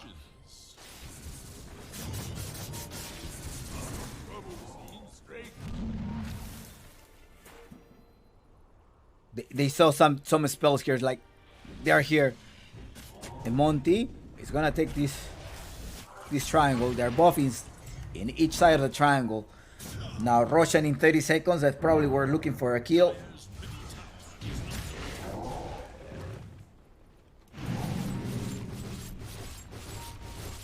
Ben just not yet having the pipe. The pipe is definitely gonna help them, but it's not taking over objectives. Remember, the game is called Defense of the Ancients, and your goal is to protect this ancient. Or make the enemy team surrender. The bottom, this tower, the tier 2 towers as well, they're going to end up trading. They're going to have to TP. They're all TP, and there's a Wraith put it up top, so trying to prevent any blink. Ravage there, so Roboseta is not going to be able to use his ultimate. They drop Roboseta. Roboseta is gone. They already used everything. Is he going to be able to buy back or not? Do you need to buy back? You got this or not? Let's see. Let's find out. Kuka Hook is there inside. He popped the BKB. There is an ultimate as well coming out by Luis. They got rid of that. Piranhasaur is gone. The next one is going to be this Smart. This Smart is gone. You need a stun. You need a stun on Lucky. Unfortunately, I think it was under the effect of the cooldown. And well, 3 heroes at the expense of 1. You lost a tower. But I think this is juicy. This is a great trade. Or not. There's no that anymore. So you have to punish this by pushing. How did he die? He just got trapped? Or he got stunned? He got silenced. Water Sponge. And as well, another stun. So they were able to lock him down. Well, yeah, you don't need this. You don't need another Orchid. I was thinking about an Orchid early, but still forgetting about this Blood Strike in AoE. There's no Ravage for at least an extra minute. The Aegis of Immortal is up. They're not gonna be taking the runes, but the Roshan is up and he has a shard. Shard which will be a huge upgrade for this Bloodseeker that will be able to deal pure damage. Roboseta comes here, they're gonna be able to take this down. They are very far away. The lanes are still pushed and there is no vision. So this is a free Roshan and it was an early Roshan, and the Roshan at the hands of Qhali. 720 is the score so far, but in terms of map control, they're somewhat even. They lost the mid tower here, Qhali, But it's also Raven, the one that doesn't have a tower. Oh, Qhali doesn't have the sets of tier 2 towers either. And they already used the glyph, the Radiant. So if they lose this tower, they will have a refresh on their glyph. You have that, they're pushing. They have to anticipate that. I think that you need probably some type of Tinker War somewhere around here. Or maybe try to get vision around here so he's not pushing. There's a TP coming in. They're all rotating except the anti-mage. Hook does have the BKB. There is no Ravage still for 3 seconds. Oh, there is Ravage now. Hermit going in with the Earth. Air one, somebody's rotating, and that happens to be the Crystal Maiden. The Crystal Maiden is probably gonna try to kite this one. She's hiding. He's looking for a spot. It's like, yep, he TP out, but we took another tower. At the same time, he did not take this tower. So the team of Qhali is trying to defend this as much as possible.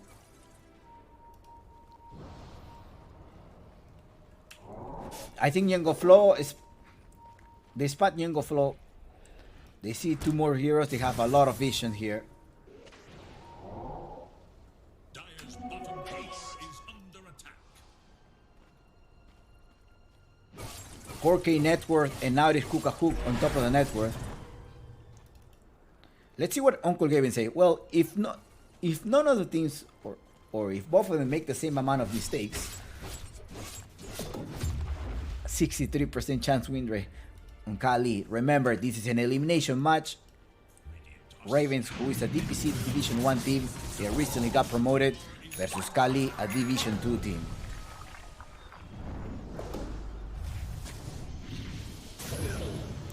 Sentry gets dropped. There is also a Wraith back there.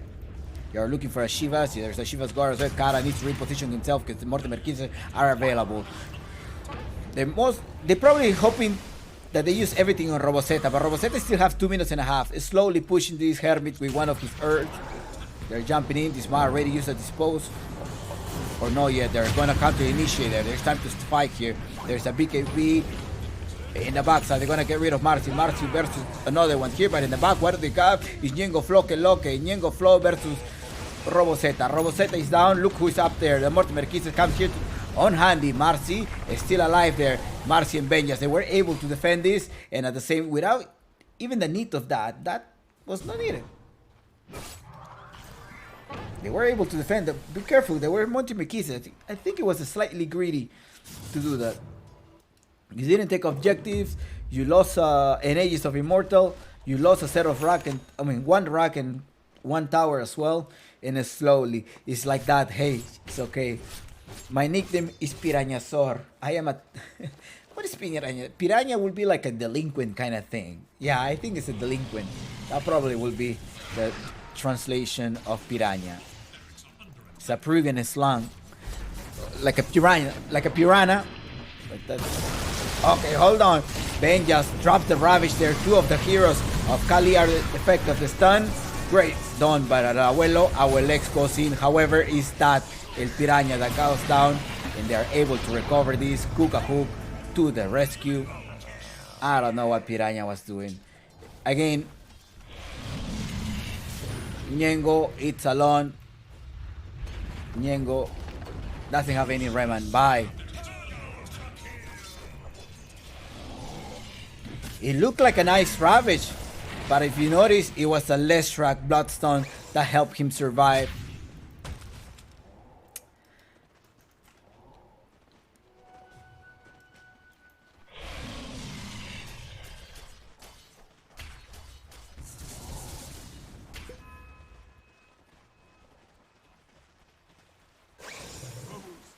Not looking good for Ravens, and definitely Qhali was able to survive. Again, Bloodseek Kookahook is very diligent when he needs to fight, and that is something that I have noticed on that. I think he can farm well, but sometimes there are mistakes that will cost the team a match. Well, game is not over yet. The Ancient is still up. There is no buybacks. Are they buybacks ready? There's no buyback on anti-mage, so you gotta be careful. You cannot die here. They're gonna try to defend this. They're gonna try to equate the map control. It was a right idea here in the previous team fight, but I think they need to go back into the plan. Just try to chip this away, kite the team fight, and eventually we're gonna be able to win the game with the Rat Dotto. We have a solid high ground defense, but Monty's gonna anticipate that. Nice force stuff over there. Marcy escaped there on time. Gladly, Kara was in range to be able to force that Marcy. Else, Marcy was gone. Is he going for a wireless punch kick? Yes, he's going for a wireless punch kick. Needed in the team fight, either to kick away Tie Hunter at some point or Marcy. A smoke. They won this. The Dire managed to scan them.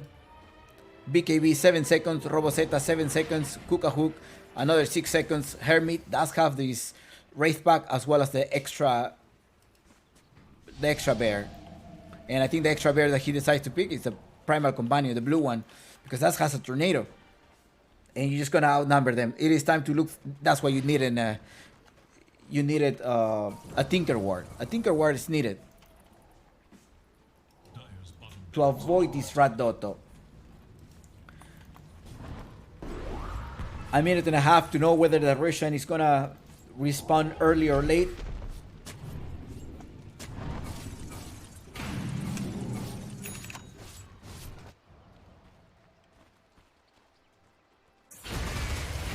Monty needs 400 more. Okay, he's collecting. I think either you should save for buyback. I guess without 2 towers, maybe it's best to save for buyback. And there's gonna be a third Russian, so maybe he's gonna have an axe. And I'm wondering who they're gonna give the axe to. Luis does have a BKB or not? No, he doesn't have a BKB. I still have not seen the blood miss on on Bloodseeker.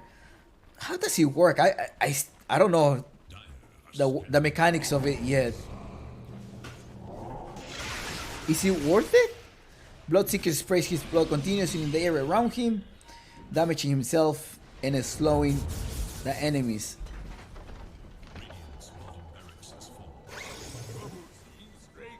I haven't seen it. Because he loses HP as well, right? Sort of like the first mechanic. Well, they're about to jump in. Roboseta is still in the back. They're not gonna commit, but they popped some BKBs. Some BKBs were used, and that is the smartest BKB. Anti-Mage has a fresh BKB here.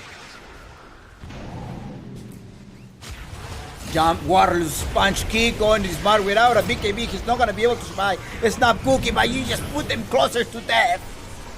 Cook a hook in a gut like. He also has a mind breaker there. Roshan. Oh, it's an early Roshan. 8 seconds for Roshan. It is something that you need to decide here. There is nothing to take a side of Roshan. You're all here.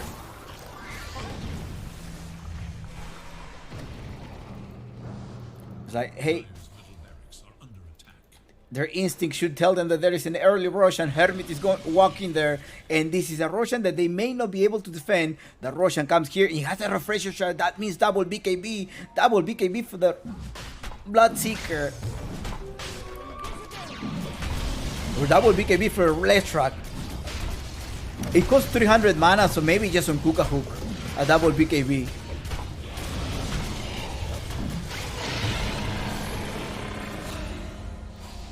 Well, they sacrificed the Crystal Maiden. A tithe to the impurities.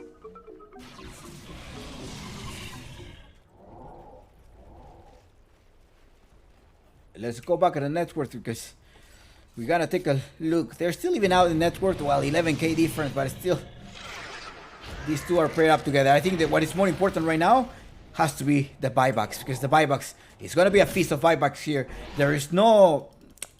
They should collect this output if they want to go up top, just in case they need a buyback. They need to grab this. Without it, it's gonna be a hard task. At the same time, you have a Leshrac with the extra safety car.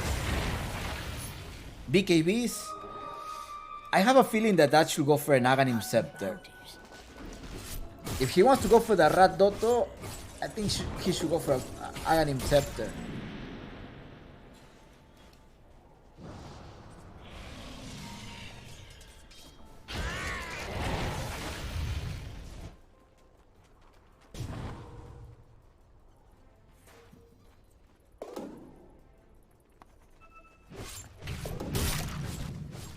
That el Pirañazor there with the anti-mage.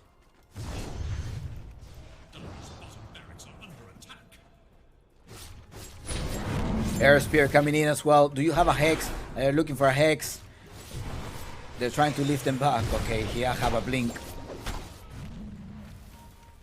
Like, this one makes a Blink fragment. Like, brings an illusion to a target enemy. Yeah, I think he should have that.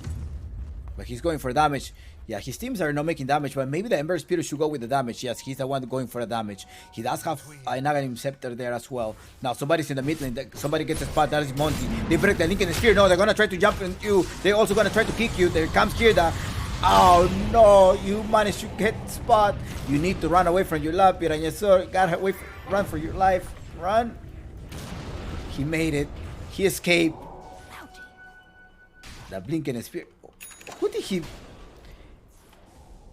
Who did he rupture though? Did he rupture a creep?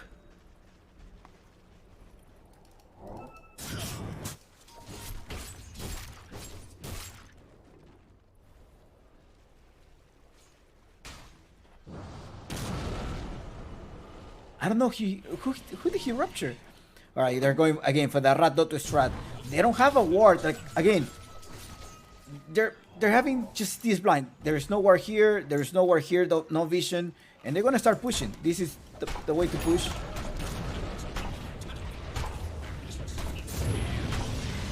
These two set of racks. Rat Dotto strategy. There is a backdoor that Glyph managed to use. They're still pushing with the extra Warlord punch there, and Snapfire is gone. He's gonna have to buy back quickly. Ravage in the box. They're gonna get rid of Kukaku. Kukaku loses the first life. The second life is also going to be the Crystal Maiden. Now they're gonna be in trouble. Now Pirañazor and Django Floke, they're coming in with the damage. This Bar jumps in. This Bar needs to carry this game. They're jumping in. Okay, you're not gonna try to chase him down. Monty, Warlord's punch, Warlord's kick, but it's a Megas. There is a great distraction because the one that is making the better Rat Dotto is Hermit. He does lift him up. Bye.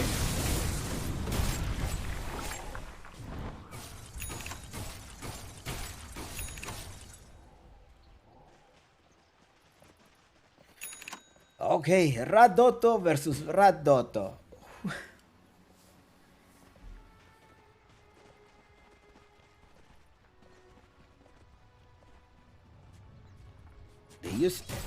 There's no Ravage for an extra minute. He's gonna respawn, and I think they should be looking for a fight. 40 seconds only. It's a thin line.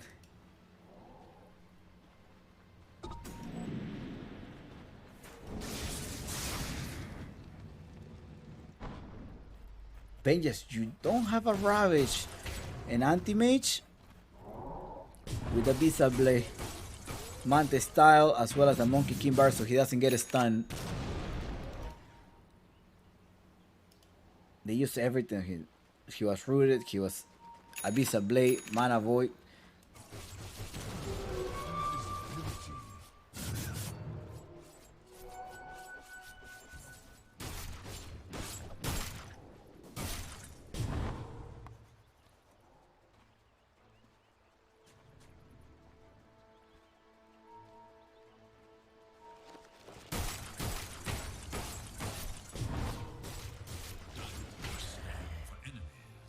Well, let's go back into the net worth. The Megas as well as a Viva. They're still not able to get a ward around here. He's pushing the wave. That is there by himself. He does have a buyback.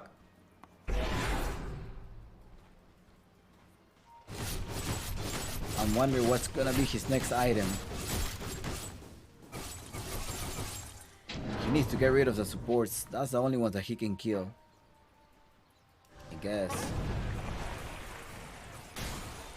God, I would have the telescope. They're going in. They're trying to scan. Just trying to scan for enemies. And unfortunately, Qhali doesn't have any vision. But they're going to come here to try to defend it. They're going all in. I guess they're going all in. Lord Rosetta is like, let's go. Let's try to spawn the throne. Let's see which rat dot is going to be helped better. Is Hermit with a refresher? They managed to lift out Marcy. Marcy is not going to be able to make any impact during the game. Hermit is still there, still alive with all of the 3 of his primal beasts. He's going to start losing the first primal beast. This Mar is gone. Smart has a buyback. Are you gonna be able to defend this? There is another primal beast taking place here. He's gonna try to split again. He's just saving for this. Robosetta doesn't have a who have they just jumped into? It is a task gone. Like, okay, slowly, relax. Hermit, you need to escape. You're not gonna make it through because you are just very far away from your teammates. And Hermit goes down. I guess you're sacrificing a hero for a tower. Or half a tower and a half.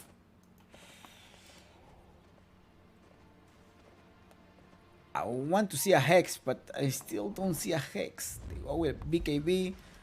Hook has a cheese. Ninja gear. They want to outnumber them, or they want to force the buybacks. I think that's what they may do.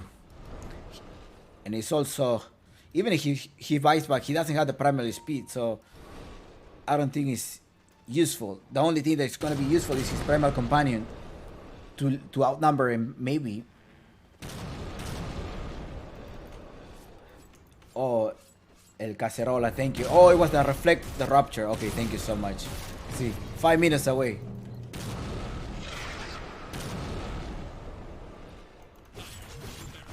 Thank you. See, sometimes I need an extra eyes.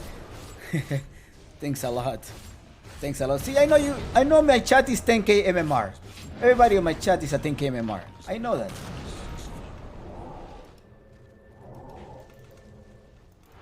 Or maybe at least 9k, but in conduct. Right?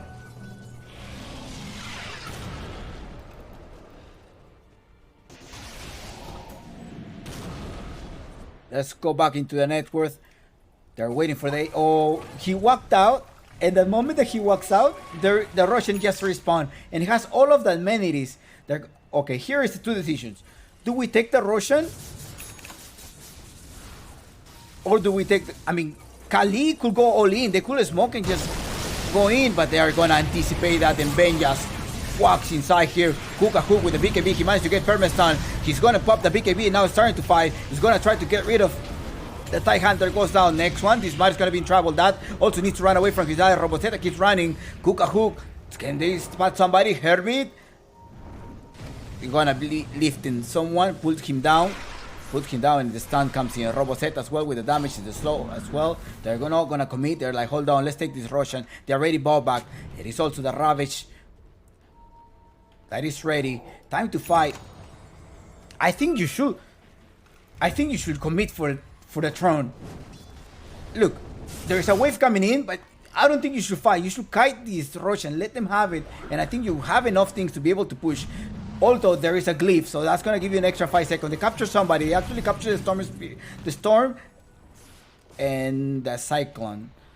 They both know that there is an Aegis of Immortal. They're gonna have to commit. Either you push the wave. That's the Leshrac has a. Oh, he doesn't have the boots of his speed. He's saving for a buyback here. Now there's no buyback on the TIE Hunter, so the TIE Hunter needs to be careful here. What would you do here? I don't know, my senses or my gut tells me you have enough things to push to get rid of the throne.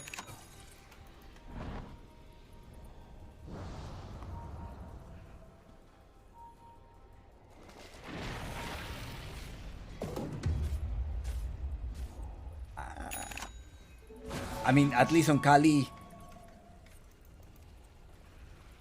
They're committing for Russian, so we're gonna see a bloody Russian. They're outnumbered. The waves are pushed, so it's giving you a signal whether they're outnumbered or not. They managed to leave that. Oh no, that the grandpa is locked down there. He doesn't have a big dagger he does have the blink dagger. They're jumping inside. It's smart. Mortimer Kiss has already spent here. Luis in the back, trying to reposition himself. There is a kick over there, and Marcy's gone. Marcy needs to buy back if they want to challenge this Roshan.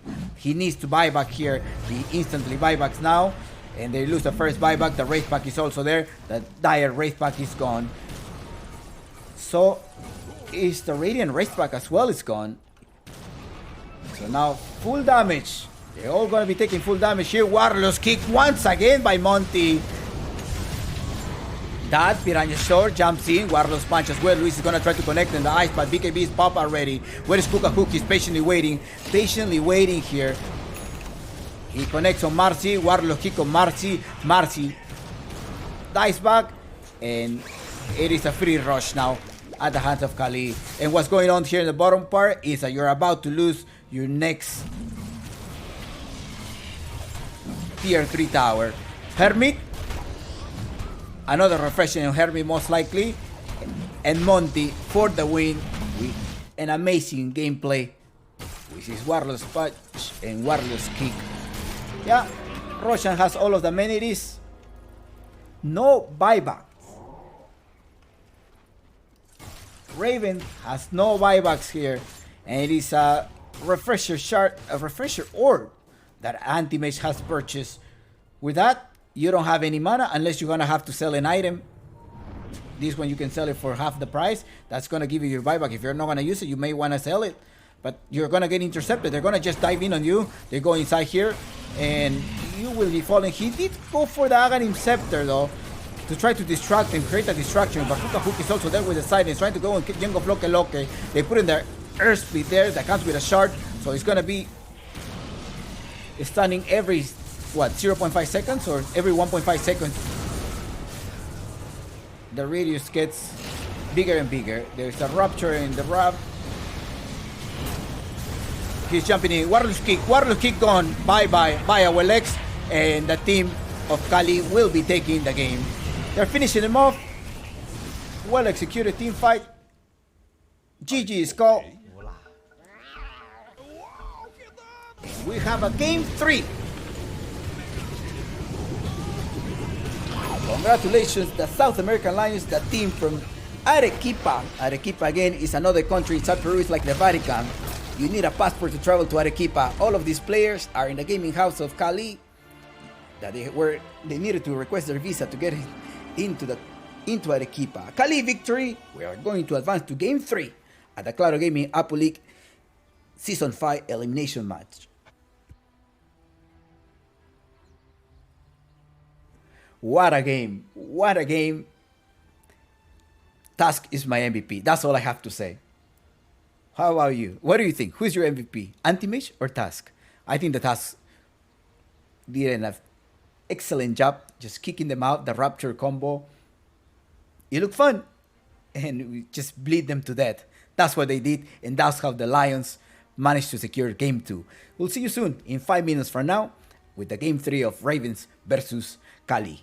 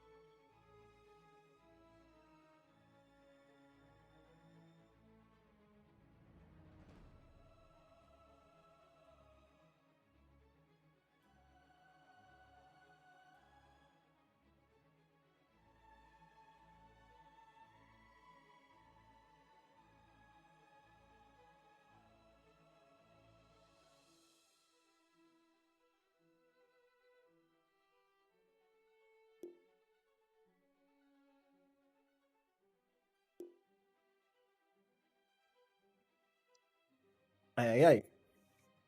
Game 3. For the sake of content, we do have a game 3. How about your predictions? Do you predict this to happen?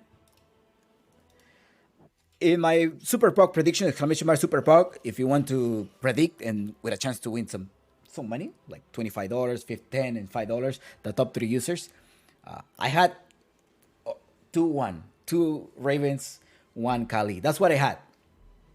Uh, at the beginning, I think Omega versus Balrogs, I had it on Balrogs 2-1, but well, Balrogs defeated them 2-0. So here, Ravens versus Qhali, game 3. Go big or go home. That is the motto at this game. Remember, one of them will have to be eliminated tonight. Unfortunately, we want them to keep playing, but one of them has to go home and say bye bye, ciao, Claro Gaming, Apple League Season 5. Okay, they are not ready yet. We're about to launch the game. The team of Ravens is ready, but Cook a hook. Say, hold on, give us a second. We're almost ready. Wow, it was an intense game. I really like it. At the same time, when I saw the anti-match, I was like, it was a risky move. It was definitely a risky move, and the item choices. I'm not a carry player, and he was having a free farm, but maybe with a BF he could have just scaled even further than Bloodseeker. Bloodseeker at some point he equate all of that, and it is a task. Bleed them, toss them out. That's how they won the game, and unfortunately, Ravens are still not moving forward. But gladly for Khalid, they will be moving forward. Now, looking at this game, I think they're going to have to ban the CK. Most likely, they're going for signature heroes, or they're probably going to try to tease Ember's Beastmaster from Ravens. Definitely, Enigma will be banned. And give Hermit things that he feels comfortable with, right? Visage, well, it's definitely going to be banned. Or give him the Brewmaster again, but don't give him the Lycan. Or maybe he wants to reivindicate himself. He was like, hey, I'm going to do really well this time, and just give me that, okay? Just give me that Visage. Oh, no, sorry. Give me the Lycan, and we'll win. That could be the case. Who knows? But we will only find out in a couple of minutes. We'll only find out. So it is going to be a game 3, and production tells me that they have launched the game.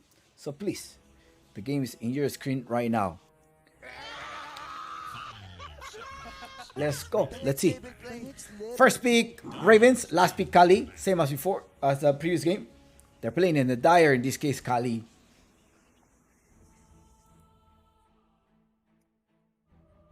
Oof. It was an intense game, a 50 minutes game or a 60 minutes game. It was really good. I really like it. It was a really good game. Very intense. Enigma ban, but Mother ban as well. So they banned the Crystal Maiden.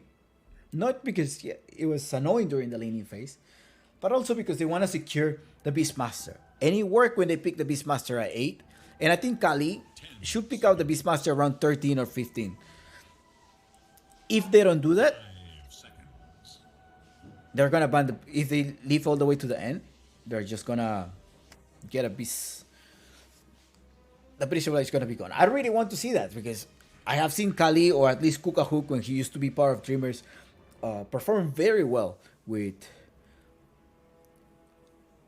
the British Survive versus the Beastmaster. And at some point, maybe Ravens and Dreamers, the DPC, we had that particular scenario. They're banning and dying, so Marcy definitely is going to be the pick here on Ravens. I think that, or Tiny. Okay.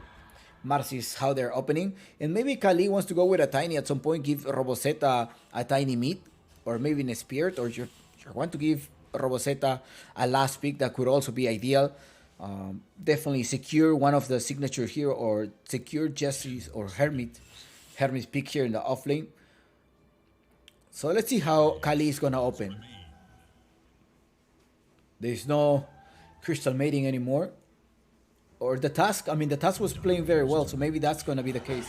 Beastmaster. Beastmaster. Oh, they are the one taking the Beastmaster. And a Mirana. Radiant's turn to ban.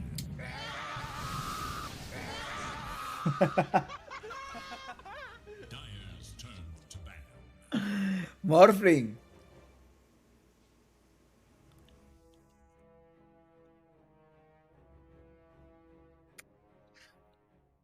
I don't know, Satu baby. I don't know, Satu baby. I don't know. I think it's slightly premature to put out the Morphling. I mean, he's one of the here. Can we say it's one of his signature heroes? Yes, he plays it very well. Comfort hero, yes. I thought the same thing about his AM, but it's just AM was a slightly greedy. I mean, you are upper hand by one game. Yep. We'll see. We'll see how you definitely did burst damage. A Slot was banned. It is Radiant's ban. Unless Niengo Flow is going to play as a semi-carry Morphling mid. It is Dire's ban. But I doubt it. Stop the region there.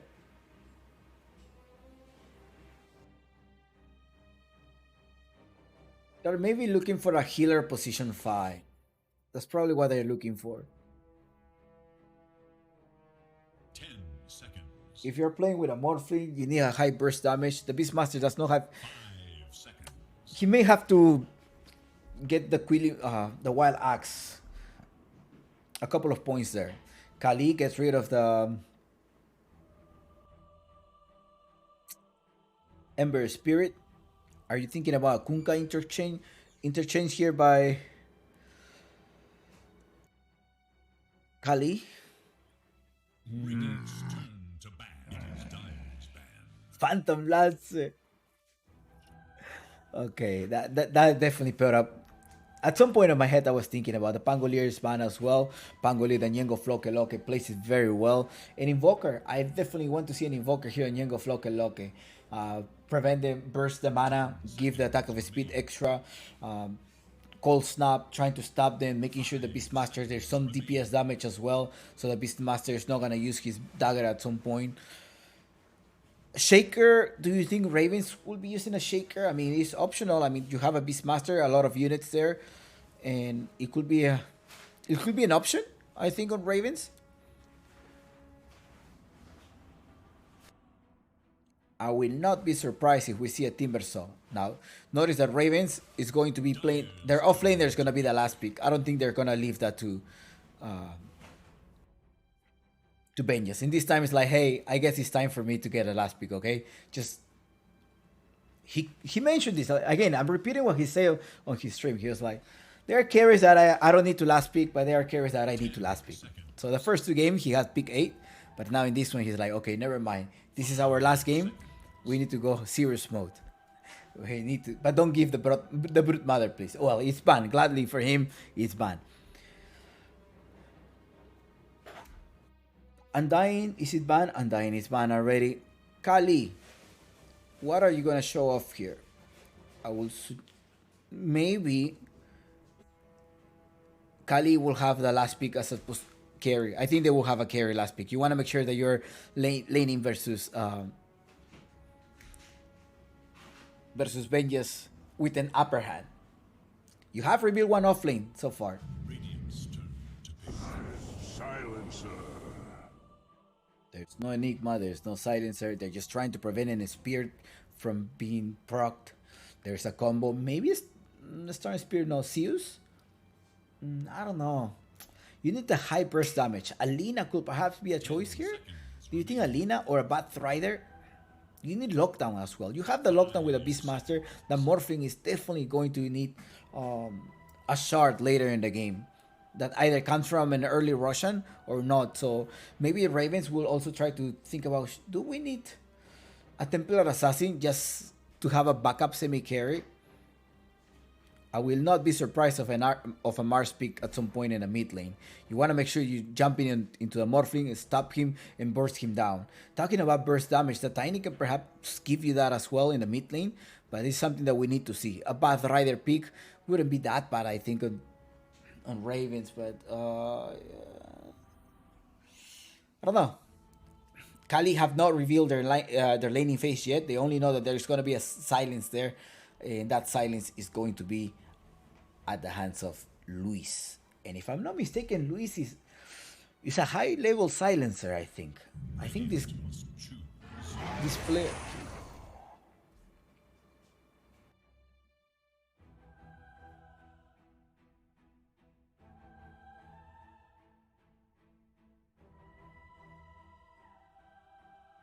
Akira Bath Rider. I'm not thinking about anything else here. No. They go last pick. Alright, pick 23 Ravens. Just like we haven't seen, yeah. They can counter us twice, maybe. It's like they can counter us twice. So let's reveal this. 10 seconds remain. And also is Nyengo. 5 Is everything at the hands of Nyengo. Beauty Master outnumber them. The Akira position 5 and Morphine perhaps trying to help them out. It's gonna be facing a Mirana and a Beastmaster. It is Radiant spam. Anti-mage.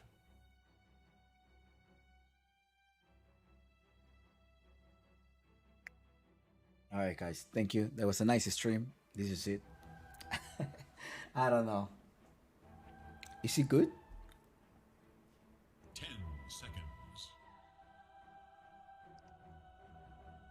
Is it? 5 seconds remain. Is it a great game for Anti-Mage here? Maybe it's Shakira and try to stop the Beastmaster. The Brewmaster. Well, they saw how the Brewmaster was having a hard lane versus the Anti-Mage, right? So maybe they want to replicate that.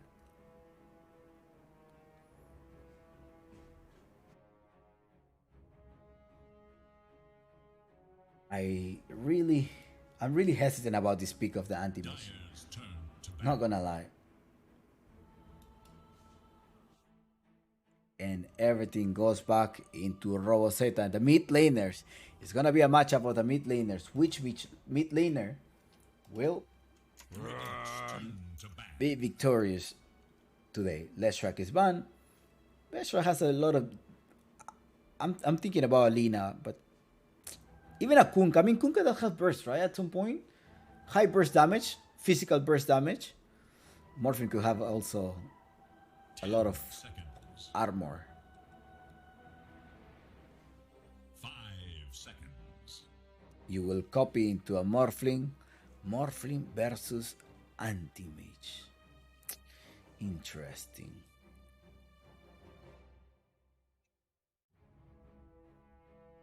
It is a tense moment here. Just look at the matchup here. Beastmaster Mirana versus Morphling Jakiro. Marcy Brewmaster versus Silencer and Anti-Mage.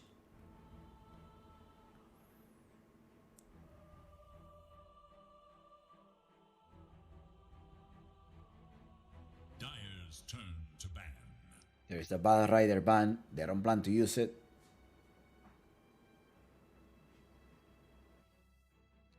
And it's Qhali that banned the Kunkka.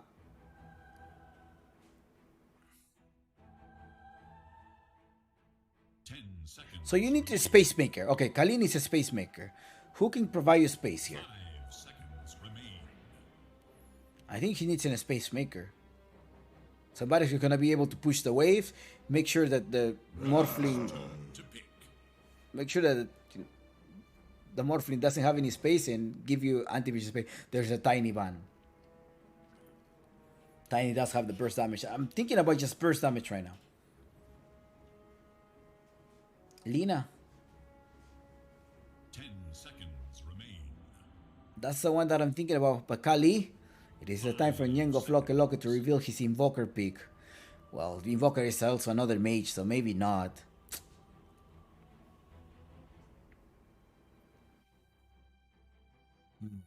What would you pick here if you were the drafter of Ravens? Huck. Maybe to lock down this anti-mage. And Qhali. They need a space maker. They definitely need a space maker here. Somebody who can push the wave, somebody who can push the towers. who meets all of those requirements here as a mid laner, Remain. and also versus maybe not in spirits or in. Who will enforce your will upon the battlefield today? Okay, well, oh my god. All right, well, it was definitely, I didn't have that hero in my mind at all. I didn't have that hero in my mind. I was like, not in the spirit, that's for sure. I definitely was thinking about the Lina, but you don't also want to get silenced by the puck. Okay, we'll see how this is going to develop. I don't know. What do you think? Who do you like best? And hopefully you made the right decision in your prediction. And let's go. Let's start with the game here. Ravens versus Qhali. Doom pick. Wow.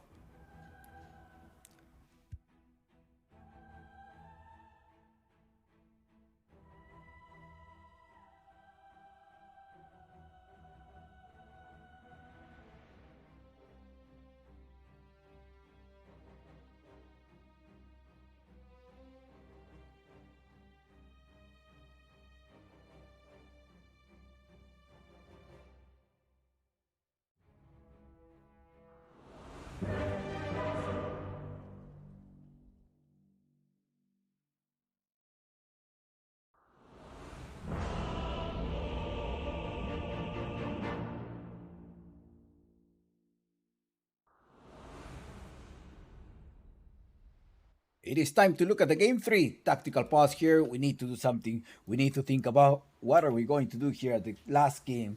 Go big or go home. That is the motto to disconnect. Oh no, who happened to disconnect? Always refreshing. Wait, hold on. Alright, this is starting. This man has a ward. Robo Zeta, Monty has wards as well. Dismar and Yango Flo with wards.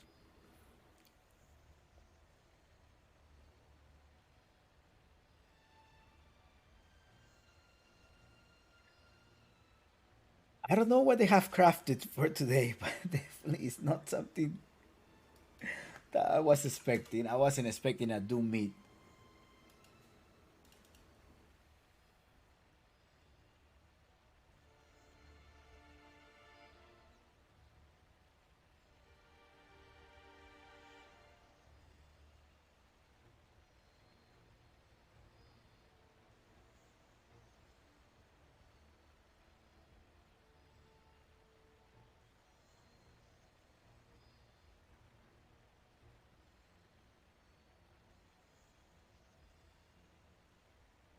They're still waiting for another for a disconnect. Or maybe Discord, that's what he meant. 1 second. Maybe.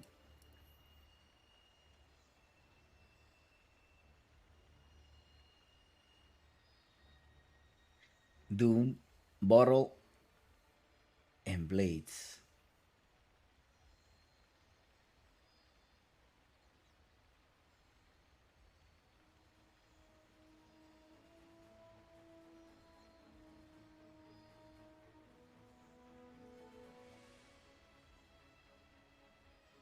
Okay, let's try to take a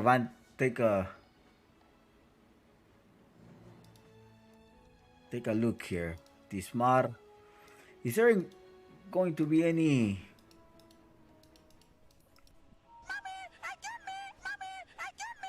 winning condition? They're pinning in the bottom part already.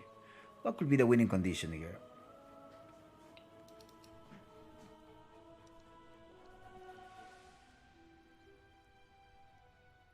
Level 30. Puck. Ñengo Flokeloke. Grandmaster tier.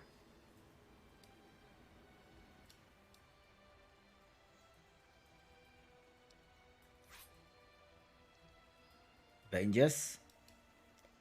Level 20 pre-master.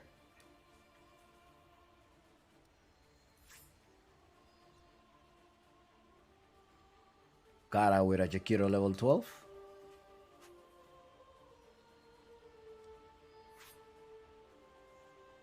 And that, also known as Pirañazor.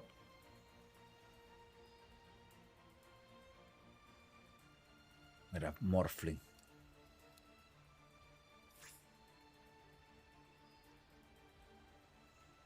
Dismar with a Marsupial. Oh, the Collector Cache haven't come out yet. They're reconnecting here. Oh, was it a level 2? Level 2 Doom, okay. Alright, we'll see your level 2 Doom here. Silencer, level 10.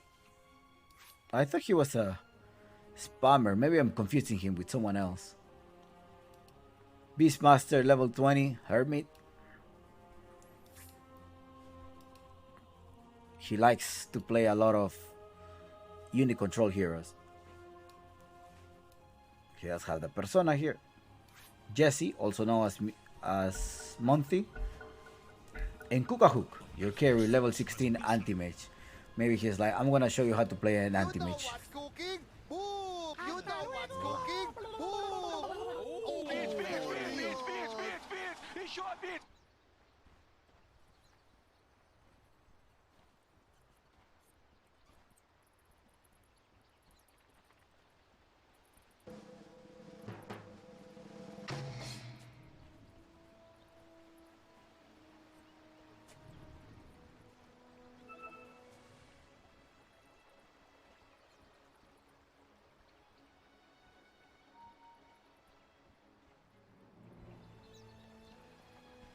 Okay, we'll see. We'll see how level 2 Doom will be performing tonight. That he's going with some attributes here. 30 seconds to battle. 3, 4, 5, 6 attributes and 3 extra of agility for the last hits.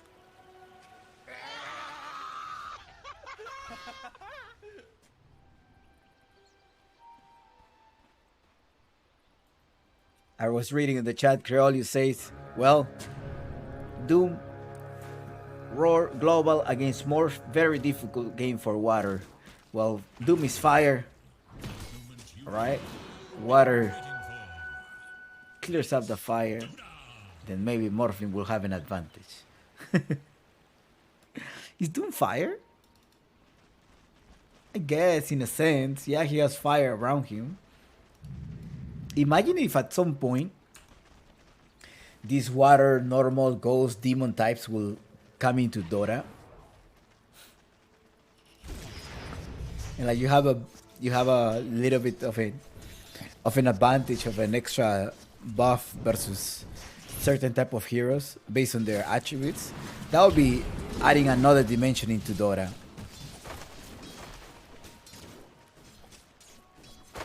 0-0 of the game.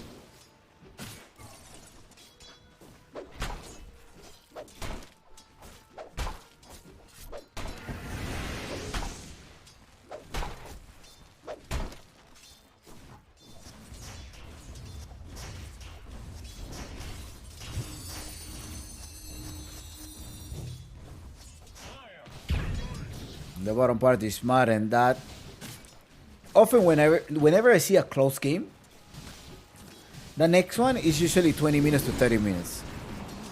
There's an error there. This smart in trouble. He needs a 3 hits more. Ooh, there's a disconnect. What's going on? Are they gonna try to calculate? Something's going up top. The mic is not working. They say, Luis, sorry, my mic is not working.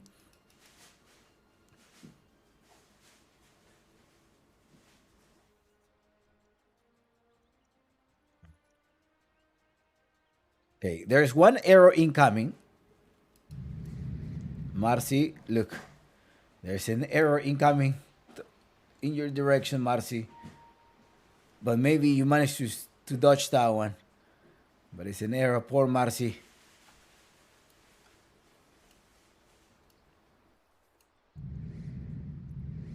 We're not able to see anything else. Minus 16 thanks to the shield. Did he plant this one? Yeah, I think he did. And he's eating it. He's recovering this. The faster red Kermit goes down, but the first girl is at the hands of Monty.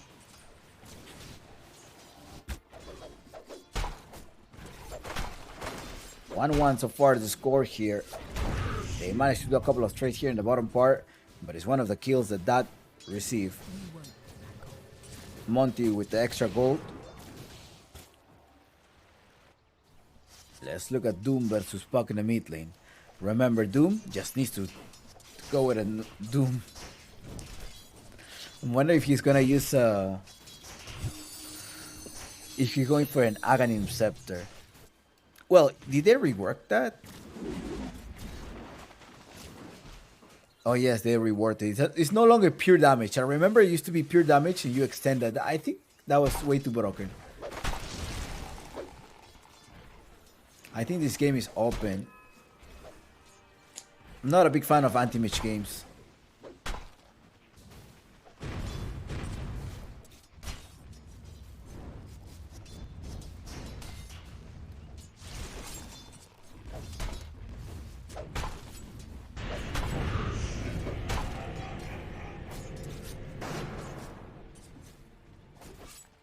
Kara with a liquid fire harassing the anti-mage.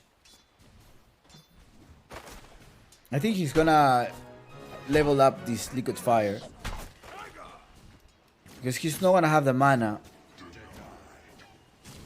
He may just go with the liquid fire and start annoying and trying to win the lane.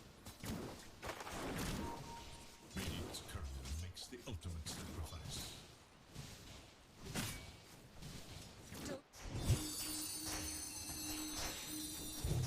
Doom versus Nyengo Flow.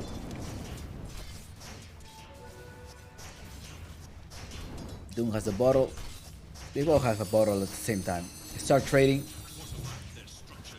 He's fortifying to trying to save this range creep.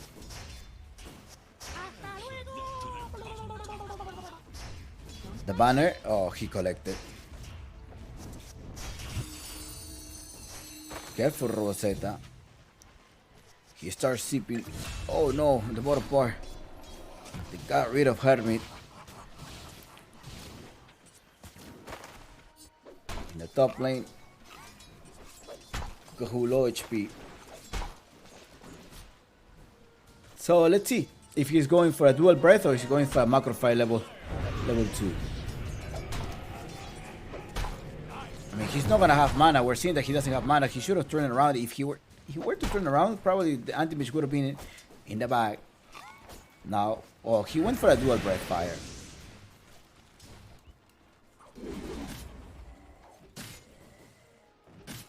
He's not gonna have mana to spam that one.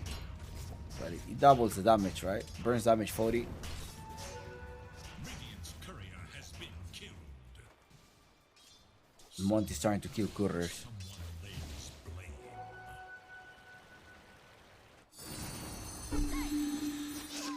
This game is not gonna be as aggressive as the past one. We're most likely going to see them like, farming and waiting for the times. And so bring your coffee, bring your popcorn.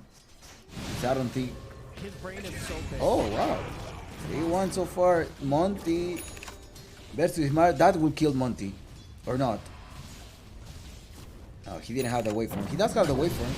He managed to cancel that solve with adaptive strike. There's no error. There is one. 3 seconds.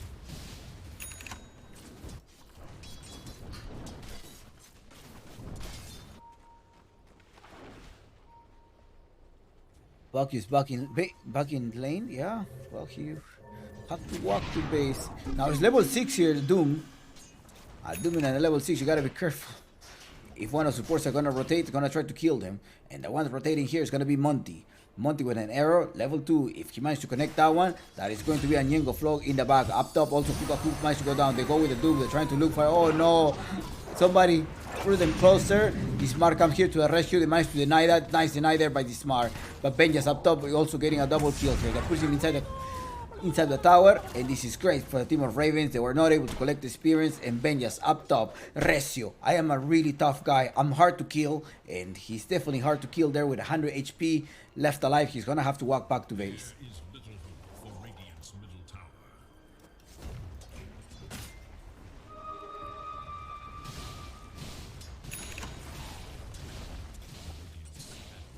Eager to know Dire's whereabouts.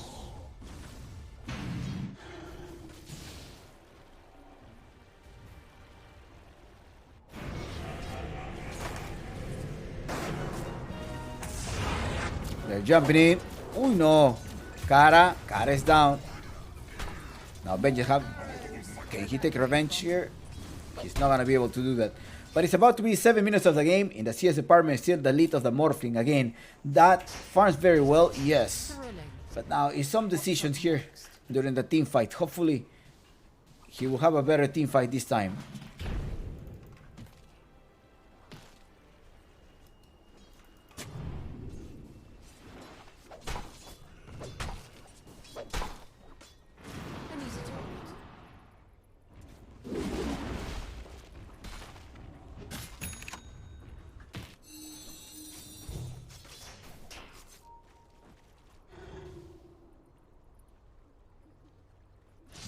Yeah, the game is not going as before. They're very cautious about how they're going to be laning. Plus, it's an anti-mage that is not going to be able to join the fight, but that actually jumps all the way in on Herbie, and Herbie is going to be down. Herbie goes down here, and so does his board. Top of the lane.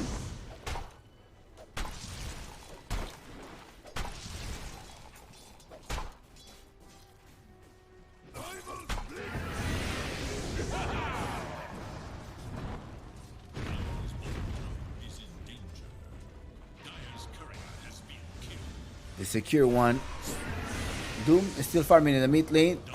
And Luis is gone. It is Ben just on a killing spree there.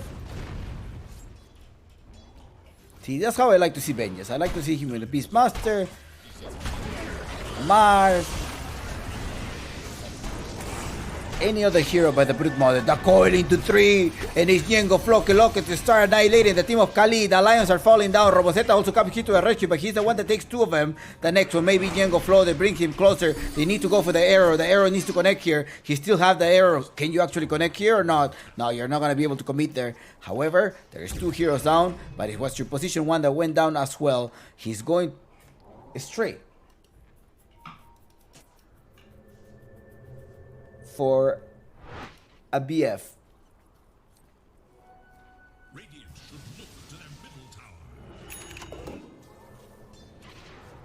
Only the wary ones. Luis is there. He doesn't have the silent, but he has the Arcane Curse. Arcane Curse is ready. Monty with the arrow as well. They're under the effect of the moon. There's still no level 6, but Robozeta is going to be able to jump there. He does have the little toy. He walks inside, and it is Luis, the one that takes them down. Dire should look to their middle tower.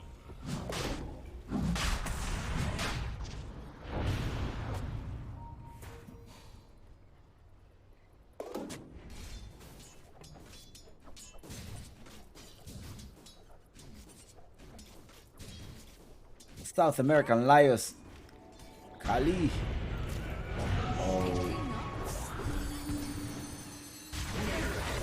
Robozeta went for a Hand of Midas. He wants to rush the dagger after that. Go with the stun. Monty gets a killing spree. 8-6. Now they're going to start to fight. There's a Dream Coil ready as well. Robozeta doesn't have a Doom. However, they want to try to stop Kukahook. I think that's what Raven needs to do. Make sure that Kukahook doesn't get the farm. But who is free farming? Again, it is that. That with a free farm. 4-0 so far. And she's going to be able to collect the items. But is she going to be able to carry the team of Ravens? We'll find out soon. We'll find out whether he's going to be able to carry them or not. Dire's top tower is under attack. Needed that coin. Radiant should look to their bottom tower. Look to their top tower.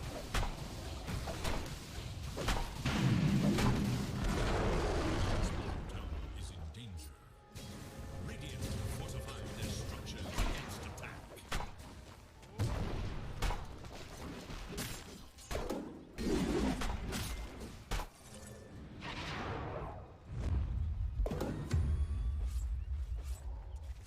The dire scan on the hunt for Radiant forces. A smoke. They drop an observer ward here. Dire's top tower is under attack. They're looking for Cara. Cara, they're looking for you. Ben is in the bottom part trying to defend this. These are the items that he's building. But look, very deep there. in the shadows. They're not seeing them. They don't get to spot them. They want to go on that with barely alive here. Luis is going to be able to go with the silence here. He's not able to do anything here, and bye-bye. They put the double ward? What happened? There's a Doom as well that managed to hear some of the Doom, so the puck doesn't escape here, and Marcy's gonna come here with the stun. Comes here as well. He tried to use this Unleash, trying to defend Roboseta. Brain is so big. He finished Roboseta. Luis in the back here as well, but he's smart. Finally protect the offlaner. Two of your cores are down. Cara trying to get rid of Luis as well. Monty comes here to the rescue. That is not enough.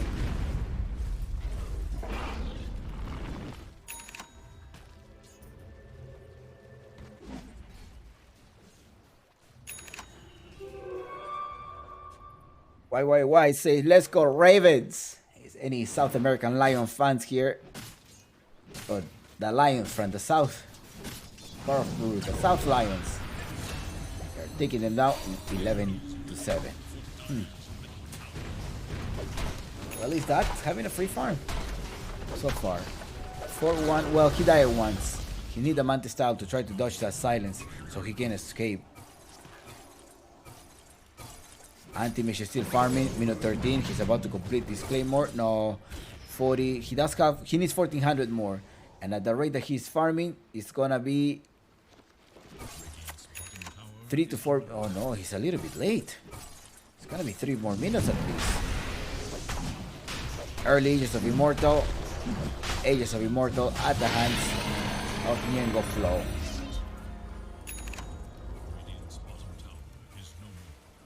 They all under the effect of the smoke of deceit. They're gonna try to look for a prey. It looks like they saw. Yeah, they are seeing them. No, they're having no vision. They don't know they're coming in. But Monty's gonna get a spot here. Monty go with the Dream Call. Get rid of Jesse. You're gonna have to take someone, and that happens to be Monty. He just needed to secure the kill. Diego Flow is like, yeah, it's fine. As long as I'm killing them, it's okay. And plus Monty is... Those errors are annoying. Benja's up top. He almost he almost has this point buster.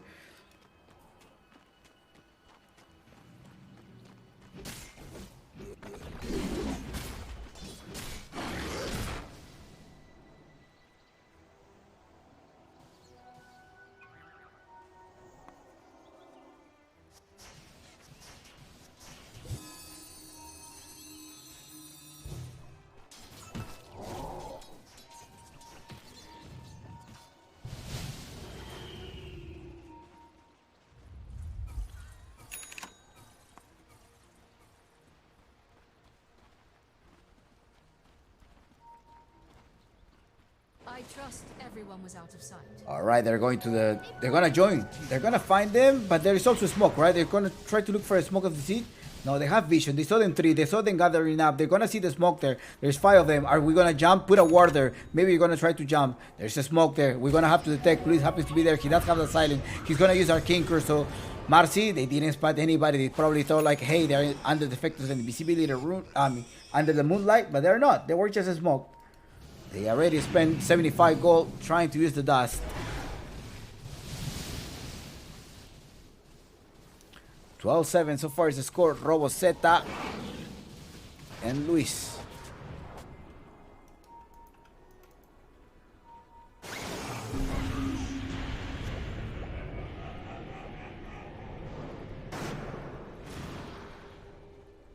Oh no! Okay. Diego Flow barely alive. Well, he does have the extra Ages of Immortal, but it's still there. Oh, he lost the life with a DPS damage there, but in the backside, the supports are being traded there. I'm not sure if he was... If he was like, oh, let them stun me so we can do a bait, and I have an extra life. That was an extra 2 minutes. Ages of Immortal. He could also use coil them. I guess he wanted to use... Yeah, I don't know. I don't know, Satu baby. 14-7, and they are taking objectives. They need to be able to take out the top tower. It's still a fully HP tower. The bottom one as well. And Hermit doing his job as well, pushing the bottom tower as much as he can.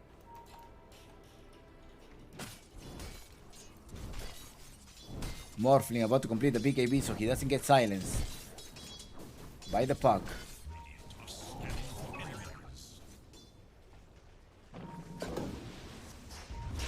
Ñengo flow.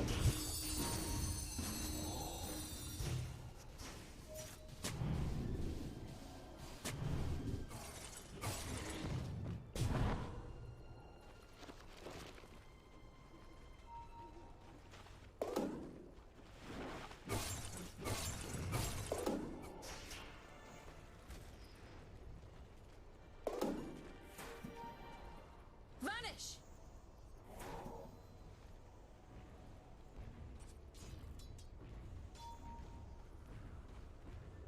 They're going up top. They're gonna encounter that. That. Mid lane. Ñengo may be losing a life here. There's a nice silence, so he's not able to escape. There is a stun, and the DPS damage is enough to get rid of the two main cores here. Luis with Arcane. Going on Cara.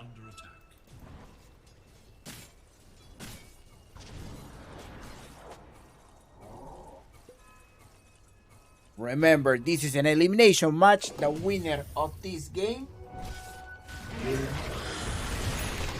will still need to play an extra game versus Omega Gaming to advance to the Balrog. To advance to the playoff with Balrogs. Balrogs already secured the spot to the playoff. Benji. Benjas. Race back ready.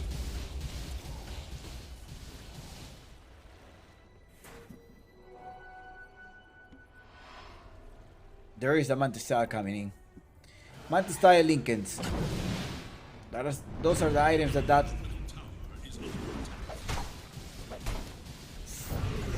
arrow just passed next to him.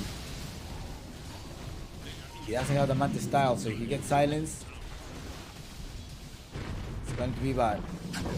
Wraithback to protect, Wraithback to try to push the wave.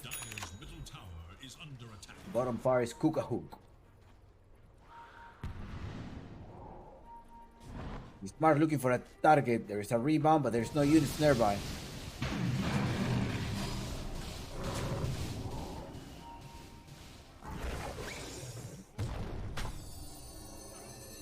Rotating up top. Not sure. You need an extra one. Okay, he's just gonna try to collect this experience. Yeah, he wants experience.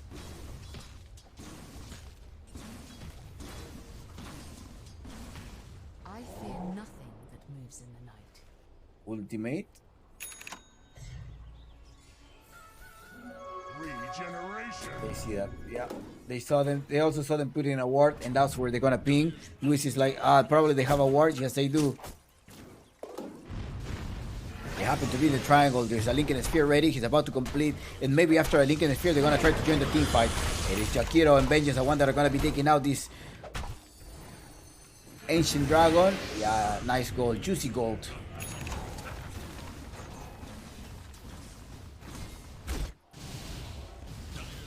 That El Pirañasaur pushing the bottom tower. The one in the picture here, he is that.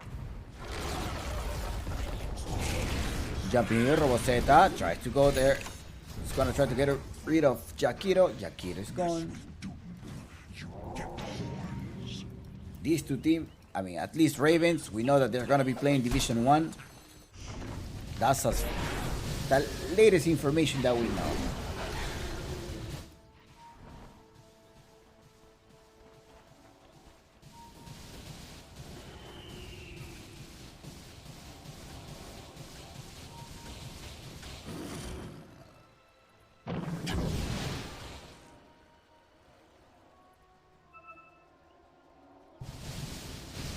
The time to fight or no? Yeah, you're fighting under vision. No, there's no vision. They're taking over the triangle. They're like, yes, they might have vision. They got rid of our, and there's also a vision here. They knew it. Oh, he's not able to jump. What? Tis mine.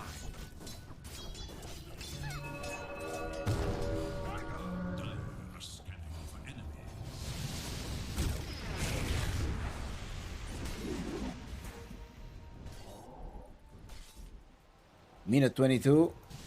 We're about to complete the Earth, the Mantis style here. Vessel.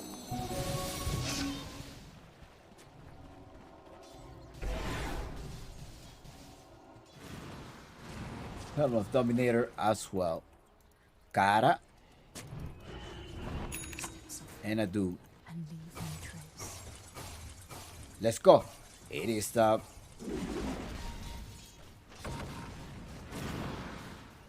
for the Moon of Maine. Let's start going with the Smoke of Deceit. Radiant's middle tower is under attack. That's the whole vision that they have, and they're gonna be going in circles. Somebody going up north, they're gonna spot someone, and that is the Mirana. That is only an illusion, and they're still looking for it towards each other. Radiant's middle tower is under attack.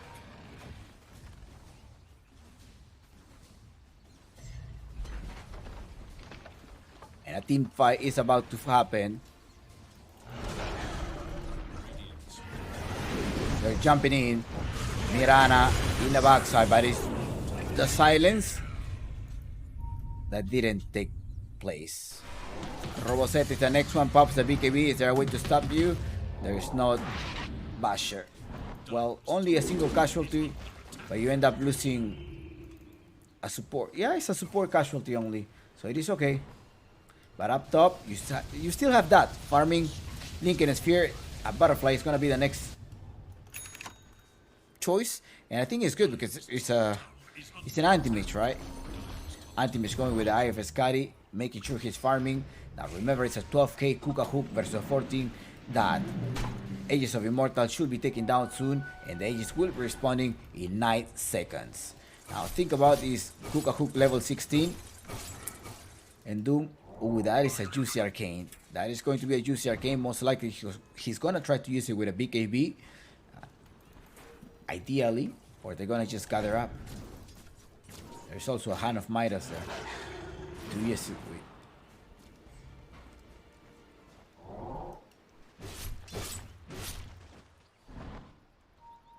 It's gonna wait 20 seconds. Maybe they're gonna start gathering up. Monty. Oh yeah, they just. Spirits grant me patience. We bathe in mystic.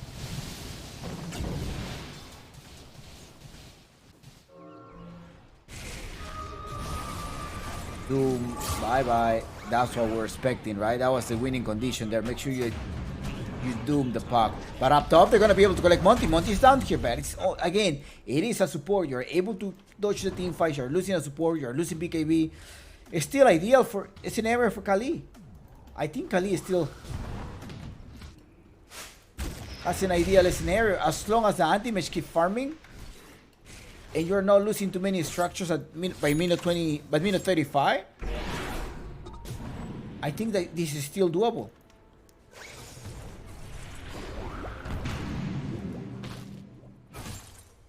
Dire's bottom tower With these Ages of Immortal, yeah, on more fingers, like, yeah, you have to have it. I don't want you to die. In the previous game, it was the same scenario that Ravens had the advantage. But they decided to give the Ages of Immortal to Ñengo Flo. But in reality, it was that needed it. Ravens pushing the top tower. They're gonna try to collect that. There's still also a microfire ready. They keep going on. They lost another structure. We're thinking about that they should not be losing the structures. And they end up losing a set of racks here. And Qhali are not gonna be able to defend that. In the mid lane, you're still pushing. The illusions of the Mantis style. This anti-mage keeps pushing. Yeah, he got at least half the wave.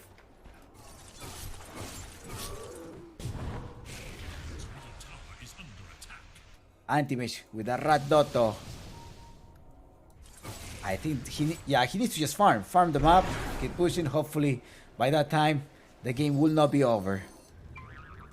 Doom has a Shivas in the inventory coming up soon. Are they gonna gather up or not? Beastmaster with a Blink Dagger. Most likely trying to jump and stop that, but that has a morph. a shard. So even though you stun him, he's gonna be able to morph. So that is good. It was needed. We talked about during the draft that he definitely needed to have this type of this shard. If he's gonna dispel himself, he probably should have had dispel and she would have blocked that one. He's still not gonna lose that one. He start morphing in and out. And bye-bye, Bounty. Without a possibility of buyback, they're gonna try to pierce this tower. Glyph is used already. They almost grabbed him. He was so close there. He's not able to morph anymore. Robosetta jumps in as well, but he's still morphing. He's still morphing even though he's under the effect of the stun. However, it is now time that he loses the first life. Well, let's return, get back to base. I think we were able to secure at least a tower, but again, only at the expense of your support. You're losing the structures, yes. Can Ravens finish this up before Anti-Mage gets farmed?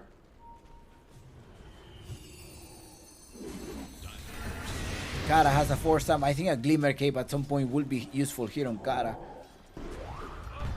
so that Anti-Mage doesn't solo kill him. Yengo Flow has a Witchblade to prevent. Also breaks your armor, right? I think it breaks your armor.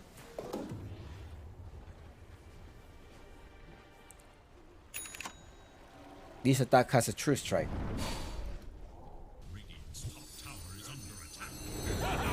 They start to cut the wave. Kuka Hook will be cutting the wave, so there's a backdoor activated. They don't need the backdoor either. Bye, tower.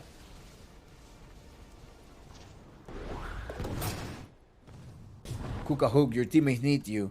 You need to be able to spot Kuka Hook. Can't let them see us.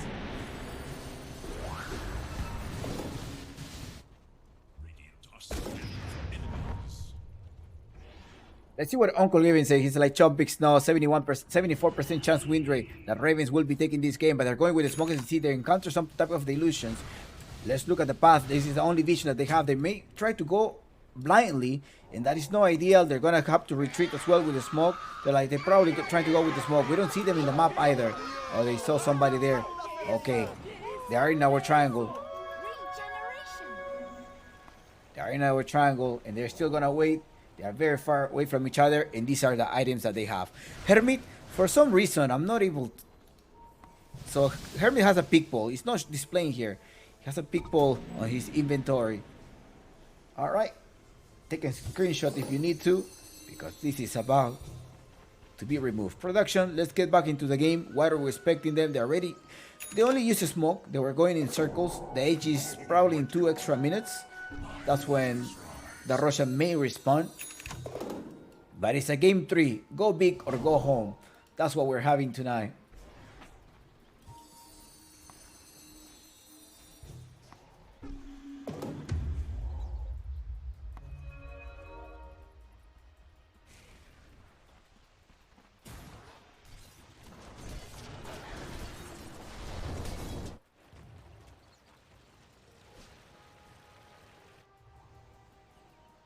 Ñengo floque loque.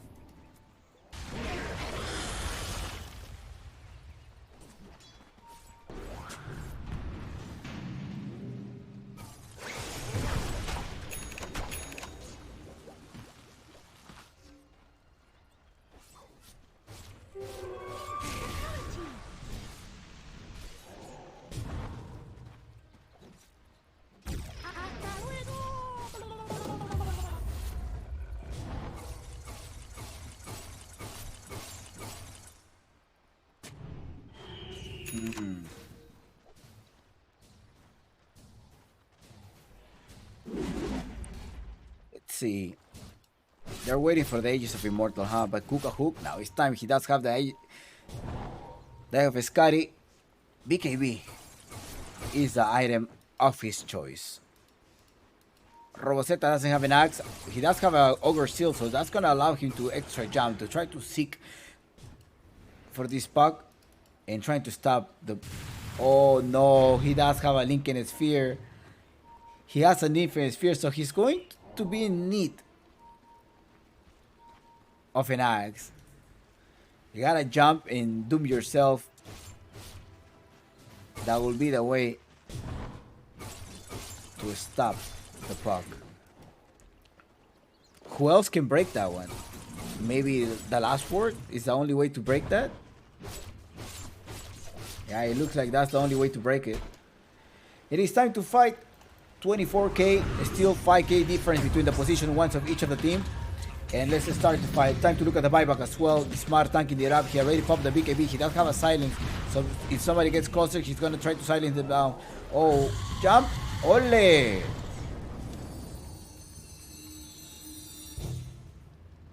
they try to defend. The tower is still alive. Does he have a dive bomb? He does have a dive bomb. Aegis in a minute. In 1 minute. 1 minute for the Aegis of Immortal. And if I'm not mistaken, that should be the third Russian. Because they got Russian about 12 minutes. 12 and then got another one at 20-ish. So yeah. 30 minutes. Whoever wins this team fight most likely is going to take the Russian.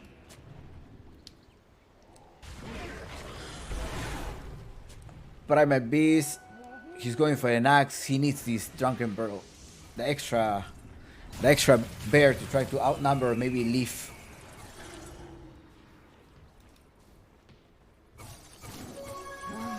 The Doom. You could also leave the AM. Monteforta as well as Vessel and Pipe. Smoke is now time to fight. They do have sight, right? There's a hawk right there in the back. So they know that there's vision. They know that they're trying to attempt it. And it's a third rush and he comes with an Aghanim Scepter. No, that's going to be a huge buff to the Morphling. He were to collect that one. There's the stun. Smart jumps in on Roboseta tries to get rid of Marcy. Marcy's gone. The next one maybe Jakiro. Jakiro's in trouble. Monty jumps there as well. Kuka Hook joins the fight. And there is a support down. And another support buyback here. They actually grabbed Kuka Hook. Kuka Hook managed to get a stun here. He's not able to split. Recio, Seo Recio. He managed to stay in. And Roboseta with an Ogre Seal. He tried to jump, but Yengo Floke Loke will be annihilating him.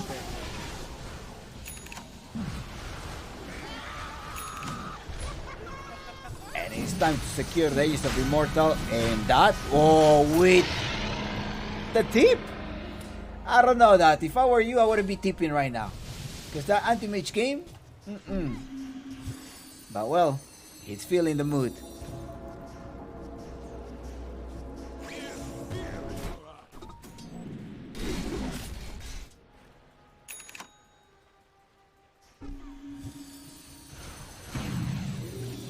There are buybacks.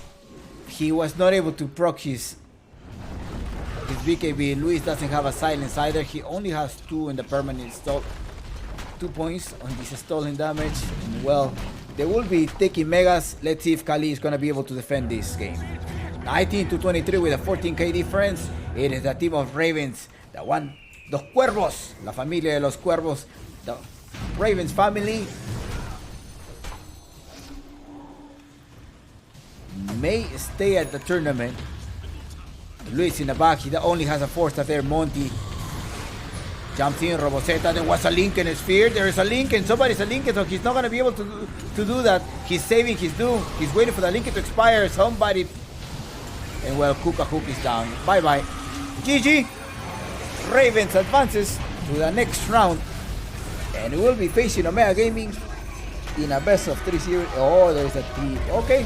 Well, GG. Again, the anti-mage game. Not sure. I really didn't like the anti-mage game.